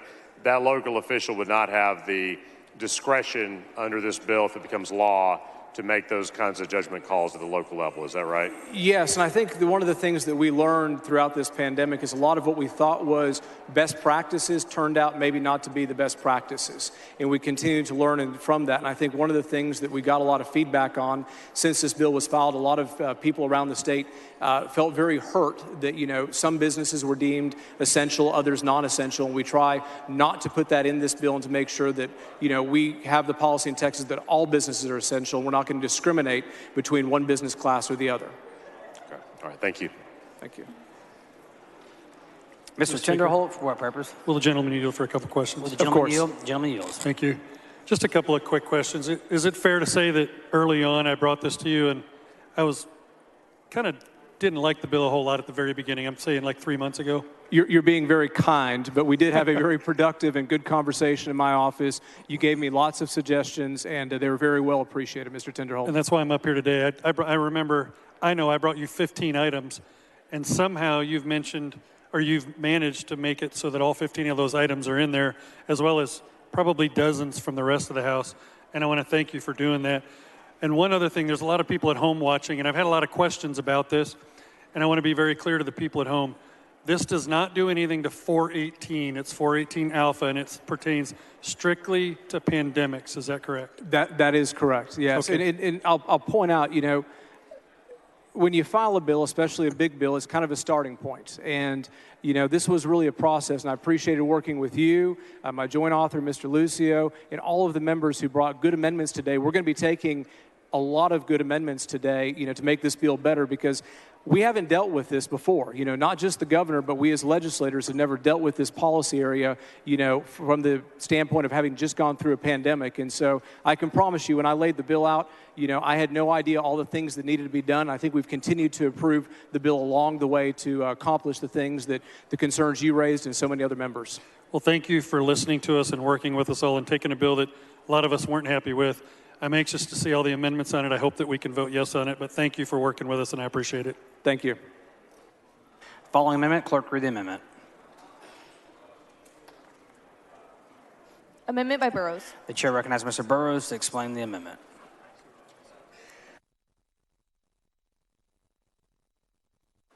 Thank you, Mr. Speaker. Members, this is an amendment that makes it very clear. We have some language in there making sure there's some, not necessarily immunity, but some protections for businesses given. And I want to make sure that it's clear that this does not create a new legal duty for negligence claims or a new cause of action. And so this will be in the defining part of the statute. Mr. Burrows, send an amendment. The amendment is acceptable to the author. The objection to the adoption. The amendment, the chair hears none. The amendment is adopted. Following amendment, clerk read the amendment. Amendment by Burrows. The chair recognizes Mr. Burrows to explain the amendment. Thank you, Mr. Speaker. Members, this was the amendment that I have several other people who've signed on to. And what this basically says that after a period of 120 days, if the pandemic is still going on, that we're going to need an opportunity, we as the legislature, whether that's a general or a special session, to approve the continuation of that. So to give us the opportunity, I think this satisfies a lot of the concerns we heard during the hearing, and it is acceptable to the author. Mr. Burrows sends up an amendment. The amendment is acceptable to the author of the objection to adoption. The amendment, the chair hears none. The amendment is adopted.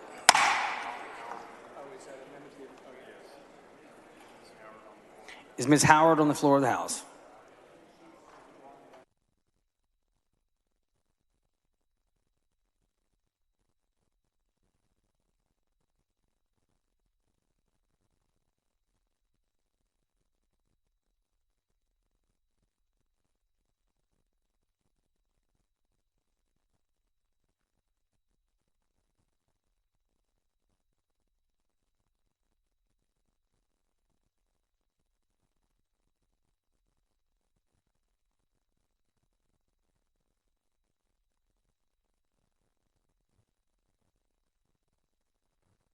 The following amendment, clerk read the amendment.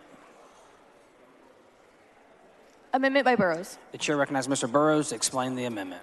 Thank you, Mr. Speaker. Members, one of the criticisms that we heard about this bill is maybe it didn't do enough to actually help us on the preparedness side. There were some things in the bill. There was a really great idea brought to us, during the hearing in State Affairs to create the Texas Epidemic Public Health Institute, the University of Texas Health Science Center, Houston. This was a bill that actually already passed the Senate. Either was unanimous on second reading and only 1 or 2 no votes. I think it's a really good policy and is going to help us better be prepared and study and make sure we need to know what to do next time. I believe there's an amendment to the amendment. The following amendment to the amendment, the clerk read the amendment. Amendment by Howard. Chair recognizes Ms. Howard to explain the amendment. Thank you, Mr. Speaker. Members, I really appreciate working with Chairman Burrows on this. This is about a pandemic, which is something medical, public health related, and there was very little in this bill about that. So I was very glad to see that we actually have the Texas Epidemic Public Health Institute being created. And all that my amendment to the amendment does is include a role for that group in advising and making recommendations to the Pandemic Disaster Legislative Oversight Committee. I believe it's acceptable to the author. I move adoption. Ms. Howard sends an amendment to the amendment. The amendment is acceptable to the author. Objecting to the adoption of the amendment. The amendment, the chair has done. The amendment is adopted. Following amendment, the clerk read the amendment. The chair recognizes Mr. Burrows to close the amendment as amended. Move adoption. The question occurs on adopting the amendment as amendment. Is the objection? The chair has none. The amendment is adopted. The following amendment, clerk read the amendment. Amendment by Martinez Fisher. The chair recognizes Mr. Martinez Fisher to explain the amendment.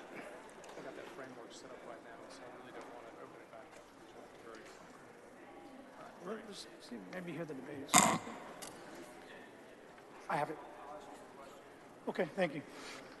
Thank you, Mr. Speaker. Members, thinking about this last pandemic, one of the items that obviously concerned me and ultimately sort of frustrated me was the inability to get an answer, the inability to understand where we are and where we were going, and I recognize that in a pandemic that's unprecedented like this, there may not be a lot of answers, and so I think the intent of House Bill 3 is going in the right direction. But in those first 30 days of a pandemic, when there is a joint committee that's being put together, several voices will be not necessarily left out intentionally, but won't be part of that process. And what this amendment seeks to address is that if any member of the legislature wants to participate just like we do today in committees where if you're not, appointed to a certain committee that you can sit in sometimes and the chair will exercise discretion to let you ask questions, let you be involved. My intent is very similar. So with regard to this joint committee, if there is an issue or a concern that impacts a member, so much so to the sense that they want to rise to participate, they ought to have a seat at the table. And so it doesn't mean that everybody has to do it because, everybody won't do it. But for those few members that want to engage, there's a way to engage. And that's what this amendment does. And I certainly will yield to Chairman Burrows. Mr. Burrows, for what purpose? I have some questions, and obviously I just saw this amendment about 5 seconds ago, so I'm not fully understanding the intent of it, but I want to make sure that we have a clear understanding of kind of the different layers. So you understand there's kind of 3 layers of protection for the legislature built into House Bill 3. I do. Yeah, so the first one is this Pandemic Oversight Committee that gets almost immediately formed and has veto power, can kind of go through everything, and the idea is it can meet remotely in case we're in an area of disease and can act more swiftly and nimbly and do things. That's kind of that first layer of protection. Correct. And then we have kind of the second layer that basically says, look, some of the more controversial orders, some of the ones that we heard the most feedback, whether it was closing of certain businesses, tapering of different health care or rationing of different health care, or dealing with face coverings, that would mean automatically that cannot go for more than 30 days unless we either have to meet during a general or be called back for a special, right? I understand that. So yes, it kind sir. of puts us all back in the room after that 30-day if this goes for a future governor, right? I understand that, yes. And then there's a third one that I just put on. I want to make sure that you saw that because I just adopted it. That said the entire legislature, after 120 days, is going to come back and have to basically have the opportunity to have a debate about whatever subject matter it needs to have so that we have more of that buy-in. Right. No, I listened to that as you laid it out. And again, I mean, my concern is not to reshape the wheel. I mean, I think you've done a good job taking the input. I'm just concerned that without getting in the way of the nimbleness of the joint committee, I mean, all of us, are elected to serve our constituents, and we have to have an on-ramp to provide input. And I just don't see that in the first 30 days. Well, and I don't disagree with you. My concern about it is the structure of it. So getting 150 of us, together on a Zoom call or to figure out how to do this during a pandemic in the first 30 days, logistically, I don't want to make sure those hands are tied. I mean, if it's optional for the chairs to allow other members to participate at their discretion, I would have no objection to it. But what I don't want to do is to take the nimbleness away of that pandemic committee during that short period of time so that it doesn't have the effect that we can by having to get all 150 people down together and to have that. And let me make this commitment to you. I mean, so long as you would be willing to not object, if we temporarily withdraw this amendment, as you know, the amendments move down, and we may have passed up the section of this bill where I can come back and amend it. So with permission from you, let me pull this down. My intent is very simple. It's not to have a member become a party to the veto and the nimbleness. My intent is kind of like auditing a college class, right? If there's something going on and you want to be able to get on that Zoom link, you want to listen, you want to learn, if there's a member on that joint committee that you have an idea, reach out to that member and have that prerogative to do so. There's just nothing in the proposal that gives a permissive right for any member to say, hey, I'd like to listen in on that, but it doesn't give them the ability to make decisions. That's been spelled out, very carefully by you. I just want to create an on-ramp for folks that, and again, I mean, let's be clear and honest. I mean, when these things are happening, there are going to be people working on the local response. There are going to be people just taking care of their families. There may be people impacted by this. There are going to be some members, maybe a handful of members that say, you know what, I want to know what's going on. I want to listen in. I want to be on the Zoom.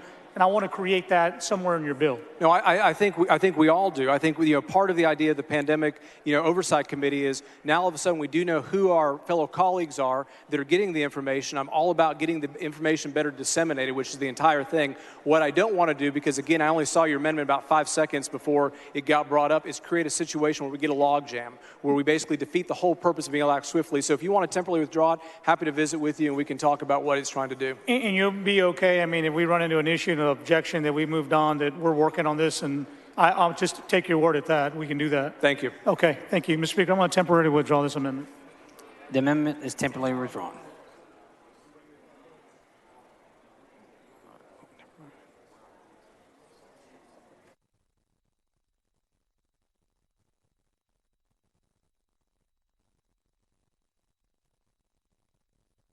Is Mr. Lucio on the floor of the House? The following amendment, clerk read the amendment. Amendment by Lucio. The chair recognizes Mr. Lucio to explain the amendment. Thank you, Mr. Speaker. I believe this amendment is acceptable to the author. This amendment clearly prohibits local political subdivisions from declaring disasters generally.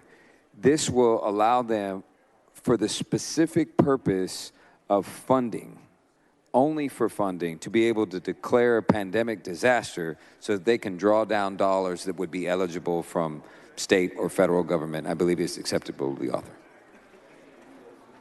Mr. Lucio sends up an amendment. The amendment is acceptable to the author. The objection to the adoption of the amendment. The chair hears none. The amendment is adopted.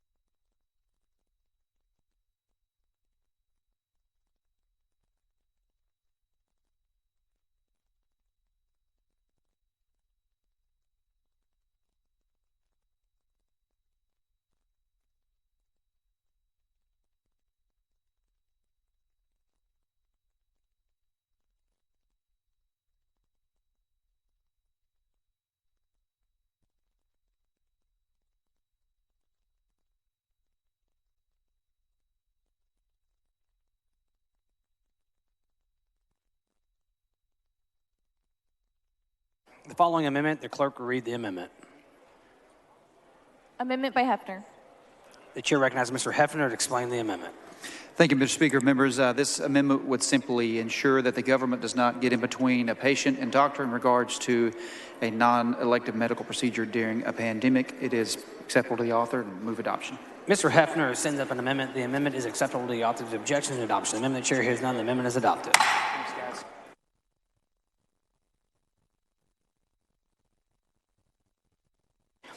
The following amendment, the clerk will read the amendment. Amendment by Vasut. The chair recognizes Mr. Vasut to explain the amendment.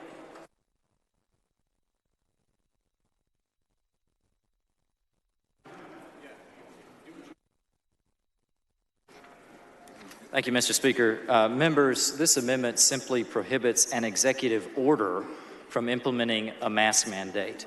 If there's going to be a mask mandate, it has to come from the legislature. I believe it is acceptable to the bill author, and I move adoption. Mr. Versuit sends up an amendment. The amendment is acceptable to the author. The objection to adoption. Amendment. Chair hears none. The amendment is adopted.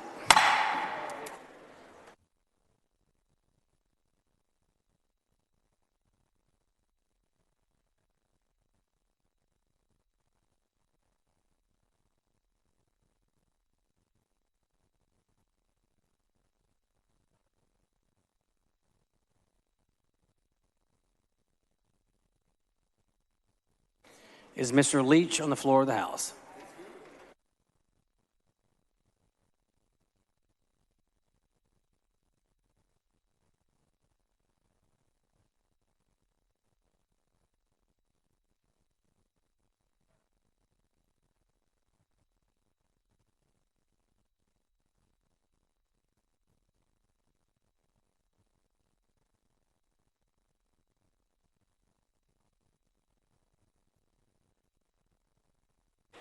The following amendment, the clerk will read the amendment. Amendment by Leach. The chair recognizes Mr. Leach to explain the amendment. Thank you, Mr. Speaker. Members, this amendment protects and prohibits the closure of golf courses, either public or private.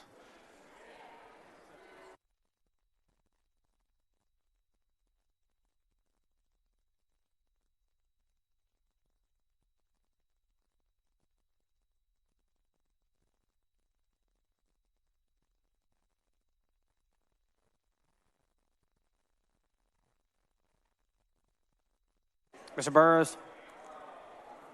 Mr. Burrows.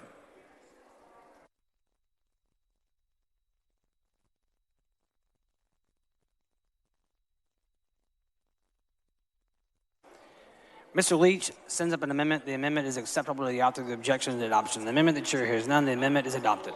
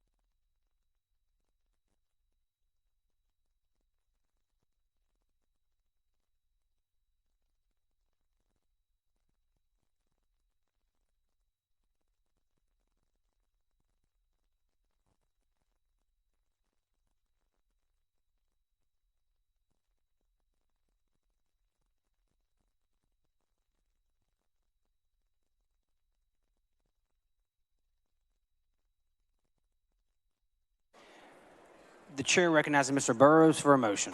Yes, Mr. Speaker, I move to reconsider the vote by which amendment number 8 by Mr. Versuit was adopted. This was the one dealing with the governor issuing potentially mask mandates. I believe that a number of members weren't maybe clear as to that we were going to be doing that, and I think would like the opportunity to object and have a vote and a debate on that. So I think that's only appropriate for the House. Members who heard the motion, the objection, chair hears none. The motion is adopted. Members, we're back on amendment number 8 by Mr. Versuit. Thank you, Mr.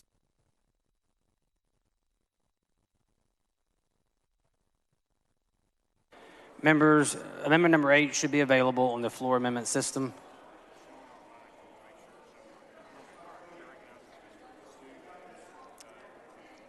The chair recognizes Mr. Pursuit to explain his amendment. Mr. Speaker, members, what this amendment does is simply say that if there's going to be a mask mandate, it has to come from the legislative process, not from an executive order. So this doesn't end mask mandates for all time. It just says that if we're going to have a mask mandate, it will be debated on the floor of this House, and that's where it will be decided.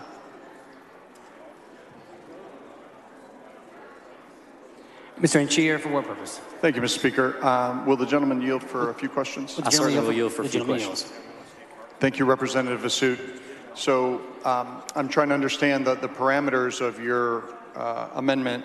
Does that include to local chief executives as well, for example, like county judges and mayors who may be on the front lines of a pandemic and an outbreak?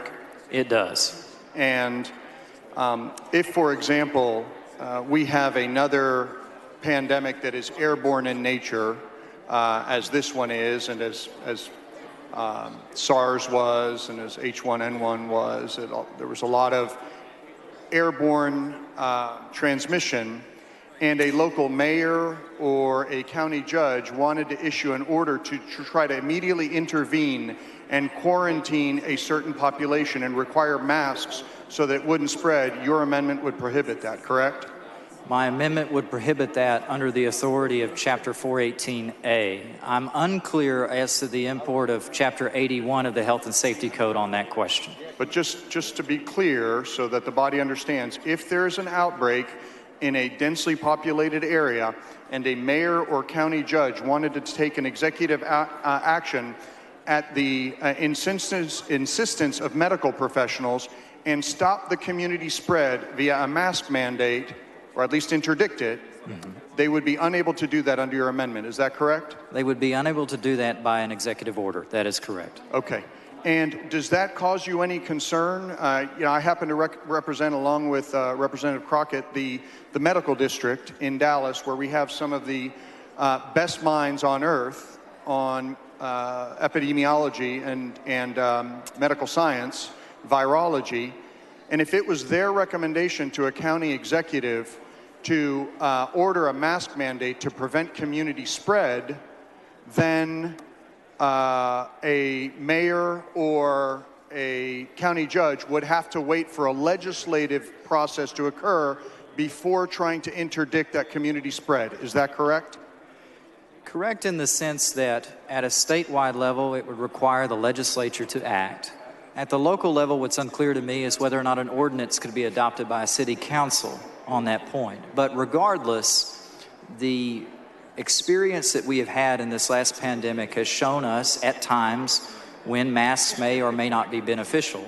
And I just generally trust individuals to make the right choice for themselves and others without the need for an executive order. And do you trust individuals or do you trust medical professionals more? I trust individuals when it comes to their individual liberties. Yes, sir. Okay.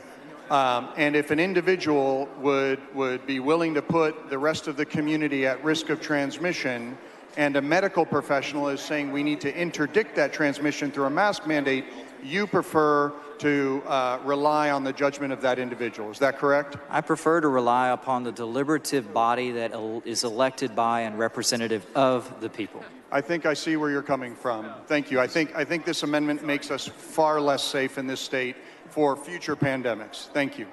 Understood. Any other question? See no other. I move adoption.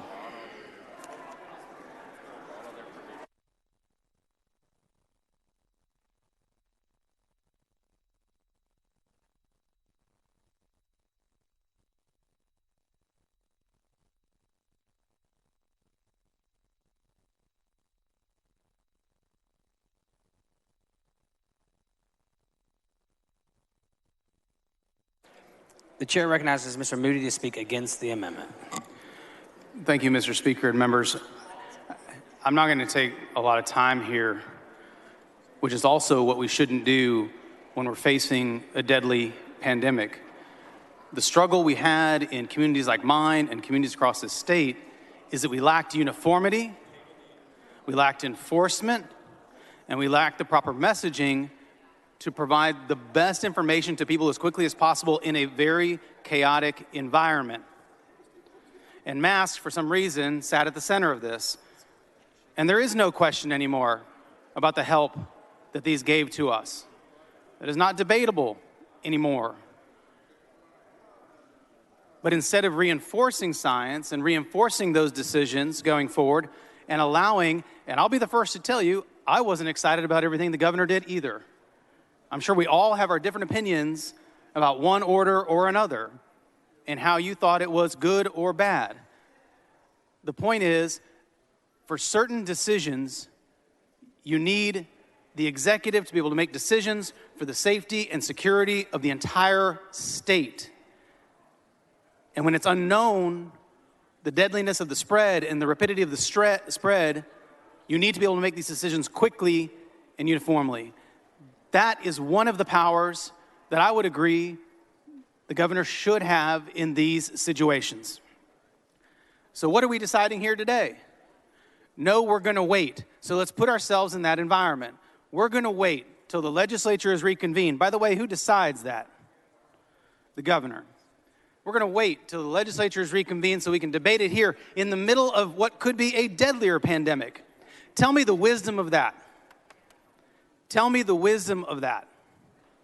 There are some decisions that we have to make quickly, and anyone that has studied the spread of these types of diseases will tell you the quickness by which you act will determine the success or failure of your plans. We have somehow decided to politicize a mask. It's beyond me. I didn't know we could politicize basic science, but here we are. All I ask is that we keep this authority within the office of the governor, within the executive, and hope that he is taking on the best medical advice that he can when he's making very difficult and challenging decisions. There's no reason here today to tie our hands on a future situation that we do not know anything about yet. I ask you to vote no on this amendment. The chair recognizes Mr. Pursuit to close on the amendment. Members, people of Texas, I have an abiding faith and confidence in the ability of individuals to make the right decision for themselves and the community without an executive order.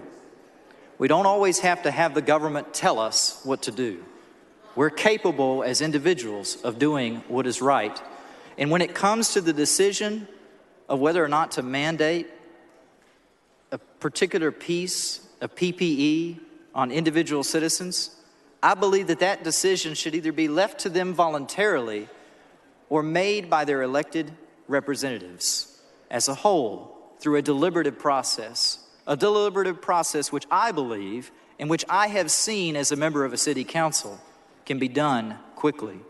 For that reason, I urge you to support this amendment. Move adoption. The question occurs on adoption of the amendment. Record of vote has been requested by Mr. Turner of Tarrant. The clerk will ring the bell. Mr. Lucio voting nay. All members voting. All members voting. There being 71 ayes, 70 nays, the amendment is adopted.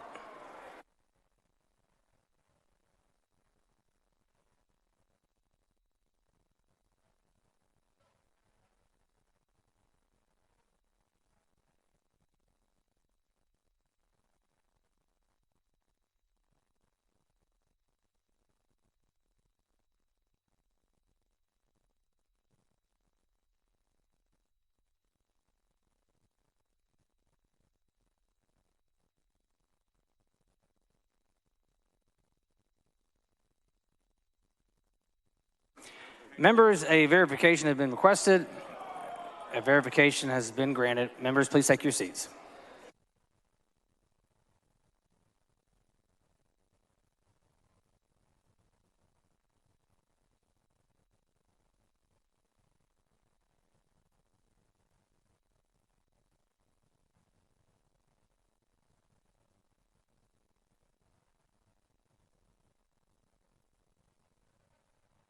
Members, please take your seats.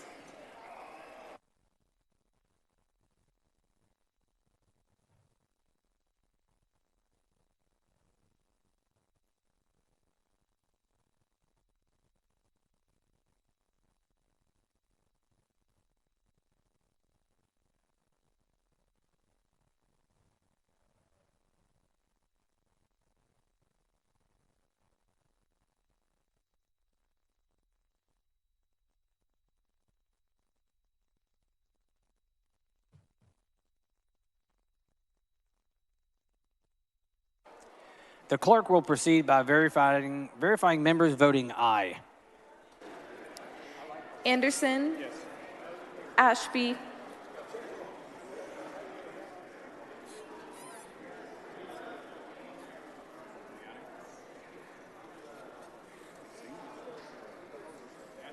Oh, okay. Can't see him. Okay, go ahead. Bales. Yes. Bella Montgomery. Members, please take your seats. Mr. Bell. Belf Kaufman. Yes. Biederman. Yes. Bonin. Yes. Buckley. Yes.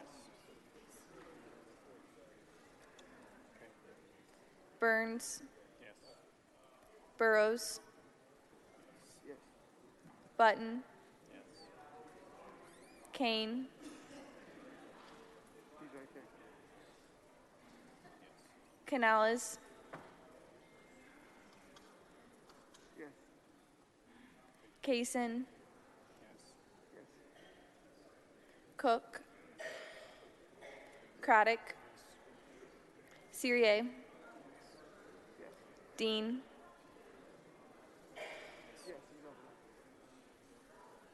Elsie. Frank. Frulo. Goldman. Yes. Harless. Harris. Hefner. Holland. Hull. Hunter. Members, please take your seats. Duton. Yes. King of Hemphill. Is Mr. King of Hemphill on the floor of the House? Temporarily strike his name. King of Parker. Yes. Click. Kraus. Kemple. Lambert. Landgraf. Leach. Lamont. Lozano. Metcalf. Meyer. Middleton. Morrison. Murr. Noble. Oliverson. Patty. Parker. Patterson. Paul. Rogers. Sanford. Schaefer. Schofield. Shaheen. Shine. Slayton. Slauson. Smith. Smithy. Spiller. Stevenson. Stuckey. Swanson. Thompson of Brazoria. Tinderholt. Toth. Van Dever. Basute. White. Wilson.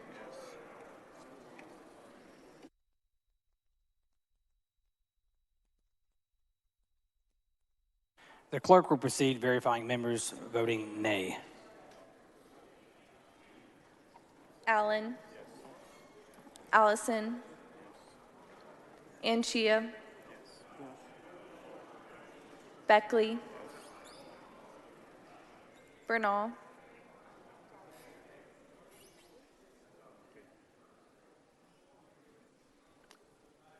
Bowers. Busey. Campos. Clardy. Cole. Collier. Cortez. Crockett. Darby. Davis. Deshotel. Dominguez. Dutton. Fierro. Guerin. Gervin Hawkins. Gonzalez of Dallas. Gonzalez of El Paso. Goodwin. Guerra. Hernandez.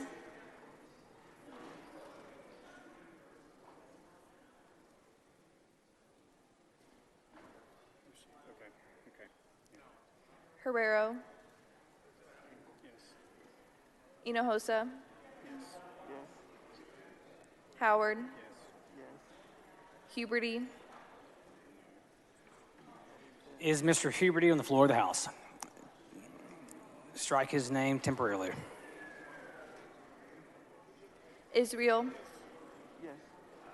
A. Johnson of Harris. Johnson of Dallas. Cassell. King of Uvalde. Larson. Lopez.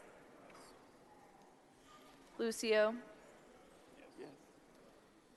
Martinez. Martinez Fisher. Meza. Minhas. Moody. Morales of Harris. Morales of Maverick. Morales Shaw. Munoz. Murphy. Niave. Ordaz Perez. Ortega. Perez. Price. Ramos. Raymond. Reynolds. Rodriguez. Romero. Rose. Rosenthal. Sherman.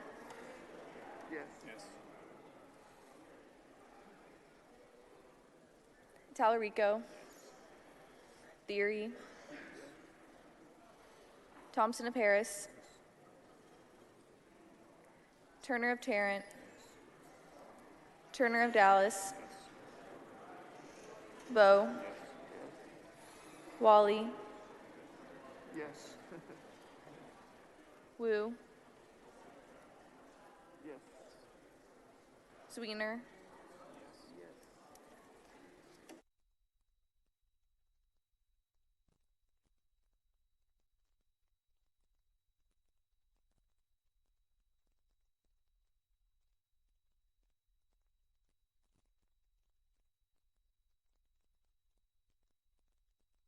Is Mr. King of Hemphill on the floor of the House? Verify Mr. King. Is Mr. Huberty on the floor of the House? Strike his name.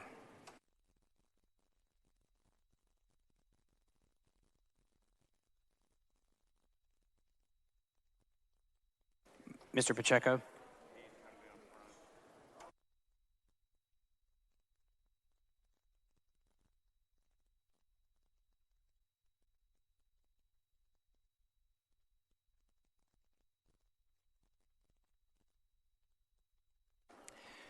Members, if you previously advised the chair that your machine malfunctioned, please come down front.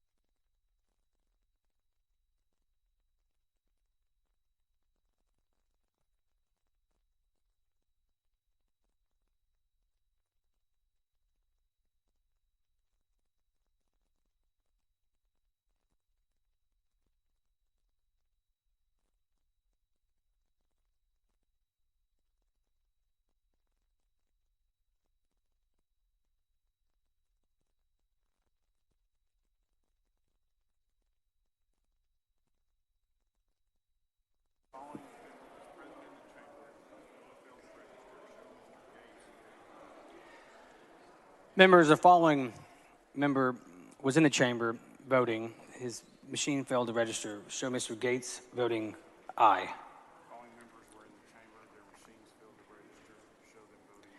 The following members were in the chamber. Their machines malfunctions. Show them voting nay. Mr. Pacheco, Mr. Johnson of Harris.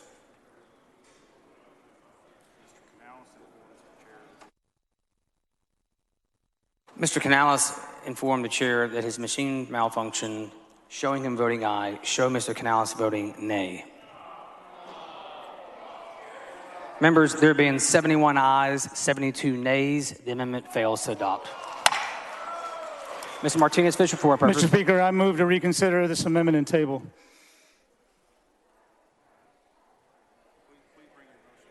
Please bring your motion down front.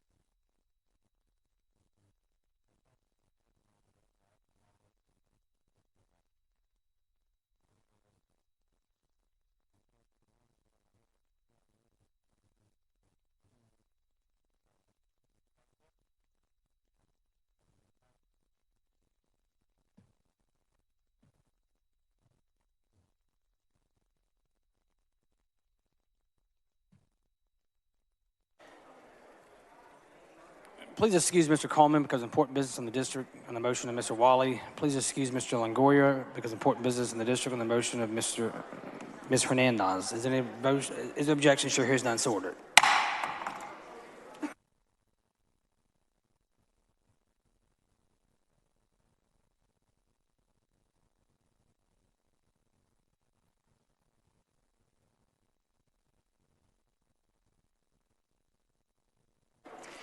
The following amendment, the clerk will read the amendment.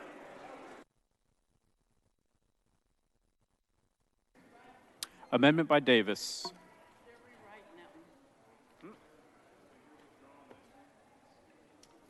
Yes, they had to rewrite it. The amendment is withdrawn.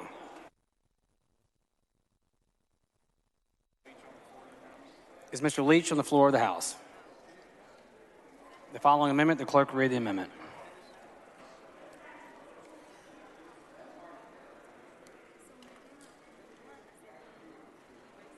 Amendment by Leach. The chair recognizes Mr. Leach to explain the amendment. Thank you, Mr. Speaker. Members, this amendment will prohibit the closure of any of our 93 beautiful state parks during a pandemic. Move passage. Move adoption.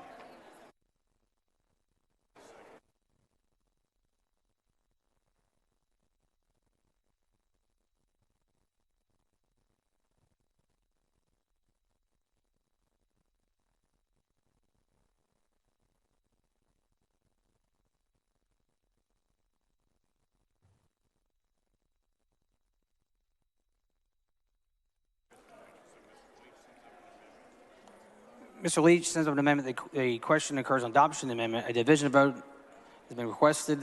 Those members voting aye, vote aye. Members voting nay, vote nay. Division vote. Members, please vote. Show Mr. Burrows voting aye, Mr. Lucio voting aye, Mr. Leach voting aye, Ms. Swanson voting aye, Mr. Patty voting aye. Strike the board. The amendment is adopted.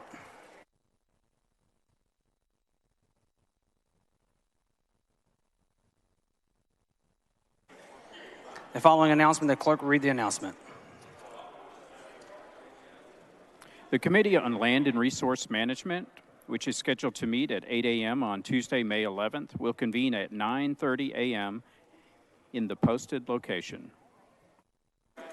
Mr. Turner, for what purpose? Mr. Speaker, I'd like to move that the question and answer and the remarks on the Vasut amendment be reduced to writing and placed in the journal. Members, you heard the motion, the objection. Chair hears none, so ordered.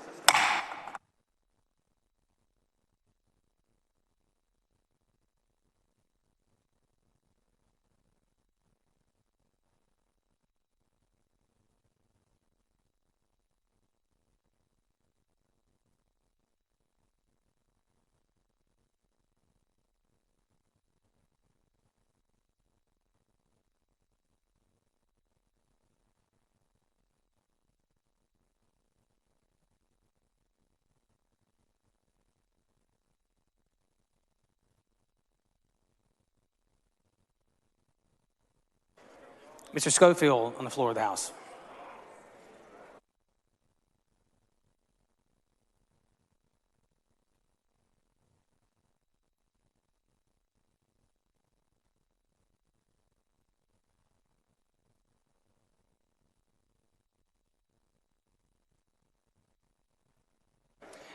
The following amendment, the clerk will read the amendment.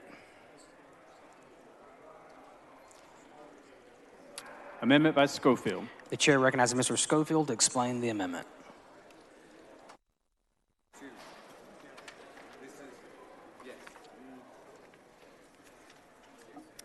Mr. Speaker, members, this bill on page 8 prohibits the presiding officer of a governing body of a political subdivision from, amongst other things, requiring specific businesses or industries to close. As most of you know, no one required any specific business to close during this last pandemic. You had businesses that were shut down and families who lost their business, and as drafted, this would not protect them. But this amendment would take out the word specific so they don't have to say the Johnson Brewery is shut down. If they're shutting down your business through operation of law or their order, you would fall under this prohibition on being shut down. I believe it is acceptable to the author. Mr. Schofield sends up an amendment. That's all right. The question occurs on adoption of the amendment. This is Mr. Romero, for what purpose? Does the gentleman yield for a question? Does the gentleman yield for questions? Yes, he yields. Representative Schofield, it also mentions businesses or industries. So in this case, we had industries where meat packing plants were more prone to the disease, if you'll pardon me, the pandemic, the COVID-19. Are you still okay with industries? I have another amendment on that would Are you going to amend this amendment then? Not in this amendment. I have another one that would require a finding of specificity before a particular type of business could be shut down. So if nail salons are actually shown to spread the pandemic, then you'd have an excuse there, or meat packing plants or whatever it is. But this amendment just says a specific business or industry. So you're okay with not being able to shut down a specific industry? And again, this section of the bill only applies to what the local authority can do. Under this bill, nothing prevents the governor from saying on a statewide basis, meat packing plants are causing a problem and that they will be shut down for a specific period of time. This portion of the bill, in fact, the whole bill, only pertains to local government entities specifically shutting down businesses. So if a local county commissioner has a large number of meat packing plants in his county and the governor has not yet issued a restriction on those facilities, you don't believe that county commissioner or city council should have that ability to do so? No, a pandemic, remember this bill only applies to pandemics. A pandemic doesn't happen in one county or even one state or one country. It's throughout. There's no difference in a pandemic in being in Cameron County or Tom Green County or Harris County. But so if one of those specific counties that you just pointed out had an industry where an inordinate amount of their constituents were being affected by the pandemic, you don't believe that county commissioner should have that opportunity? No, I believe they should call the governor and say, Governor, please include us in your order. Mr. Turner, for what purpose? Mr. Speaker, will the gentleman yield? Will the gentleman yield? I yield. The gentleman yields. Thank you, Representative Schofield. I'm just trying to make sure I understand here. I'm a little bit confused. Would you mind summarizing again what the difference would be between the bill as it's written now and if we adopt your amendment? Yes, it takes out one word, the word specific. Under this bill as written, no business in the state of Texas would have been affected by this bill the way this is written last year. If a local government had shut down every business in their county or every bar or every anything, they would not be protected because they were only protected if the government chose to shut down a specific business. They have to shut down the Turner restaurant. If they shut down restaurants, you're not covered. Well, under the bill as it's written, it seems like if local officials are prohibited from requiring specific businesses to close, and they were to say, or specific industries, and they were to, for instance, say, pick certain category of businesses must close, all bars must close. It seems like they would be doing that. They would be requiring a specific businesses or industries to close. But what you're saying is you don't want them to be allowed to close any business at all. Am I understanding you correctly? I also believe that you would have no protection from saying that they closed down your business unless they singled you out. That's what the word specific means to me. So the effect of your amendment, in your understanding, would be to totally prohibit any local official during a state of disaster from closing any business or at all. Is that right? Yes, that would be the purview of the governor under Chapter 418A. Okay, so you're trying to restrict the authority of local officials even more than the bill presently does. Yes, I am. Oh, thanks for answering the questions. Move adoption. The question occurs on adoption of the amendment. This is a division vote. All in favor vote aye. All opposed vote nay. Mr. Verz voting aye. Mr. Alicio voting aye.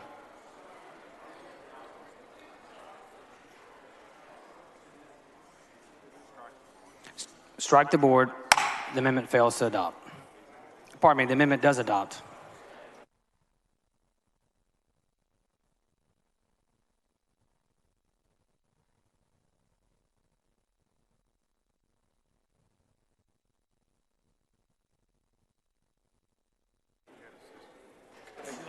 Mr. Speaker. Mr. Doorkeeper. Mr. Speaker, I have a messenger from the Senate at the door of the House. Admit the messenger. Thank you, Mr. Speaker. I'm directed by the Senate President. Mr. Leach on the floor of the House.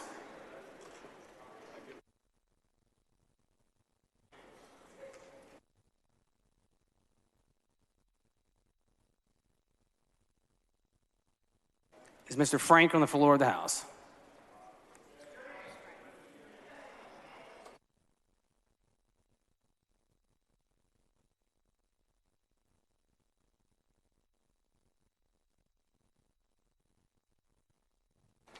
The following amendment, the clerk read the amendment.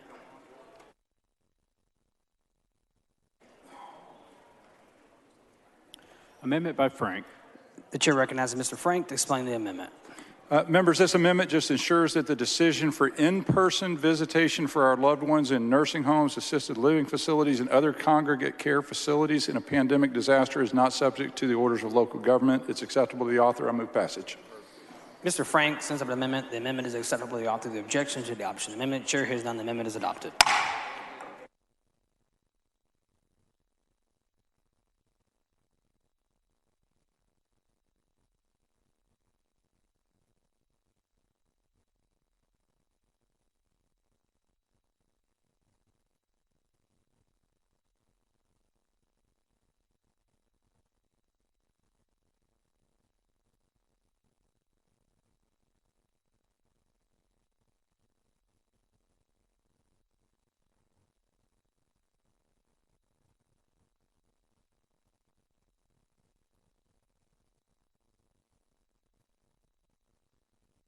Is Mr. Tinderholt on the floor of the House?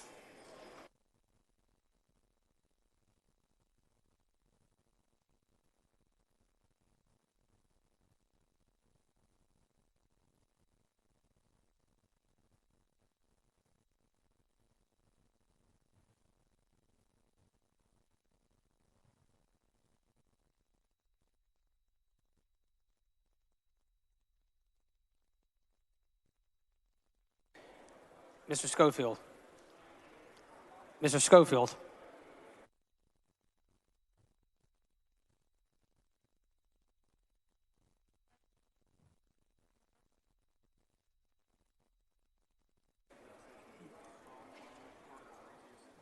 Following amendment, the clerk read the amendment.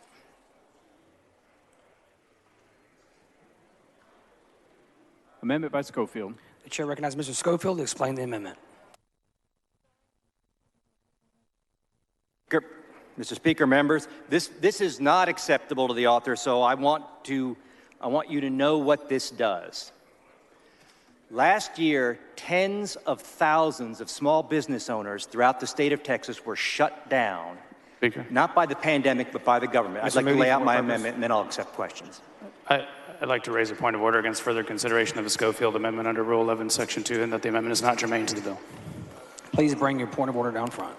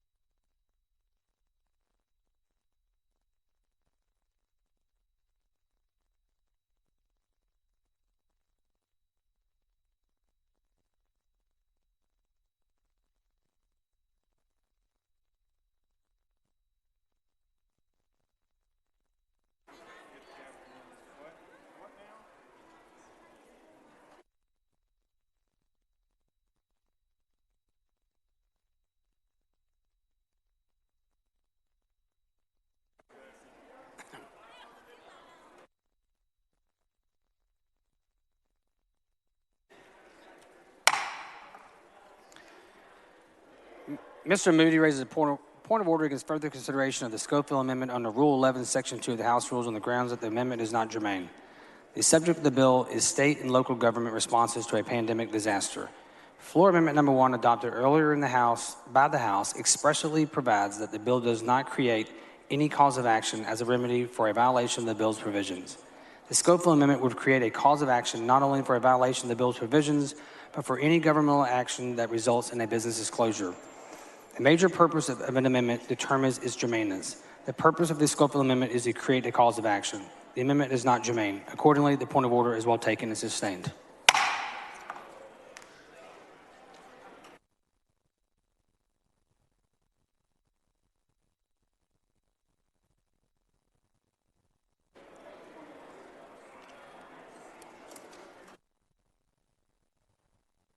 The following amendment, the clerk will read the amendment.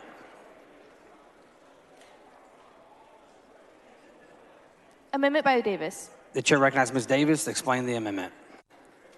Thank you, Mr. Speaker, members. This amendment is simply trying to expand the committee so that we can have some ethnic diversity, and it adds 2 additional members that the Lieutenant Governor and 2 for the Speaker that they could add from the ethnic minority community so that they can participate early on in the discussion as it relates to different concerns, cultural concerns, health concerns that take place in our community.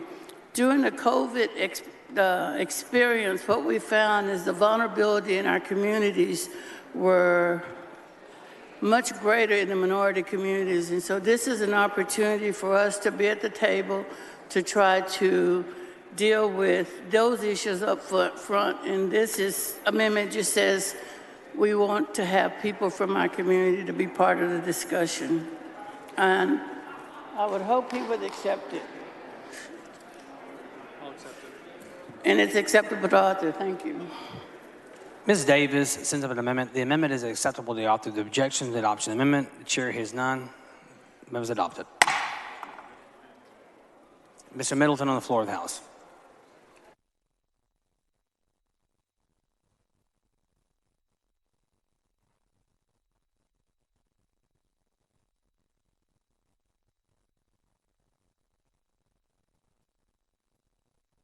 The following amendment, the clerk read the amendment.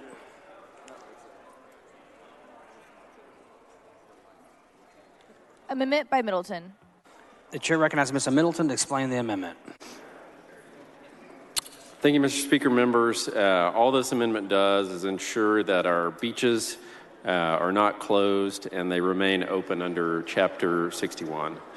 And it is acceptable to the author. I believe there's an amendment to the amendment. The following amendment, the clerk read the amendment. Amendment by Lucio. The chair recognizes Mr. Lucio to explain the amendment to the amendment. Now I know why you did that. Thank you, Mr. Speaker. Members, this ties up the intent of Representative Middleton's amendment. So he's leaving the beaches open. But have you ever been to South Padre? Without beach access, you can't get on that beach unless you own a private condo. So this requires that the beach access also remain open so we can get into our beaches. Mr. Lucio sent an amendment to the amendment. The amendment is acceptable to the author. The objection to the adoption of the amendment. Chair hears none. The amendment is adopted. The chair recognizes Mr. Middleton to close on the amendment as amended. Move adoption. Mr. Middleton sent an amendment. The amendment is acceptable to the author. The objection to the adoption of the amendment as amended. Chair hears none. The amendment as amended is adopted.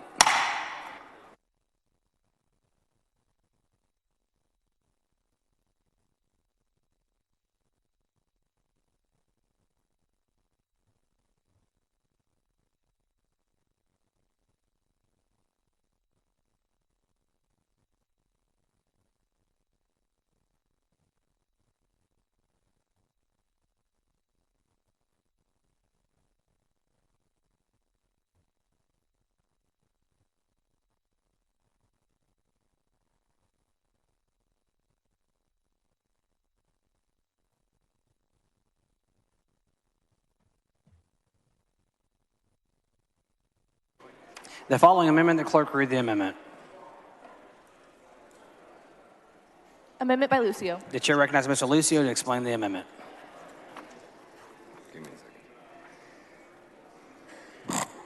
Mr. Speaker, this just sets a timeline from which the immunity or the defense against liability is set, and I believe it's acceptable to the author. Mr. Lucio sent an amendment. The amendment is acceptable to the author. The objection, adoption of the amendment. Chair hears none. The amendment is adopted.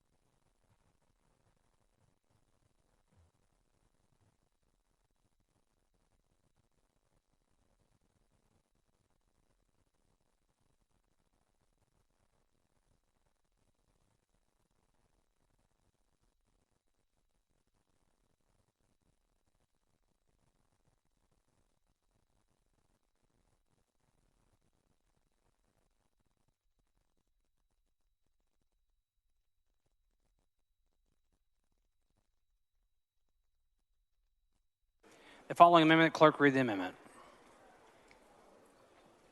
Amendment by Moody.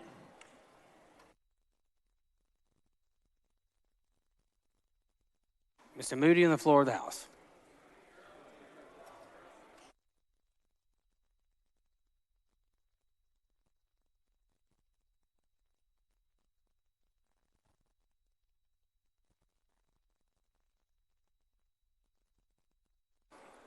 The chair recognizes Mr. Moody to explain the amendment. Thank you, Mr. Speaker. Members, this is a fantastic amendment. It is also a fantastic bill, which is on the calendar. So we're going to discuss that later. And to be efficient with our time, I will withdraw this amendment. The amendment is withdrawn.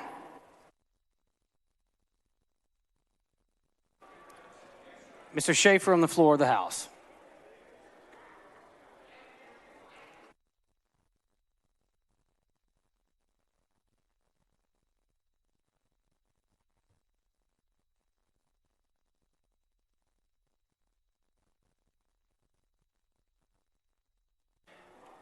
The following amendment, the clerk read the amendment. Amendment by Schaefer. The chair recognizes Mr. Schaefer to explain the amendment. Thank you, Mr. Speaker and members. Article 1. Mr. Lucio, for a purpose. I'd like to call a point of order on this amendment under Rule 11, Section 2. Please bring your point of order down front.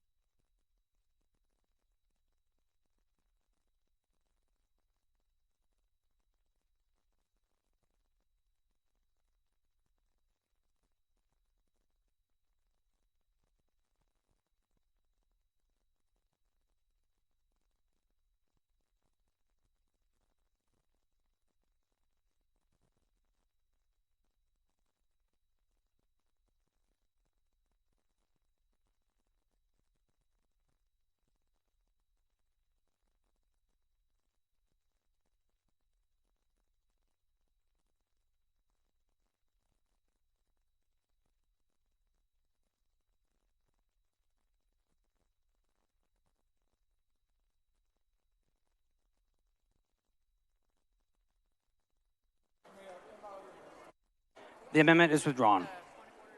The point of order is withdrawn. The amendment is withdrawn.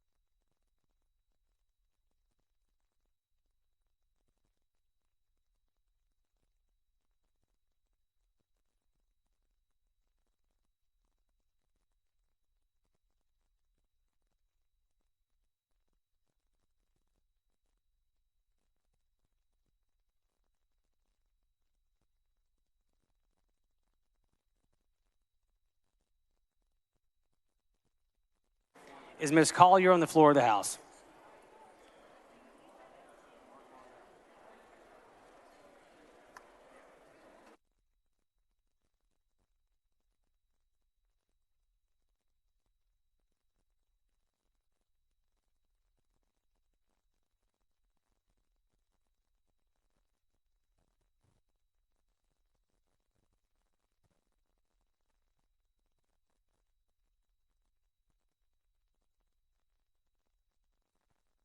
The following amendment, clerk read the amendment.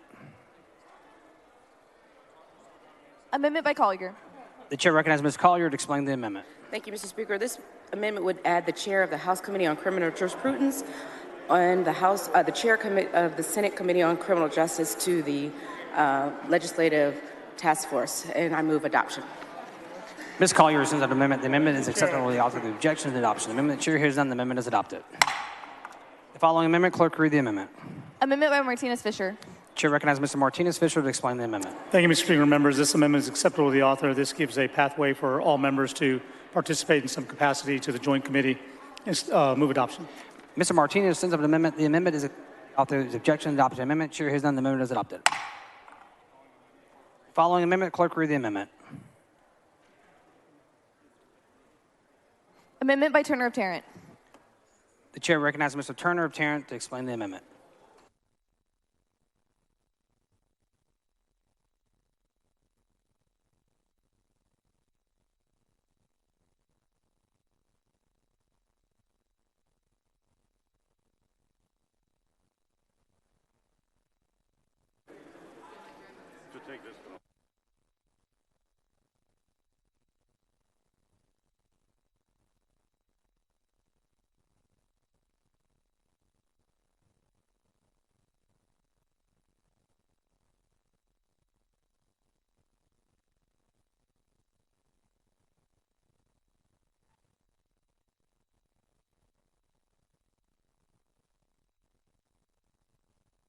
Chair recognizes Mr. Turner of Tarrant to explain the amendment. Thank you, Mr. Speaker. Members, this amendment would simply say that if the Joint Committee decides to terminate an executive order, rule, or other provision, and that termination of a rule is not in accordance with the recommendation of the CDC, DSHS, or another healthcare agency, then the committee must simply provide a written justification for terminating the provision. It doesn't change anything about the committee's powers or restrict them in any way. It just says that they have to provide a written justification for why we're going to terminate a provision that is contrary to CDC or DSHS guidance.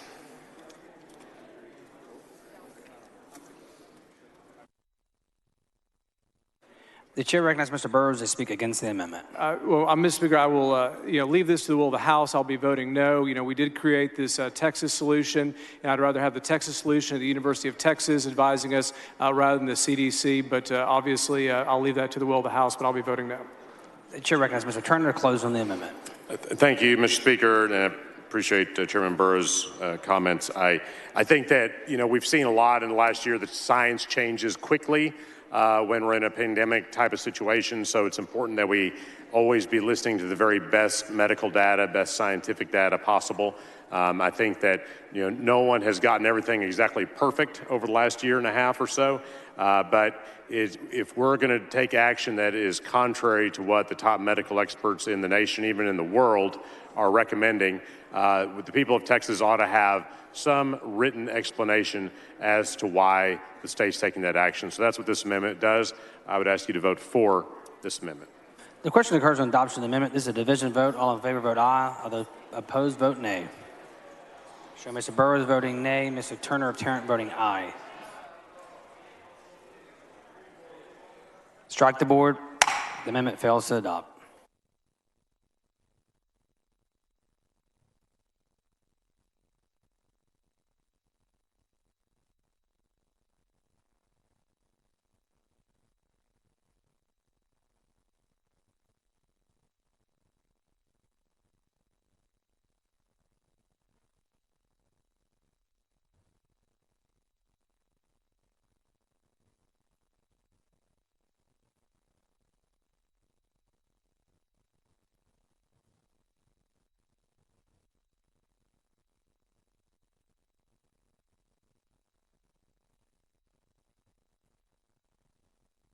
Mr. Schofield on the floor of the House.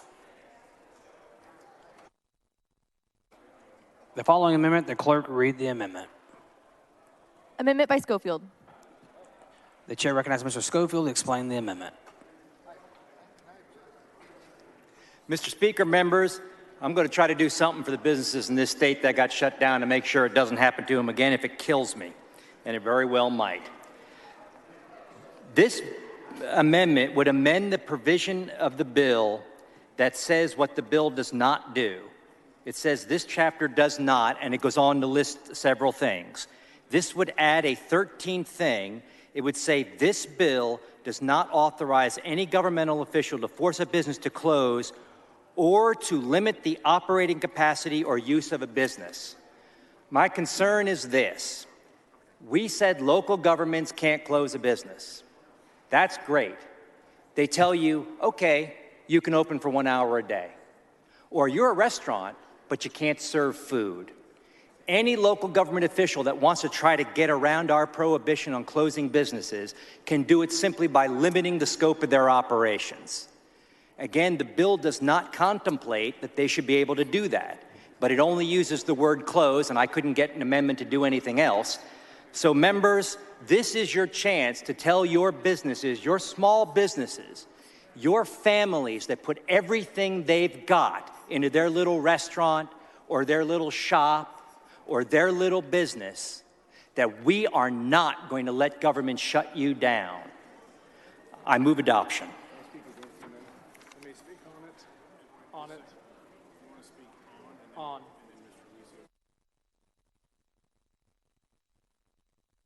The chair recognizes Mr. Burge to speak on the amendment.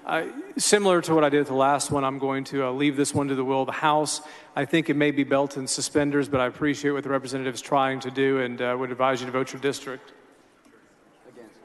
The chair recognizes Mr. Lucio to speak against the amendment. So spring break of last year, my businesses were closed down for 10 weeks. Businesses that my wife and I put all of our life savings to build, to open.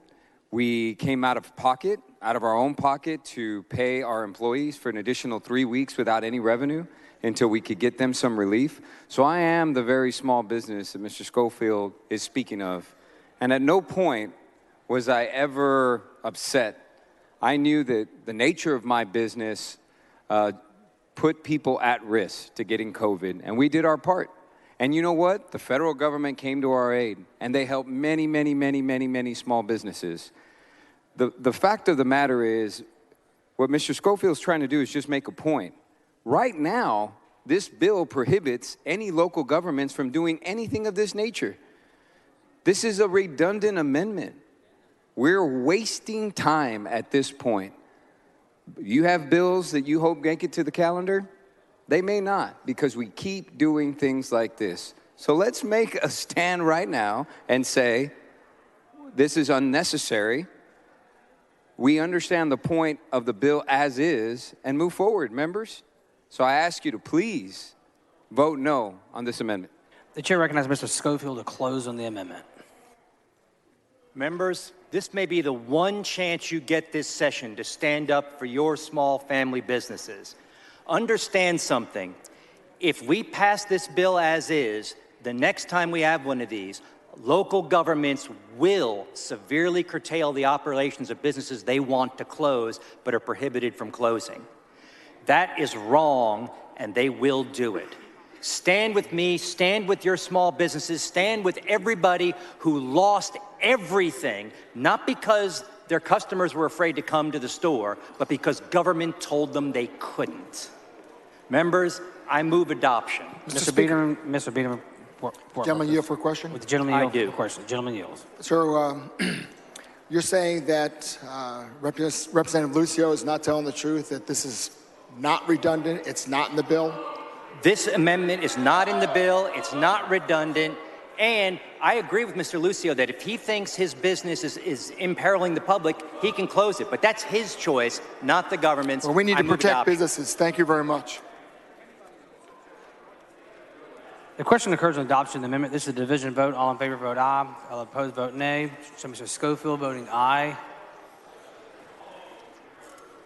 Mr. Parker voting aye. Strike the board. The amendment is adopted. The following amendment, the clerk read the amendment. Amendment by Shaheen. The chair recognizes Mr. Shaheen to explain the amendment. Thank you, Mr. Speaker. Members, page 5 uses the term emergency management system, but it has no definition. This amendment adds a definition. Move adoption.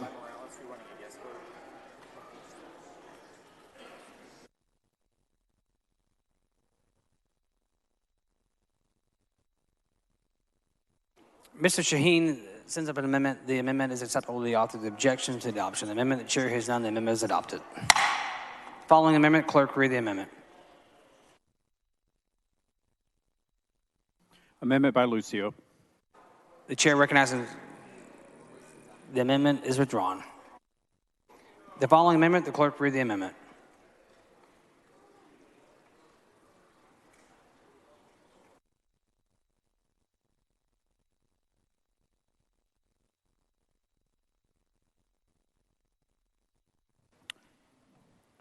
Amendment by Metcalf.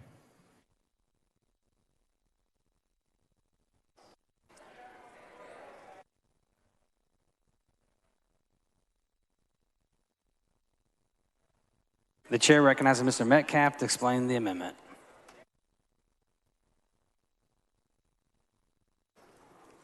Thank you, Mr. Speaker. Members, this amendment simply ensures that patients in a hospital during a pandemic are allowed at least one visitor. This amendment is House Bill 2211 that passed this body a few weeks ago, and I believe it is acceptable to the author. Mr. Metcalf sends up an amendment. The amendment is acceptable to the author. The objection to adoption. The amendment chair hears none. The amendment is adopted.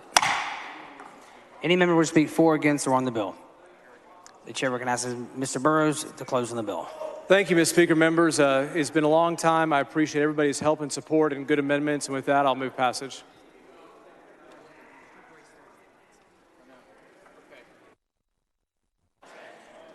The question occurs on passing the engrossment of HB 3. A record vote has been requested by Mr. Biederman. The clerk ring the bell.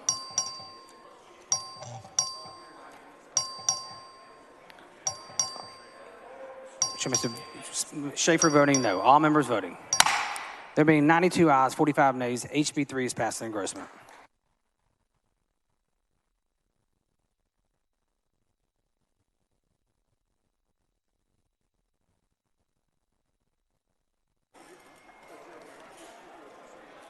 Mr. Speaker. Mr. Doorkeeper. Mr. Speaker, I have a messenger from the Senate at the door of the House. Admit the messenger. Thank you, Mr. Speaker. I'm directed by the Senate to inform the House that the Senate has taken the following action. The Senate has passed the following measures. SB 957, Zaffarini, relating to the denial or reduction.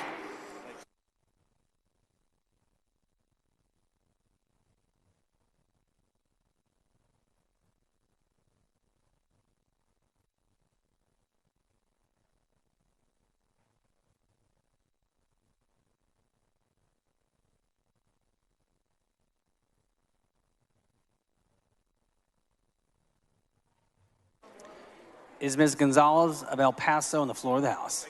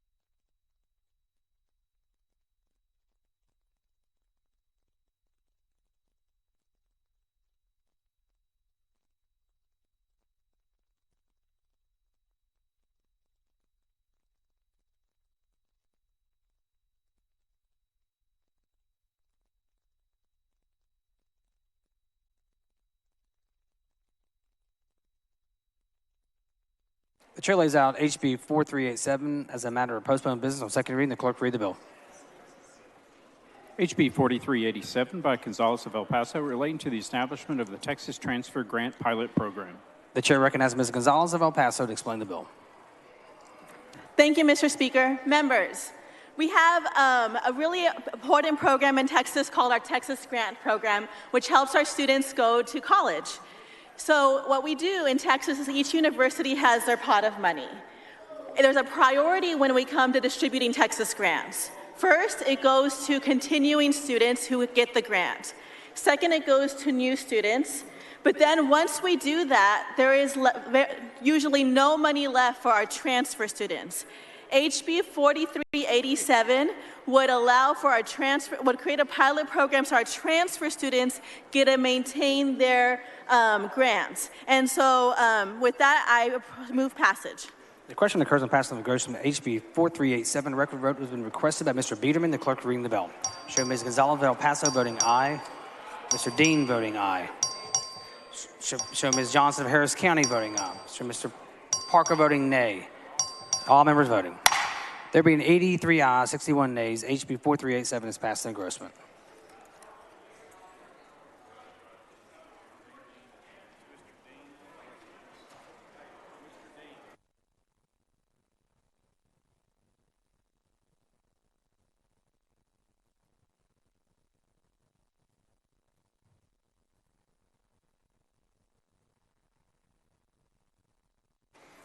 The chair lays out HB 3920 as a matter of postponed business on second reading. The clerk will read the bill.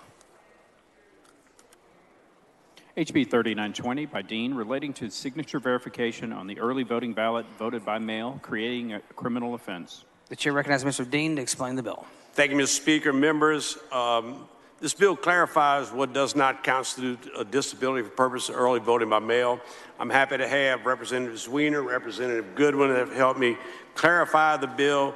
This protects our voters and our election integrity. Move passage. The following amendment, the clerk will read the amendment.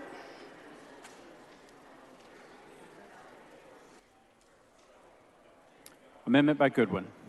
The chair recognizes Ms. Goodwin to explain the amendment. My amendment simply allows women who are expecting to give birth on the election date or within 3 weeks before or 3 weeks after to vote by mail.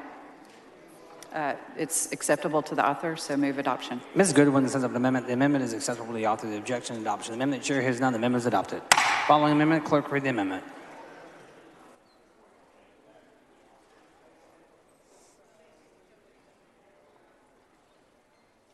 Amendment by Weiner. The chair recognizes Ms. Weiner to explain the amendment. Members, this is a clarifying amendment to make sure the definition of being unable to appear at a polling place is consistent throughout the legislation. I move adoption, and I believe it's acceptable to the author. Ms. Gonzalez, for what purpose? Mr. Speaker, I raise a point of order against further consideration of HB 3920 under Rule 4, Section 18 and Rule 4, Section 32. Ms. Gonzalez, we're on the amendment, the second amendment. So you Not on the amendment. No, not on the amendment. All right. My apologies. Point of order is withdrawn. Ms. Weiner sends up an amendment. The amendment is acceptable to the author. The objection to the adoption amendment. Chair hears none. The amendment is adopted. The chair recognizes Mr. Dean to close on the bill. Ms. Gonzalez, for what purpose? Yes, members. Ms. Let Gonzalez, for what purpose? let me share something with you before she gets to her point of order that we didn't talk about, but that's okay.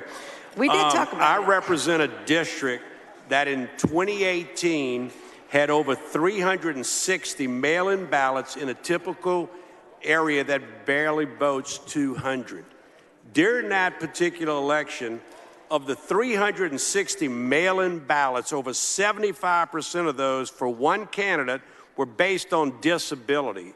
The disability ranged from I was unable to get to work, I had no transportation, etc. So this is strictly to clarify that particular situation.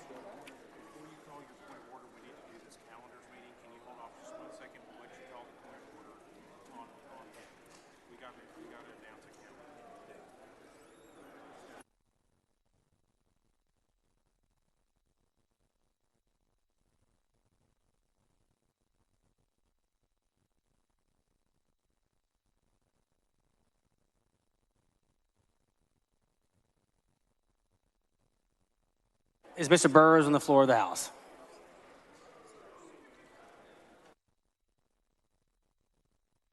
Following announcements, clerk read the announcement. The Committee on Calendars will meet today at 9:15 p.m. in room 3W.9 in a formal meeting to consider a calendar.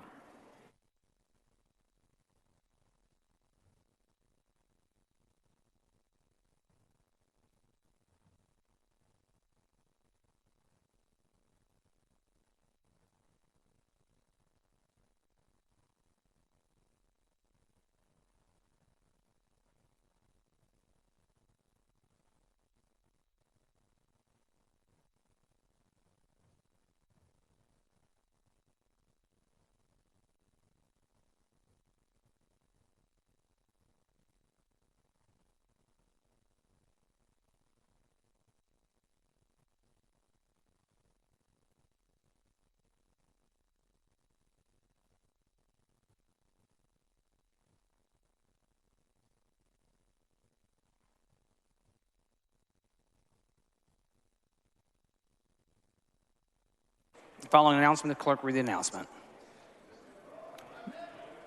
Correction. The Committee on Calendars will meet today at 9:30 p.m. in room 3W.9 in a formal meeting to consider a calendar. The chair recognizes Mr. Burrows for a motion. Thank you, Mr. Speaker. Members, I move the House grant permission for the Committee on Calendars to meet while the House is in session today at 9:30 p.m. in room 3W9 to consider a calendar. Members who heard the motion, the objection, chair hears none. The motion is adopted.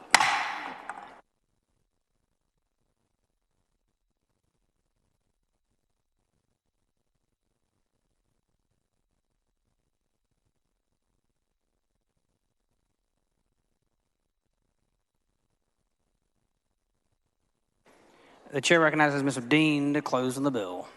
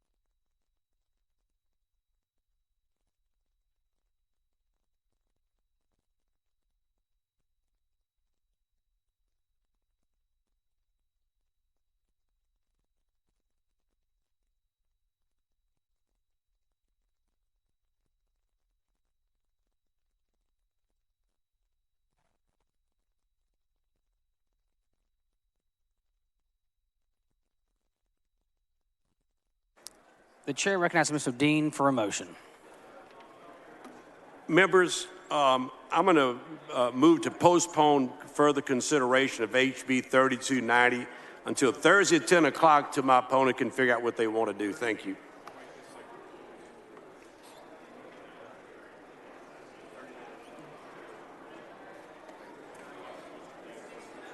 The chair recognizes Mr. Dean for a motion. One more time, I move to postpone further consideration of HB 3920 till Thursday at 10 a.m. Members, you heard the motion. The objection, chair hears none, so ordered.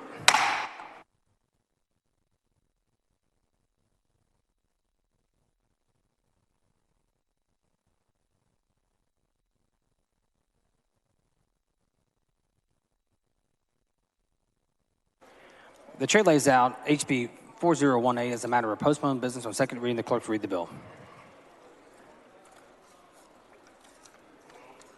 HB 4018 by Capriglione relating to the creation of the Technology Improvement and Modernization Account and the permissible uses of money in that account. The chair recognizes Mr. Capriglione to explain the bill. Thank you, Mr. Speaker and members. As you know, cybersecurity is a major concern for state agencies as they block 1.2 billion communications attempts from known bad actors every month. As you also know, you've been seeing in the news, it's an issue all over the country. It's difficult for cybersecurity and IT projects to compete for funding with other priorities of the state. So what this bill does is it creates an oversight committee to review investment and funding strategies for IT projects, and also creates the Technology Improvement and Modernization Fund. Mr. Speaker, members, I do have an amendment. The following amendment, the clerk read the amendment. Amendment by Capriglione. The chair recognizes Mr. Capriglione to explain the amendment. Thank you, Mr. Speaker. Members, what this amendment does is it simply refines the definition of an agency to include both the legislative and executive branches. Mr. Capriglione sends up an amendment. The amendment is acceptable to the author of the objection. The adoption of the amendment. Chair hears none. The amendment is adopted. The chair recognizes Mr. Capriglione to close on the bill. Thank you, Mr. Speaker. Members, I think we've all learned through this pandemic how important it is to have updated technology within our government agencies. I move passage. The question occurs in passing the engrossment of HB 4018. A record vote has been requested by Mr. Biederman. The clerk will ring the bell. Show Mr. Harris voting aye. Show Mr. Tinderholt voting aye. All members voting. There being 125 ayes, 19 nays, HB 4018 is passed to engrossment.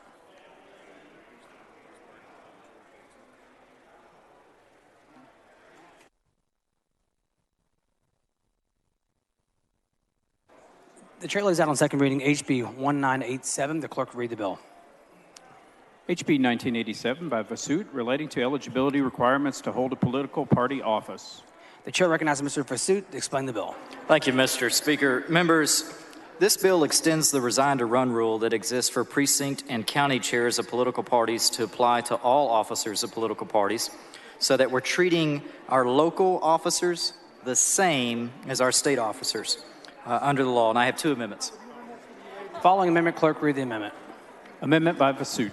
Chair recognizes Mr. Vasut to explain the amendment. Thank you, Mr. Speaker. This amendment addresses all of the concerns that were raised at the hearing. Under current law, third parties are exempt from the resign to run rule. The bill took away that exemption. This amendment simply restores that exemption, and I appreciate Representative Busey for working with me on this amendment, and it is acceptable to the bill author. Mr. Vasut sends an amendment. The amendment is acceptable to the author of the objection. Adoption of the amendment. Chair hears none. The amendment is adopted. Following amendment, clerk read the amendment.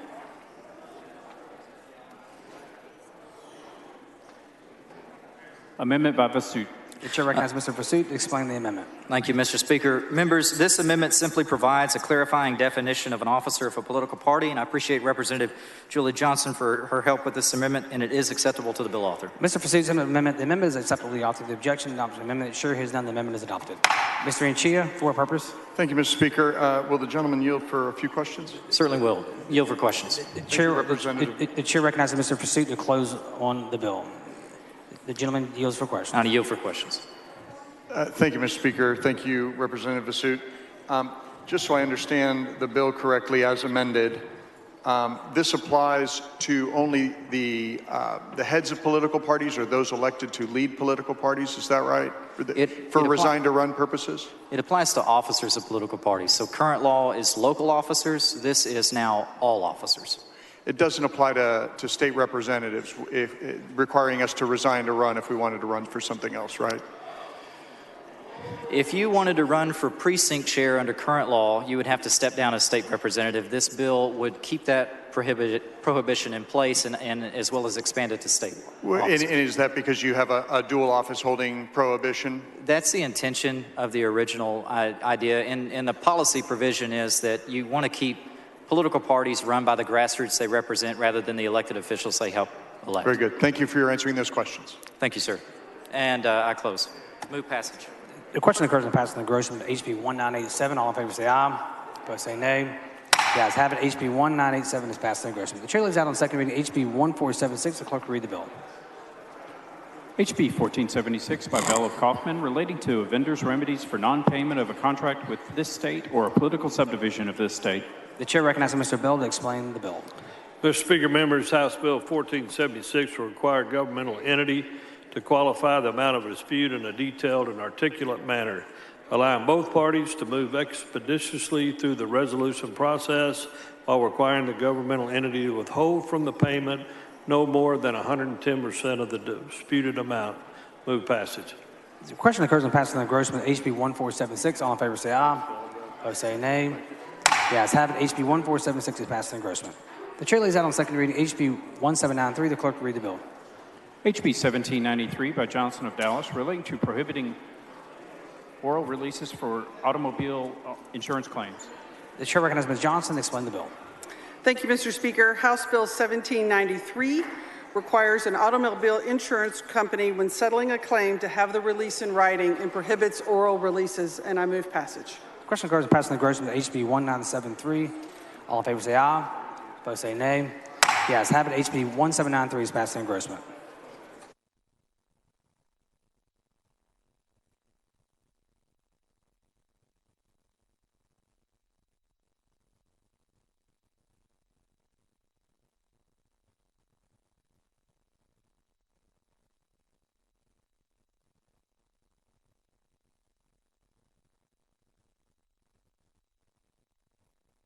Members, the next bill on the calendar is HB 4403. The Senate companion is over and eligible. The chair lays out on second reading SB 1277. The clerk will read the bill.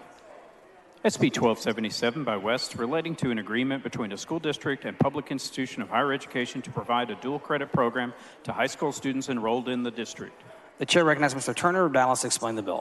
Thank you, Mr. Speaker and members. Members, this bill simply states that if there is a dual credit agreement between an institution of higher learning and a school district, then that agreement should designate someone to be responsible for academic advising to a student who enrolls in that program, just to make sure that the proper guidance is given to students who participate in dual credit and maximize the chances of success. I move passage. The question occurs in passage of third reading SB 1277. All in favor say aye. Opposed say nay. The ayes have it. SB 1277 is passed to third reading. Mr. Turner of Dallas moves to lay House Bill 4403 on the table. It's up to the call. Is there objection? Chair hears none. The motion is adopted. The chair lays out on second reading HB 2822. The clerk will read the bill. HB 2822 by Hull, relating to the availability of antipsychotic prescription drugs under the vendor drug program in the Medicaid managed care. The chair recognizes Ms. Hull to explain the bill. Thank you, Mr. Speaker. Members, this bill provides for the automation and streamlining of the Medicaid prior authorization process for adult patients with severe mental illness, providing that if a patient has failed a 14-day trial of an antipsychotic on the preferred drug list within the previous year, the prior authorization system will automatically approve a non-preferred prescription.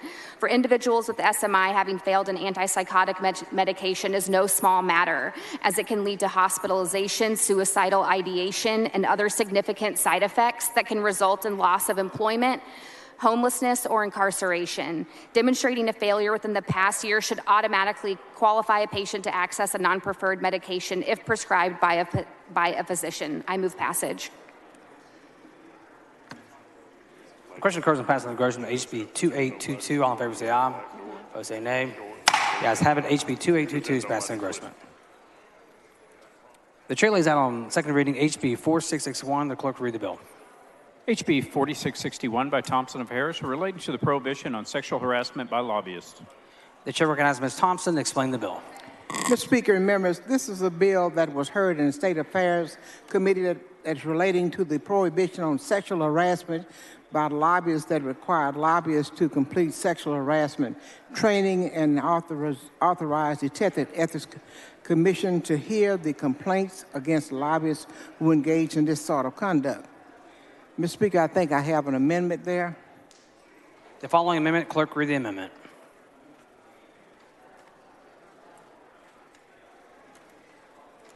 Amendment by Thompson of Harris. The chair recognizes Ms. Thompson to explain the amendment. Mr. Speaker and members, this amendment applies to the provision of...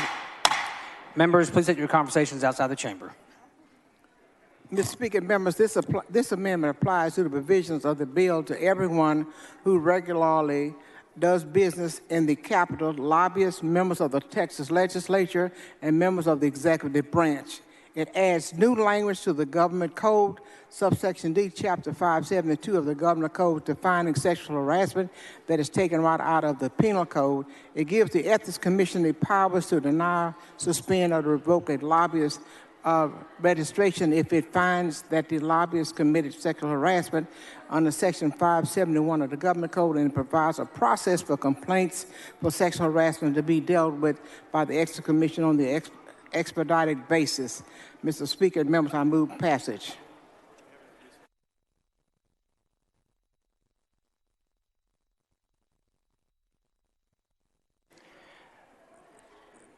Amendment by Thompson of Harris. The chair recognizes Ms. Thompson to explain the amendment to the amendment. Mr. Speaker and members, this is a clarifying amendment. I move passage.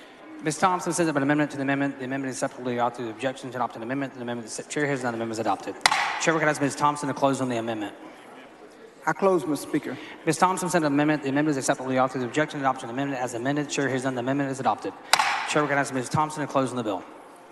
Move passage. The question occurs on passing the resolution of HB 4661. All in favor say aye. Opposed say nay. The ayes have it. HB 4661 is passed in engrossment.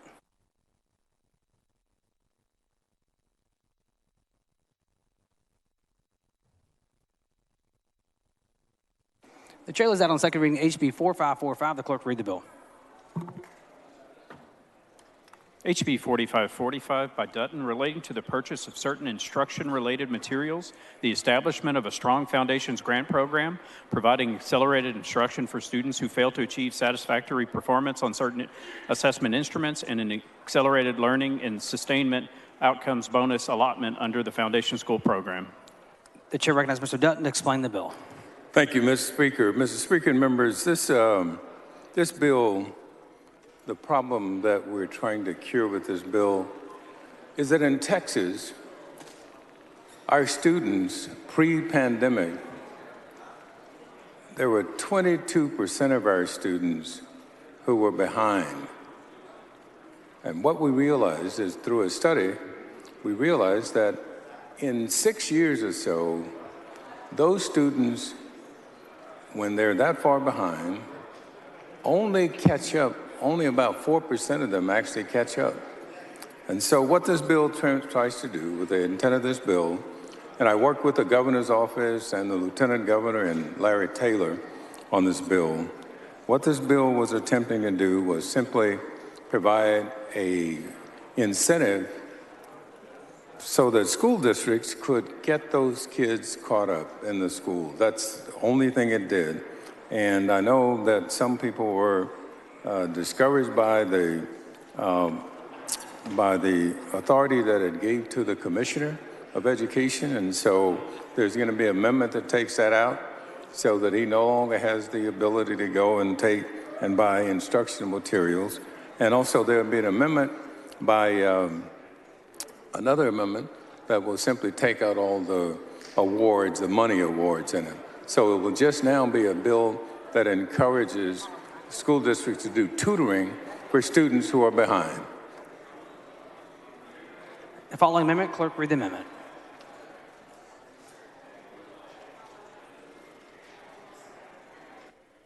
Amendment by King and Hemphill. The chair recognizes Mr. King to explain the amendment. Thank you, Mr. Speaker. Members, every one of us have had a phone call today about this bill.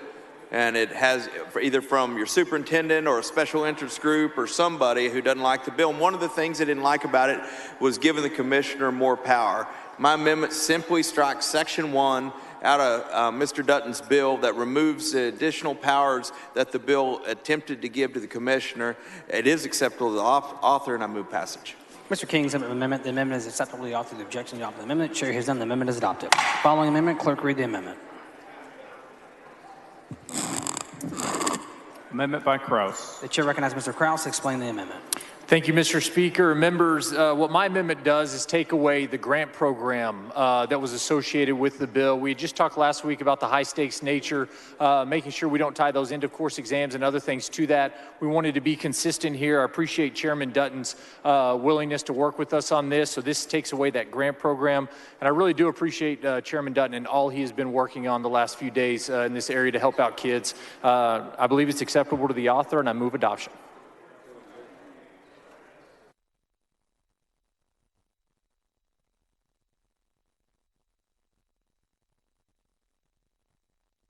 Mr. Kraus has an amendment. The amendment is acceptable to the author. The objection to adoption of the amendment. Chair has none. Mr. Bernal, for what purpose? Does the author of the current amendment yield for a question? Mr. Kraus yields for questions.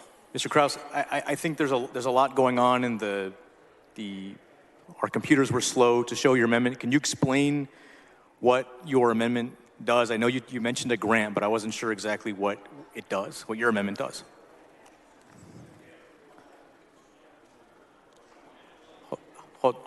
We can't hear you. Now? Yes. Okay, there we go. Yeah, it just strikes the whole section that had to do with the grant program, so there's no more of a high-stakes nature to what we're doing here. There was a lot of concern from the folks that we had talked with today and talking with Chairman Dutton and others that the steps we had taken to get away from that high-stakes testing, now we were alleviating that problem.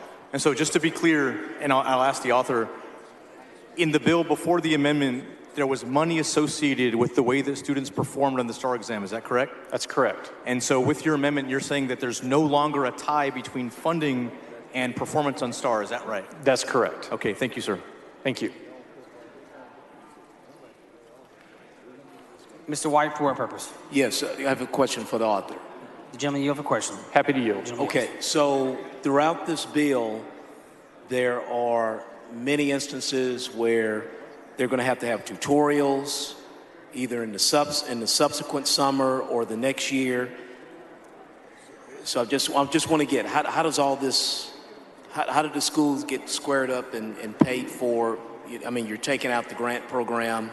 I'm sure that some of that money could be used to, square the school up. So how's all this working now? Yeah, that's a great question. What we were trying to do here is just take away the high-stakes testing nature of it.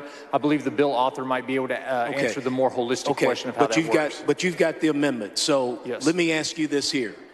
What do you mean by high stakes? Is that a term in the code? What is a high stakes? No, the money would be tied to the performance on a test. Okay. And so there's in this some pretty case high. In this case here, Representative Krause, the money is tied to a test, so you say, and understand this, if there was another scenario that I voted for with you the other night, it would probably be that test as well. So tell me this, my friend. This is tied to a test that a student did not perform as we would expect, right? Correct. Okay, and so I'm trying to find out who's getting the high stakes. High stakes for whom?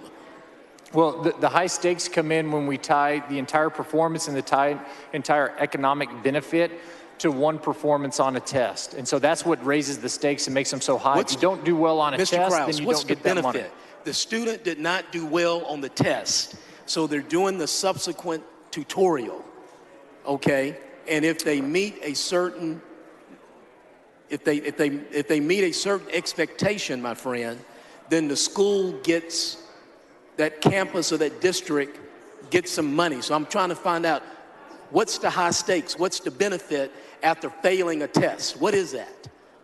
Well, there's no high stakes, I don't think, to failing the test, but there is high stakes to tying the funding to the performance on a test. I move adoption. Mr. Kraus has an amendment. The amendment is acceptable to the author of the objection and adoption of the amendment. Chair hears none. The amendment is adopted. Any member speak for, against, or on the bill?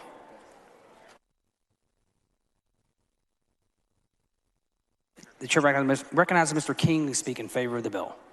Thank you, Mr. Speaker. Members, there's been a lot of confusion about this bill and what it was supposed to do and what it's going to do now. What it was supposed to do was put about another $250 million into our classroom for kids that were failing. But every one of you have got a call from these special interest groups I mentioned earlier, or your superintendents, and you want to vote no on the bill. I urge you not to. We took out the section that added more power to the commissioner. That was section 1 of the bill. We also struck 2 pages and 4 lines from the bill that was the grant program that tied the money to an outcome of the 18-19 STAR test. There's no outcomes-based tie to the STAR test anymore. There's no extra power given to the commissioner. But what the bill will do, it will stop redundant retesting of 5th through 8th graders. It will also fix the accredited instruction. It gets our kids caught up that are behind. They're even further behind now that the pandemic happened, and it puts a special emphasis on kids that are below grade level. This bill does a lot of good for kids that are failing right now, and I urge you to look at the amendments that myself and Mr. Kraus put on and support kids, and don't vote by your telephone or your email. Remember, this is for kids, and every one of us up here are trying to do the right thing for all of our kids. In fact, this bill is very, very similar to a bill that Representative Van Dever's been pushing all along without the stuff we took out of it. So I would just urge you to vote yes on this bill, and let's take care of our kids. The chair recognizes Mr. Dutton to close on the bill. Thank you, Mr. Speaker. Mr. Speaker. Mr. Metcalf, for what purpose? Gentleman, yield for question. Gentleman, yield for questions? Yes. Chairman, I appreciate you accepting these 2 amendments you just accepted. It makes the bill tremendously better. Right. My concern is these amendments sticking on in the Senate. What can you do to assure us that these 2 amendments stay on this bill? Well, I can go and work with them. That's all I can do. Obviously, you know I don't have a vote in the Senate, but I think the Senate will do whatever they got to do, and we'll have to do whatever we can in response to that. Thank you, Chairman. All right. Members, as Chairman King said, I know you've had lots of conversation about this bill. Whether you're a Republican or Democrat, you've heard that. But I want to tell you something. Helping our children is not Republican or Democrat. And you know, one of the best examples of that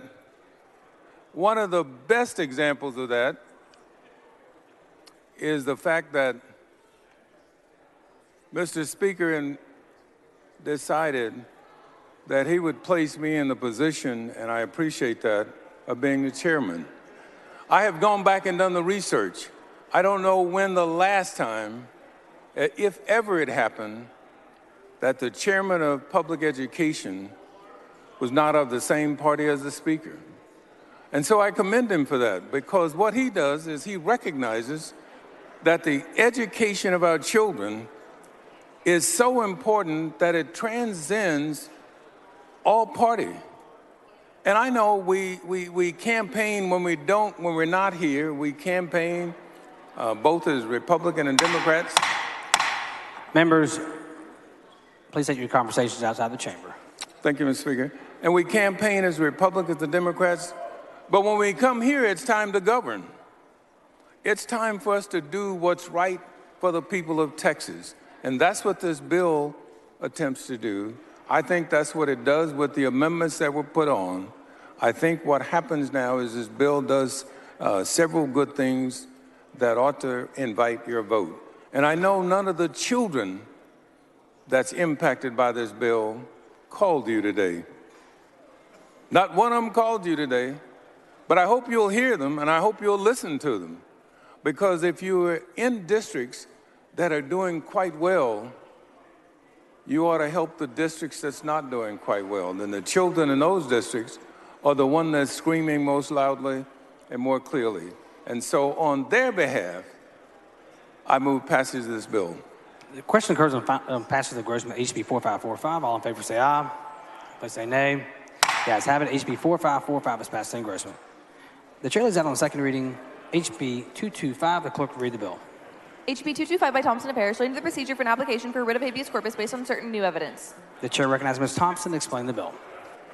Mr. Speaker, members, this bill creates a new tool for the courts to grant relief to individuals who are wrongfully convicted based on newly discovered non-scientific evidence through the application for a writ of habeas corpus. I move passage. The question occurs on passage of the engrossment HB 225. All in favor say aye. Please say nay. The ayes have it. HB 225 is passed in engrossment. The chair lays out on second reading HB 1252. The clerk will read the bill. HB 1252 by Moody, relating to the limitation period for filing a complaint and requesting a special education and partial due process hearing.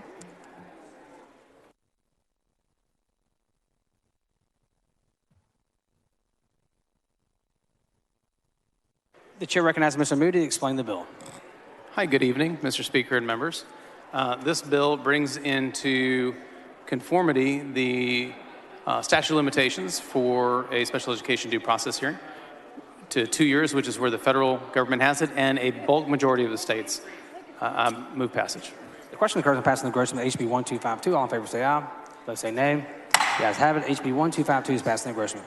The chair lays out on second reading HB 1504. The clerk will read the bill. HB 1504 by Morales and Harris, relating to ethnic studies instruction in public schools. The chair recognizes Ms. Morales to explain the bill. Thank you, Mr. Speaker. Members, this bill will help students reconnect with their learning following the COVID-19 pandemic. And I would like to thank Representative Huberty for joint authoring the bill, Representative Allen and Representative Wu for their support. Following amendment, clerk read the amendment. Thank you, Mr. Speaker. I have sorry. Amendment by Morales and Harris. The chair recognizes Ms. Morales and Harris to explain the amendment. Yes. I have an amendment. It's a perfecting amendment from TEA. Ms. Morales has an amendment. The amendment is acceptable. The author's objection to the amendment. Chair hears none. The amendment is adopted. Chair recognizes Ms. Morales to close on the bill. I move passage. The question occurs on passing the engrossment HB 1504. All in favor say aye. Those say nay. The ayes have it. HB 1504 is passed in engrossment.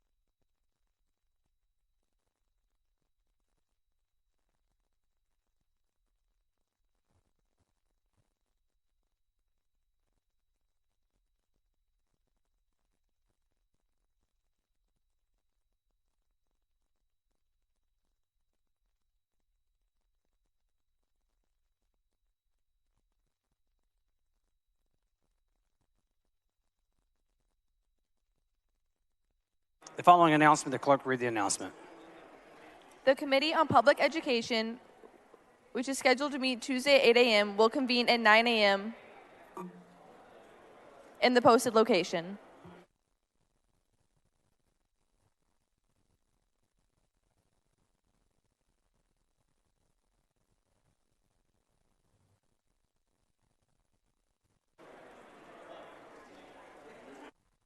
The chair lays out on second reading HB 3979. The clerk will read the bill.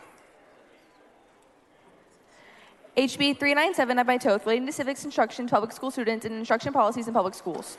The chair recognizes Mr. Toth to explain the bill. Thank you, Mr. Speaker. Members, House Bill 3979 is about teaching racial harmony by telling the truth that we are all equal both in God's eyes and our founding documents. This bill addresses an area of growing controversy and disagreement today. Therefore, I want to begin my remarks with something in which all of us can agree. Democrat, Republican, male and female, all races, we all agree that racism, racial scapegoating, racial and sexual stereotyping are wrong and they're evil. We all agree with the Reverend Martin Luther King, who correctly interpreted the Declaration of Independence to hold up a standard of judging individuals not by the color of their skin, but by the content of their character. So what's stopping us from achieving that?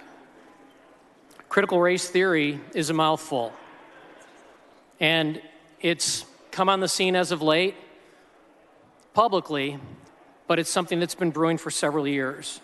Critical race theory is a form of Marxism, often called neo-Marxism. Just as Marx rejected democratic liberties and the rule of law as a trick to disguise the selfish interests of capitalism, in the same way, critical race theory rejects our constitutional liberties and the rule of law as a disguise for the selfish interests of supposedly white supremacist American society. Ms. Gonzalez, for what purpose? Will the gentleman yield? In just a moment after I'm finished with the bill layout. Not at this time. If you don't believe me, listen to the passage from a book by Gloria Lansden Billing. And what I'm going to do this evening is, instead of giving you my evaluation or belief or understanding of critical race theory, I'm going to go and cite critical race theorists and those that established and developed critical race theory and those that argue for it in the university systems across the United States. These won't be my words, these will be their words. Gloria Lansden Billing, who is considered the founder of critical race theory in education, first said this: white supremacy, and I do not mean to allude only to the self-conscious racism of white supremacist hate groups. I refer instead to a political, economic, and cultural system in which whites overwhelmingly control power and material, resources, conscious and unconscious ideas of white superiority and the entitlement are widespread, and relations of white dominance and non-white subordination are daily reenacted across a broad array of institutions and social settings. She goes on to say many critical race scholars view white supremacy, understood in this way, as central to critical race theory in the same way that the notion of capitalism is to Marxism theory and patriarchy to feminism. This perspective on the nature and extent of contemporary racism is one of the key defining elements of critical race theory. So what the founder of critical race in education just Ms. said... Gonzalez, for what purpose? Will the gentleman yield? As soon as I'm done with my layout, and it'll be short, I promise. I mean, this isn't a short layout, Representative Toth. Not at this time. So what the founder of critical race in education just said is that these two, Marxists and CRT, are inextricably linked. It's a distinction without a difference. Lansden Billing cites the following.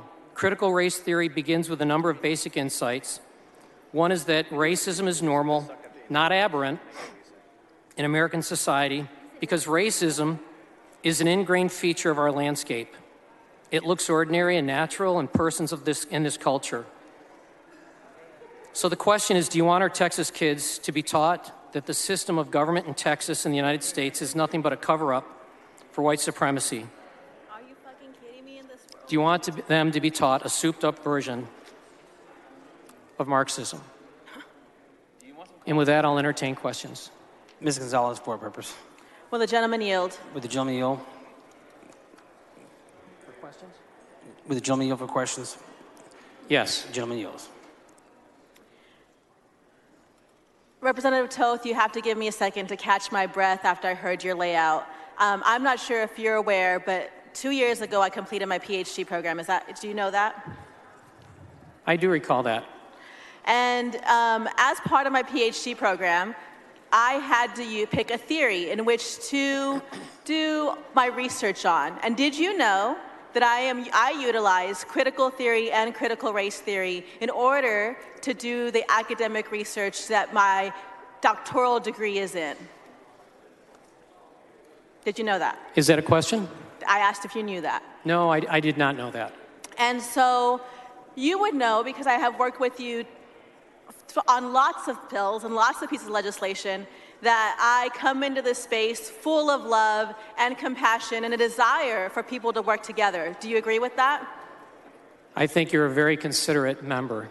Absolutely, yes. You got a big heart, and I appreciate that about you. And so what I think is surprising for me is in your layout, you describe that critical theory and or critical race theory creates divisions.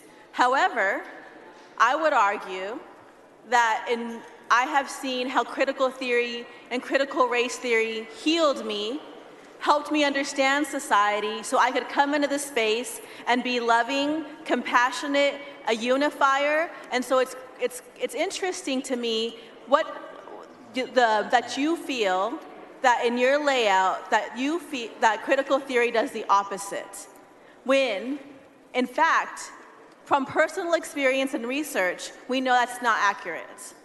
So my question is how many actual critical theory books have you read, critical race theory books, beyond just picking quotes here and there, but from front cover to back cover to